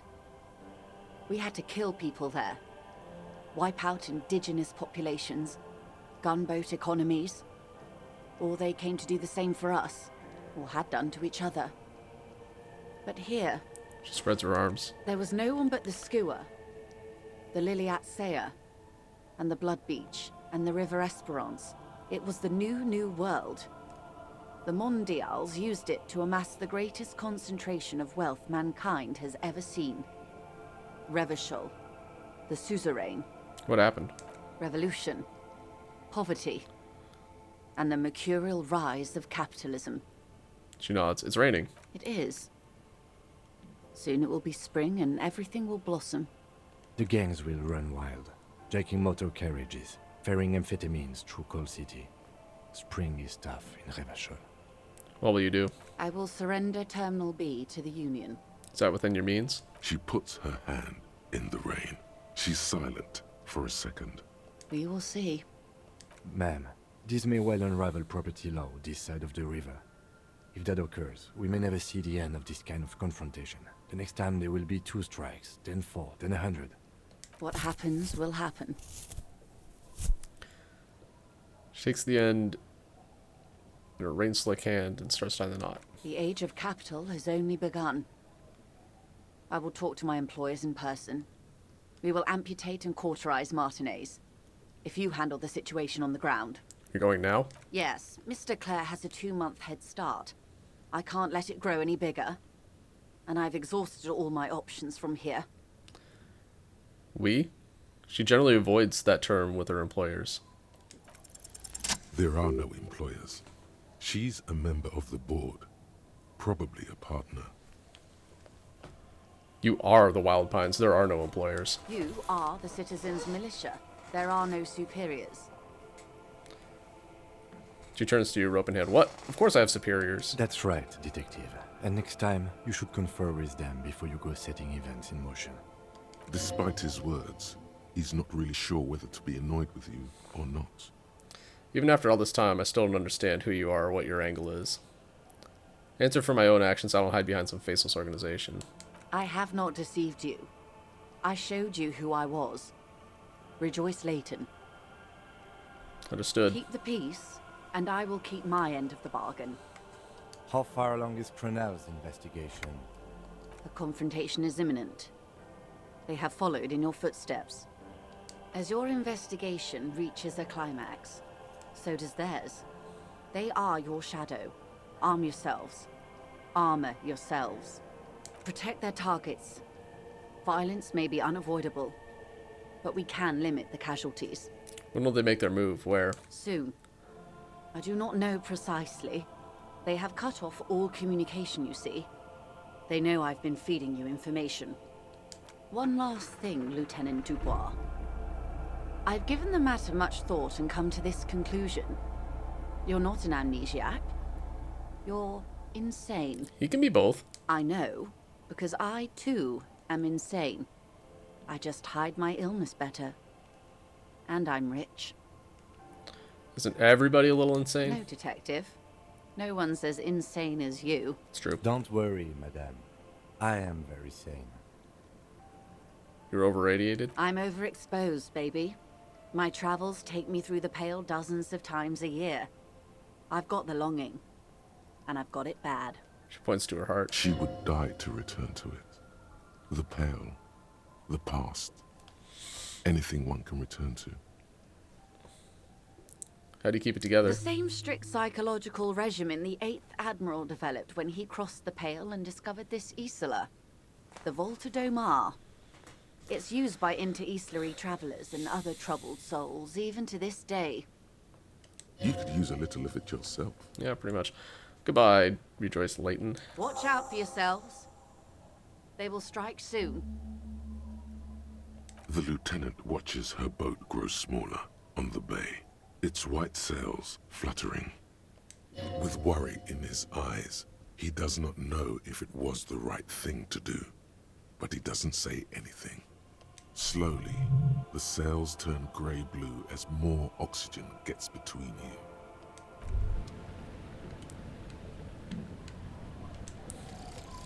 Bankruptcy sequence. It's easy. You just need to move on. Like a plague of locusts. Like a fucking plague. Failure is a core tenet of liberalism. When life closes a door, it opens a window. And if the fall is too steep, use the fire exit. Run to the roof. You always have that airship on the dock. The most important thing is to keep moving. Keep dreaming. The auditors cannot get to you if you keep running very, very fast. From one fuck-up to the next. Bonuses. Okay, in white check, failures give +1 real. I'm going to go ahead and drop this one. It's a little late in the game for this, to be honest. I don't really need money for anything at this point. There aren't that many white checks left. Like, no white checks left, especially intelligence ones.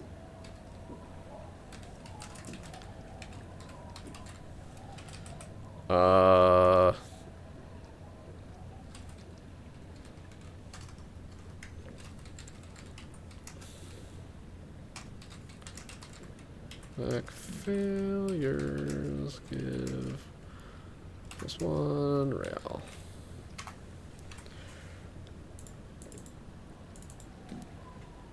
And color that blue. Alright. Okie dokie, what are we gonna drop this for? See, this is where all my skill points wind up going, is so I can just keep dumping stuff. Alright, here's the plan. We're gonna go for Arno van Eyck because it gives me +1 interfacing. It's like literally plus. Oh wait, the Insulindian Miracle. You're reminded of a poem somewhere deep inside you, the translation of which you don't remember. Nulla sarà cambiato della luce, it begins. Colori come grigio e marrone. Oh man, this is all Italian. Anyway, you were reminded of it when you heard about the discovery of Insulinde. What does it mean, and how did you know by heart? I mean, we could go for that. It's neutral. I don't think I need interfacing, but it is also very cheap. Short. This one's pretty short, too. Start Arno Van Eyck. Okay, let's go talk to Ruby. I don't think I'm going to get to the tribunal today, unfortunately. It's getting kind of late, and I'm kind of pushing things as it is.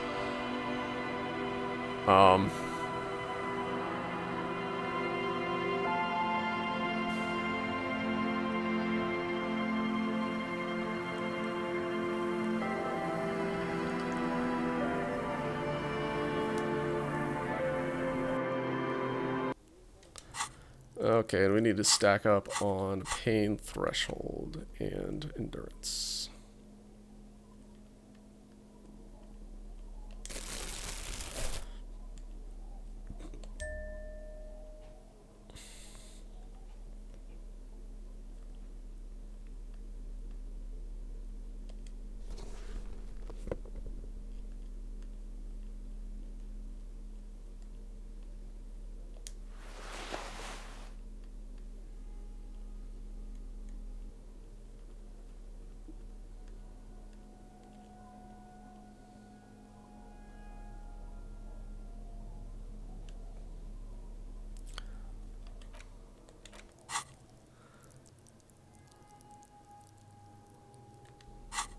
I'm gonna use the endurance jacket. Much as I like this fallen one, having the extra HP I think is gonna be more useful than getting one more pain threshold.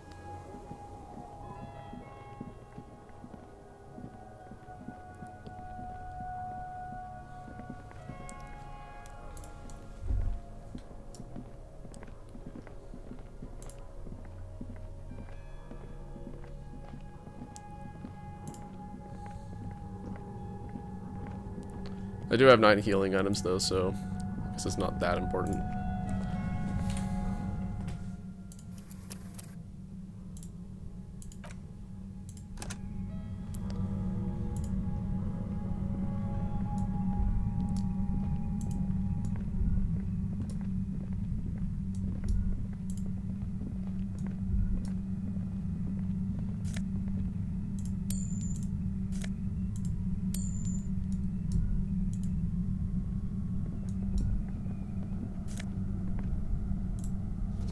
It's actually a pretty good jacket. Concrete pipe buried in the sand and dust.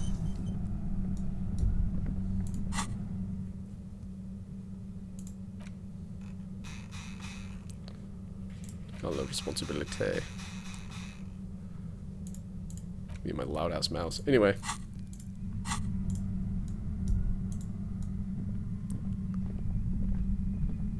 Suddenly, your entire body is paralyzed. Aggressive white noise fills your skull. A strange pain, like you've never felt before. Through the static, you hear a woman's voice. It's like 1,000 radio stations are being blasted into your head all at once. But her words are the only ones you can make out. I know you're feeling pretty uncomfortable right now. Don't move too much or fight it. That'll just make it worse. Can't say it's a pleasure, officer. I was really hoping not to make your acquaintance. But here we are. As she says the word officer, you feel a spike in the agony. Damn it. It sounds like I should have worn the jacket. Your frequency range is screaming directly into your neural pathways. That's an awful decision. Why would you not want to shield yourself from it? It's an entirely new type of experience. Way worse than all the previous ones. Don't focus on the pain. Focus on doing your job. Tell her she's under arrest. Yell through the static. You're under arrest. Really now? Check this out.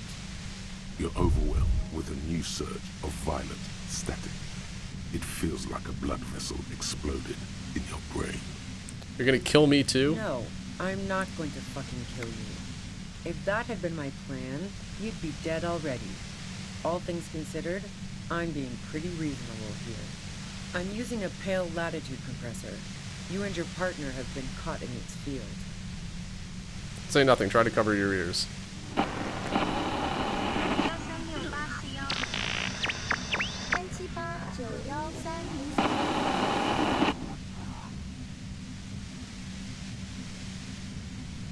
Oh, that's right. They were counting in other languages. A Anyway. pale latitude compressor is used to sort of make the pale more manageable.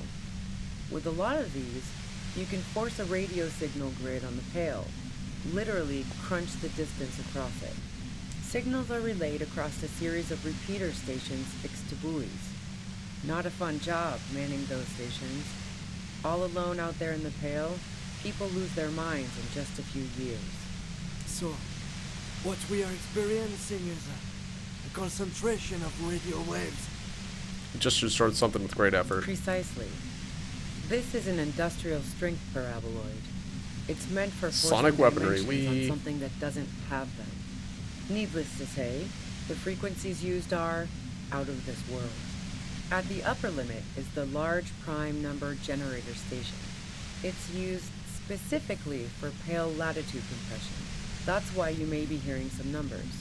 But you might also hear, or think you're hearing, local radio chatter. She likes telling you about the machine. Keep her talking. Look for an opportunity to break loose. But you get your hands on this thing. Will I stay like this forever? Have you experienced the compressor yourself? This is all great, but let's talk about the man who was killed. Please turn it off. I can't take it anymore. I built it myself. Your gestures toward the little torture device. And she's proud of it too.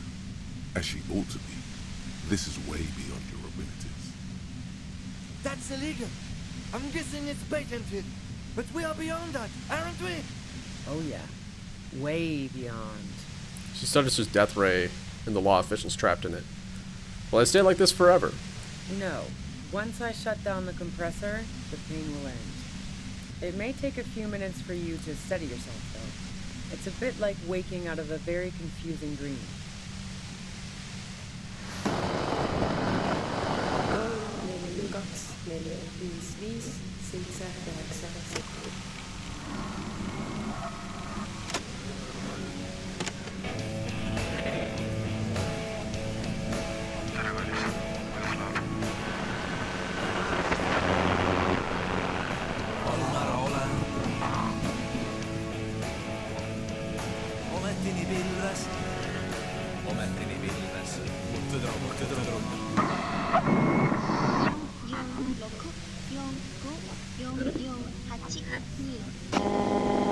I understood part of that. Anyway. Have you experienced the compressor yourself? Yeah, I stuck my head in there before using it on you. It seemed like the ethical thing to do. Can't say that I enjoyed it. The field was weaker, but I can imagine what you're going through. It's all great, but let's talk about the man who was killed. Yeah, let's not talk about that shit. You were hunting me and fell into my trap instead. That's all there is to say about it. So she thinks of you as hunters, not cops, and of herself merely as prey. Would you please just turn it down so I can ask you something? If you've got something really important to say, you can do it through the white noise. Okay.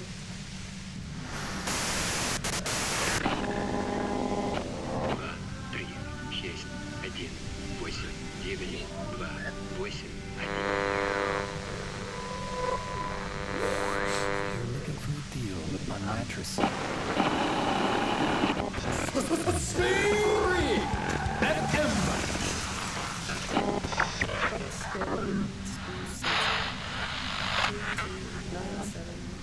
Oh, I understand these numbers too.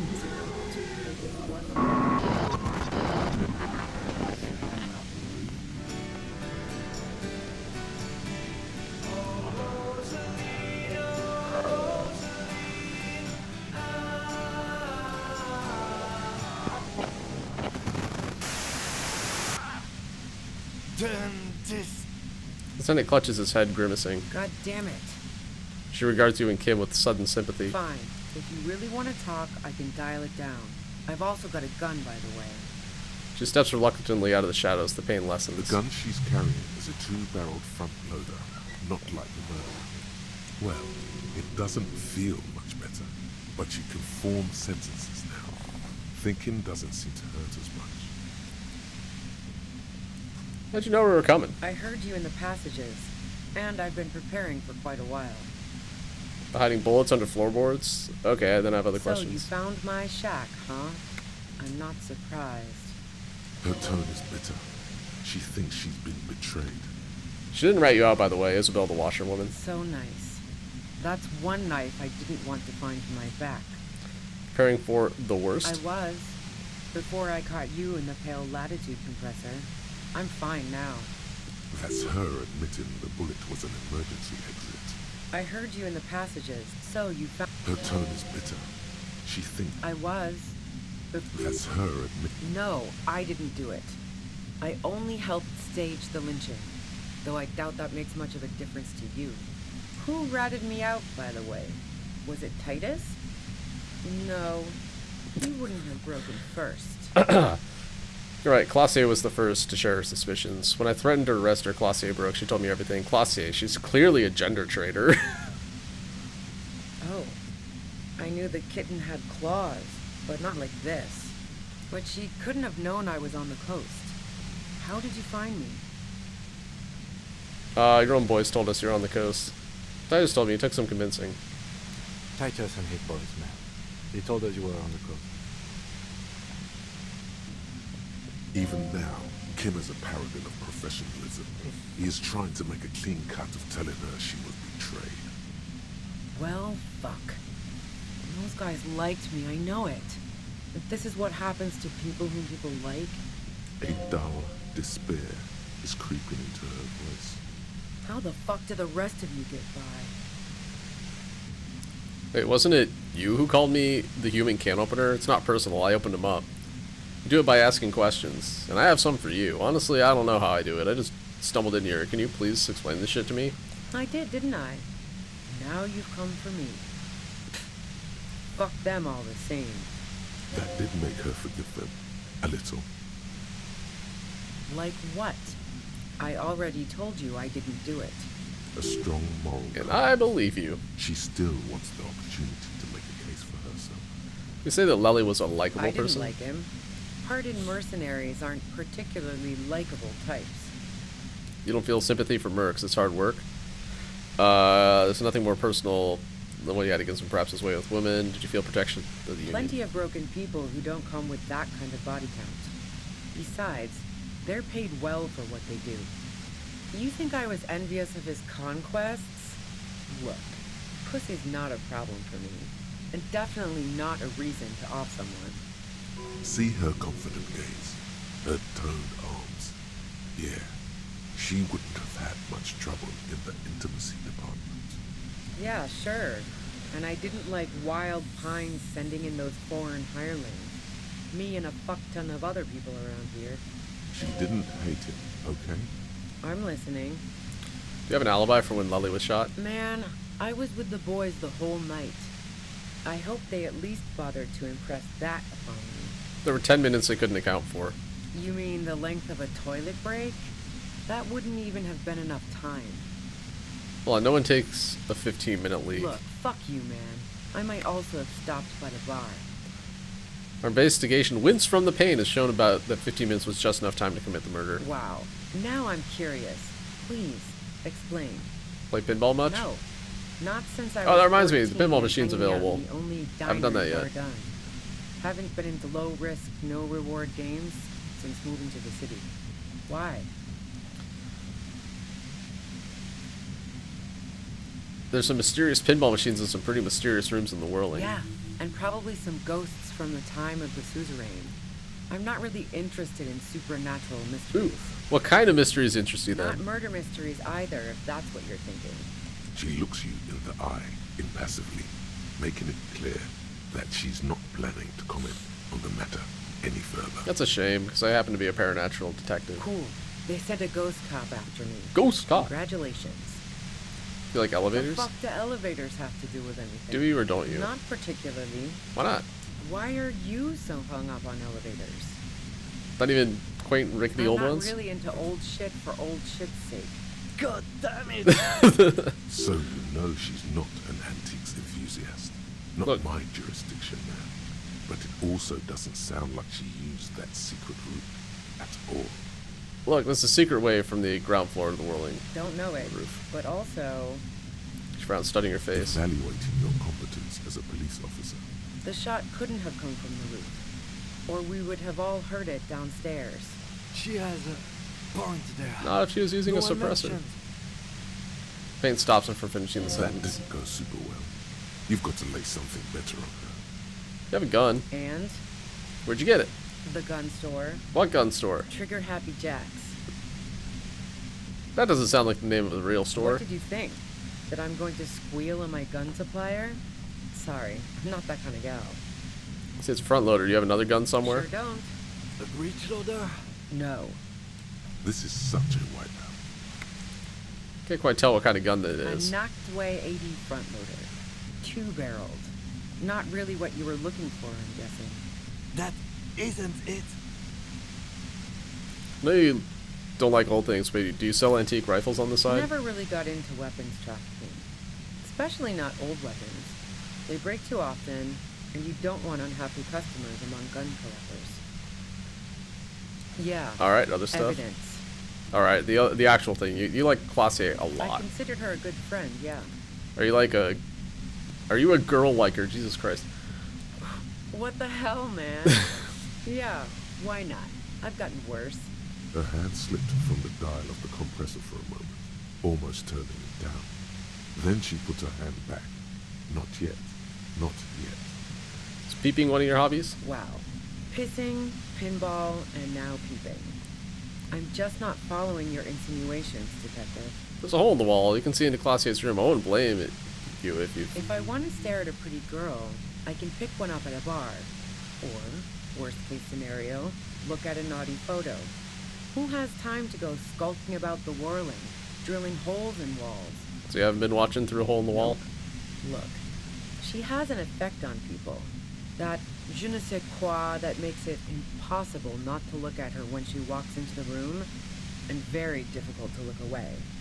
But travel enough and you realize, for the same reason that she's everyone's type as an object of desire, she's not irreplaceable. But you wanted to be more than just friends. Oh, so that's where you were going with this. She said you wanted to run away with her. That's a very sentimental way of putting it. We both had pasts we didn't want to catch up with us, and we enjoyed listening to music together. Why not go on a road trip? The lieutenant watches her expectantly, occasionally shaking from the pain. Okay, fine. I was into her. Clausy was into me too for a time, I know it. We even fooled around once. And yeah, after that I thought maybe we could make a go of it. Then what happened? She rejected me with some wishy-washy bullshit about how she was confused because she felt so close to me and valued my friendship so much, and how guilty she felt for leaving me on. I knew that wasn't the whole story, but thought, fine, I'll take it and move on. No ill will then. It wasn't a problem for her. Classier said you got very angry and when she started seeing Lely, threatened her. Yeah. One time when we'd both been drinking, I said some heated things about how dangerous her patterns with men were. I was a little worried she'd blow it out of proportion in her head. All the drugs she was doing can make you feel like you're living in a DeLorean tragedy. By the way, DeLorean tragedies are still held in high regard for innovation in language and motifs. They are also known for overwrought emotions leading to catastrophic outcomes. What's that thought doing? 0%. Apparently no time has passed. Cool. Despite everything, you helped her by staging the lynching. Yeah, the girl seemed terrified. The merc was beyond caring what happened to his mortal coil. It was a no-brainer. There are other things I Go ahead. ask Your about. body. And mine too, he thinks. But keep on. Do This you like must be done. to hang out on rooftops? Who doesn't? Oh, you probably mean Clausia's rooftop. Sure, I've hung out there. She's got this great antenna. Is that the only reason you hang out on the roof? The view's pretty bomb, too. But you might say the antenna was the main attraction there, yeah. Along with Clausia. What's so great about the antenna? It's very powerful. I used it to tune into RCM frequencies. That's how I knew to be prepared for your arrival.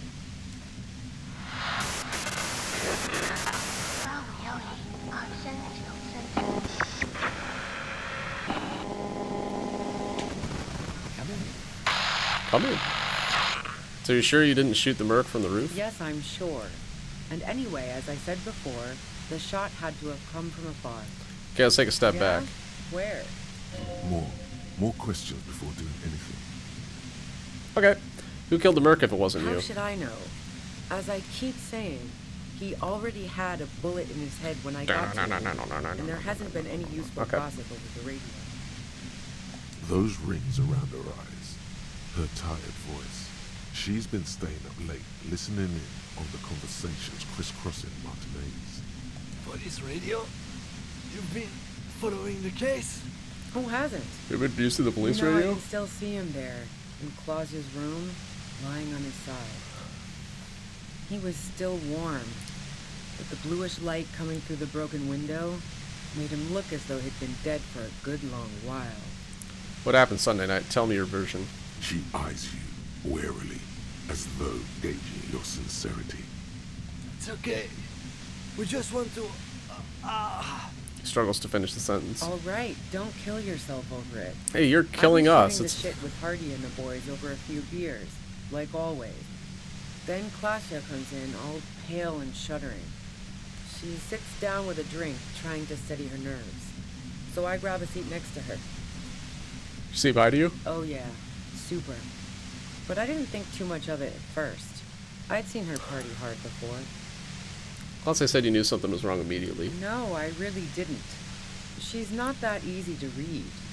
I just assumed she'd done too much blow. It wouldn't be a first for her. But no such luck. She was in some deep shit. She asked me to come upstairs. The merc she'd been going with was lying on the bedroom floor, dead. I knew she couldn't get the authorities involved, so yeah. You made it look like he'd been hanged. Plus, they said you seemed to have a plan prepared when you got there. What? No. Faking a lynching was her idea. She looks shaken. She wasn't surprised to be ratted out, but framed. Her idea? Yeah, in cold blood. It really surprised me how quickly she was able to get a hold of herself once we got up there. It was like she was another person. The party girl was gone. She asked me to help her drag him into the shower so she could wind the shower head around his neck to fake lividity. Then she dressed him while I went to get the Hardy Boys. Glacia knew exactly what she was doing. You can't remain calm under pressure otherwise.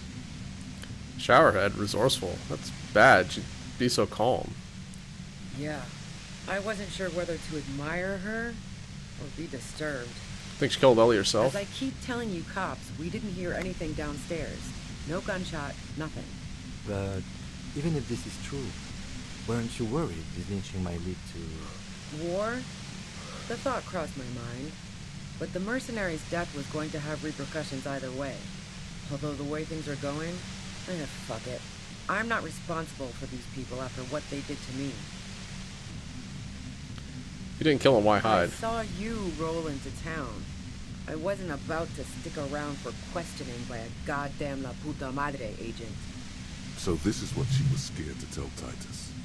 This cop, that strange, distant fear is getting close now. It's a fear of yourself. What do you mean, La Puta Madre? Yes, you. Everyone says you're his peon, his human can opener. Through the sudden sharp pain in your head, you hear the lieutenant mumble something to himself. Fucking hell. And why me? You hear through the white noise. It's especially bad suddenly. Felt like a vein exploded. Who's everyone? How do you know this? Bullshit. Nobody says that. You're just trying to throw me off. Yes, they do. The cops, the criminals. Why do you think I'm holed up in here with a goddamn death ray waiting for you? If she knows that about you, she must know your real name too. Tell me, what's my name? If you know about me, you must know my name. Harry Dubois.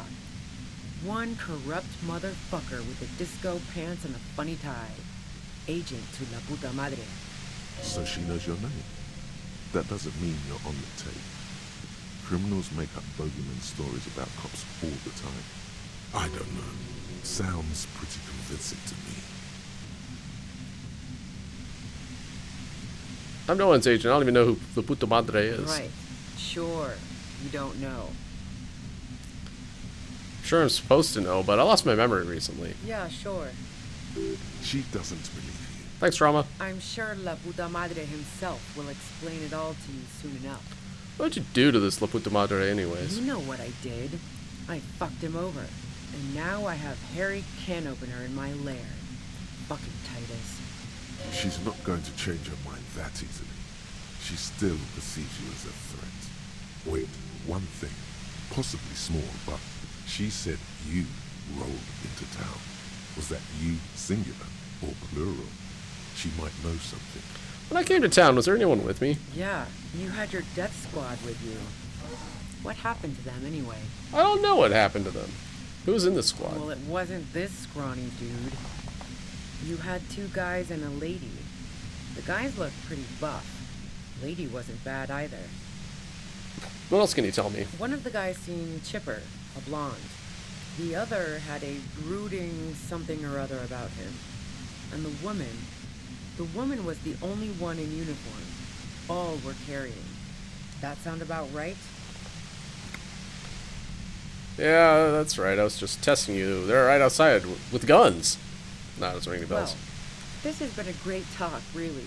But I think I'm going to hit the road now. She needs it. You better make your move soon. How about the bunker next door? What bunker? This bunker, have you been there? Don't know anything about it. No one's been around since I set up camp. But I'm sure I'm not the first vagabond to... Voice trails off into the white noise in here. It feels like an aneurysm approaching.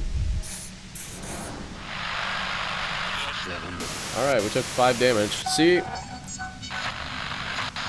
Poncho mattered. Keep calm. Breathe in. After the pain recedes, it's a little clearer. Momentary window of clarity. Alright. So I say, yeah. Pretty brawny on pain threshold.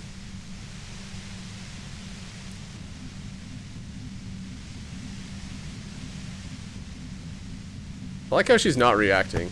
Oh. You did it. The compressor lies broken on its side. It's quiet in your head again. It still hurts like hell, but... You okay, Kim? All good, officer. Be careful. She looks at the machine, assessing the damage. Her hand trembles. Oh, fuck it. She puts the barrel of the gun in her mouth. What are you doing? Problem solving. She mutters. Ma'am, put the gun down. That's not the solution to your problems. You are... Oh, yes it is. Alright, let's see if we pass this check. She's Good. truly desperate. She thinks she has no other options. You need to give her options. What options? You know. Maybe I can still talk her out of This it. is how you talk her out of it. It's the only scenario in which she lives. Please, put your hands up. Just walk away. She stares at you, frozen, the gun still in her mouth, eyes filled with dark intensity. Then something shifts in her. Gratitude, doubt. She's still ready to go. Her neck and shoulders relax, and her grip on the gun loosens. You don't have to do this. You're not cornered. I'm letting you go. Day of miracles. I'll take it.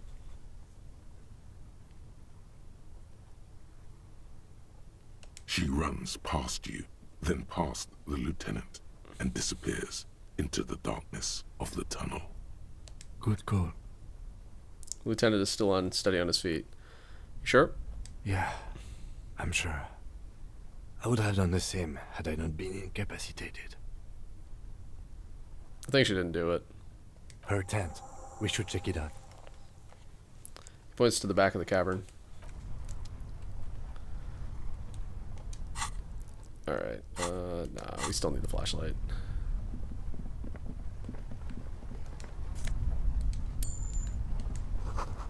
Cooking utensils. She prepared herself porridge with bananas. Yum. Oh, is that... Heal... Oh, yeah. I will actually need those, so... More on that in a minute. Dark water trails in the distance. There's no way out.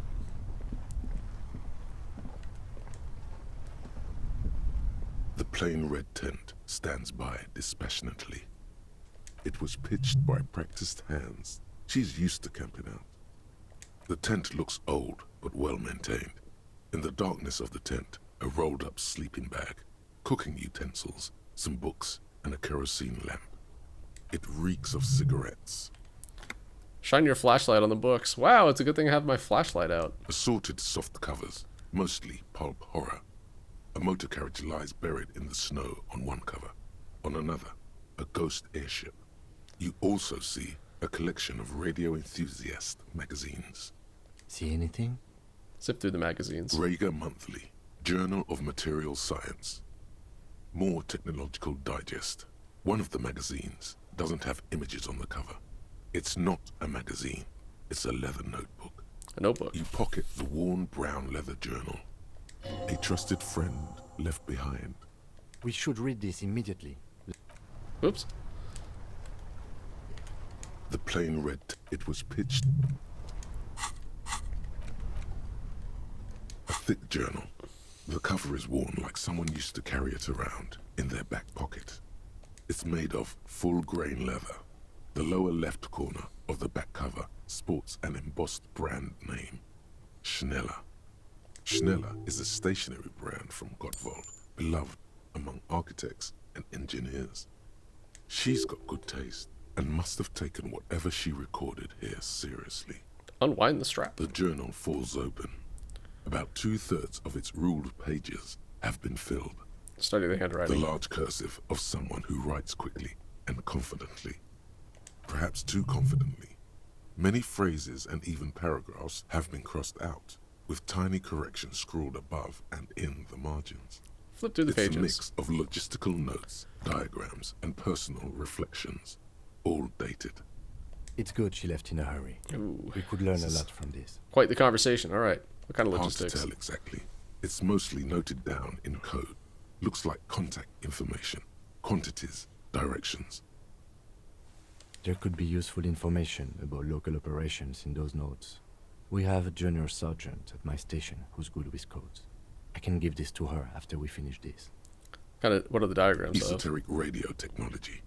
The most recent ones probably pertain to the latitude compressor, sketches, calculations of distance and density. You make out a familiar spiral shape. Anything personal? Short, wry observations of people and places. Probably a way to pass the time on the road.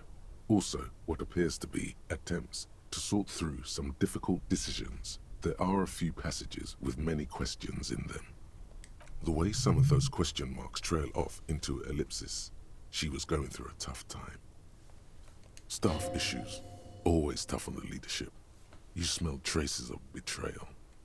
How far back do the entries go? The first entry is from August 2nd of last year. It reads simply, I know my position is precarious. All I can do is make myself as useful as I can while looking for a way out. Remember, no one is indispensable. What you write about the day Lely died? Nothing on March 4th. March 5th, though, well, that's bound to come back and bite me in the ass. I'm bad at this. Loyal to a fault. But that's another matter entirely.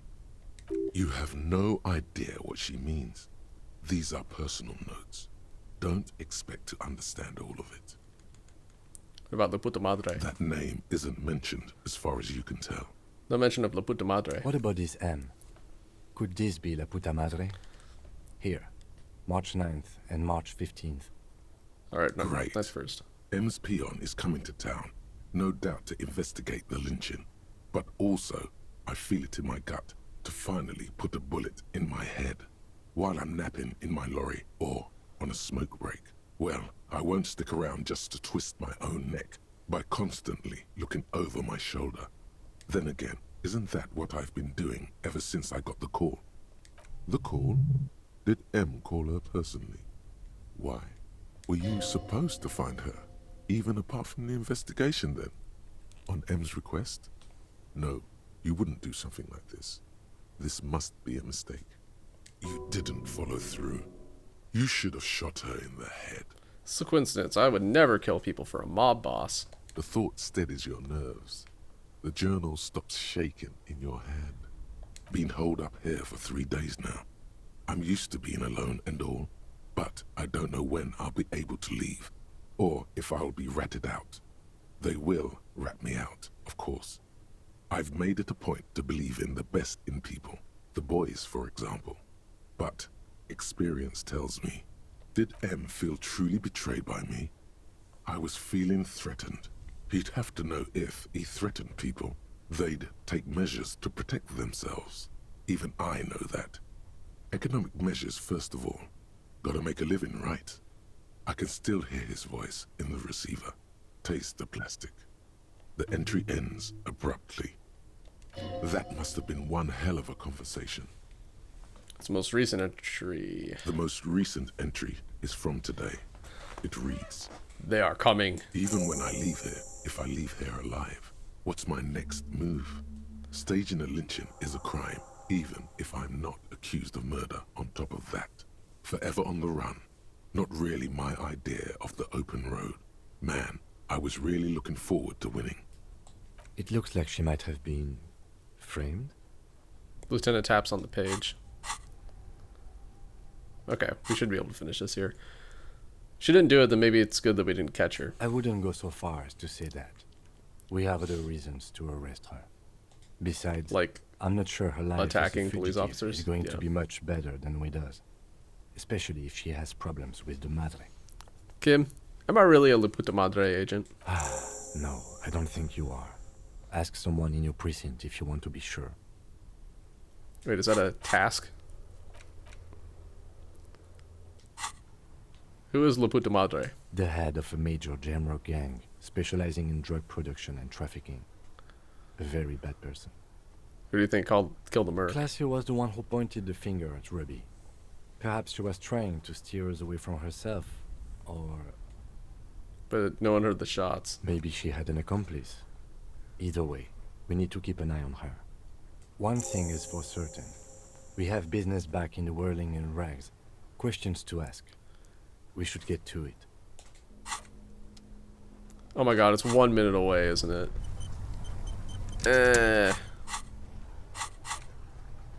Let's see if there's something I can talk to. It was pitched.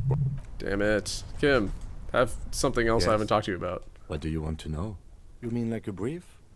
There's no reason There it is. to wing anything. If you didn't 3 days ago, during the day, there's a strong prejudice against involvement. Just to be clear. Good.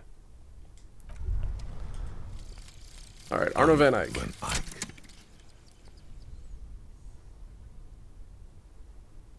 Okay, so Egghead is clearly not Van Eyck in disguise. Van Eyck is an Oranese disc jockey, but those people get around, especially in Revachol, in the clubs on Boogie Street. Perhaps he stayed here for a short stint and discarded part of the song he was working on. Just threw it away. And then it ended up in the Hawthorn tree. But why? Did he think it was retrograde? It wasn't. Perhaps he caught a glimpse of the future and did not want for it to arrive just yet. Perhaps the city whispered the top line to him, and he was frightened by it. All Motorix white checks unlocked reveals Arno Van Eyck gig posters in the world. Oh?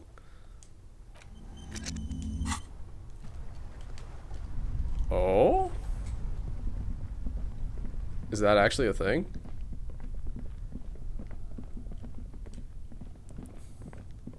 I know that Hobocop was supposed to reveal legendary tier tear, but it didn't.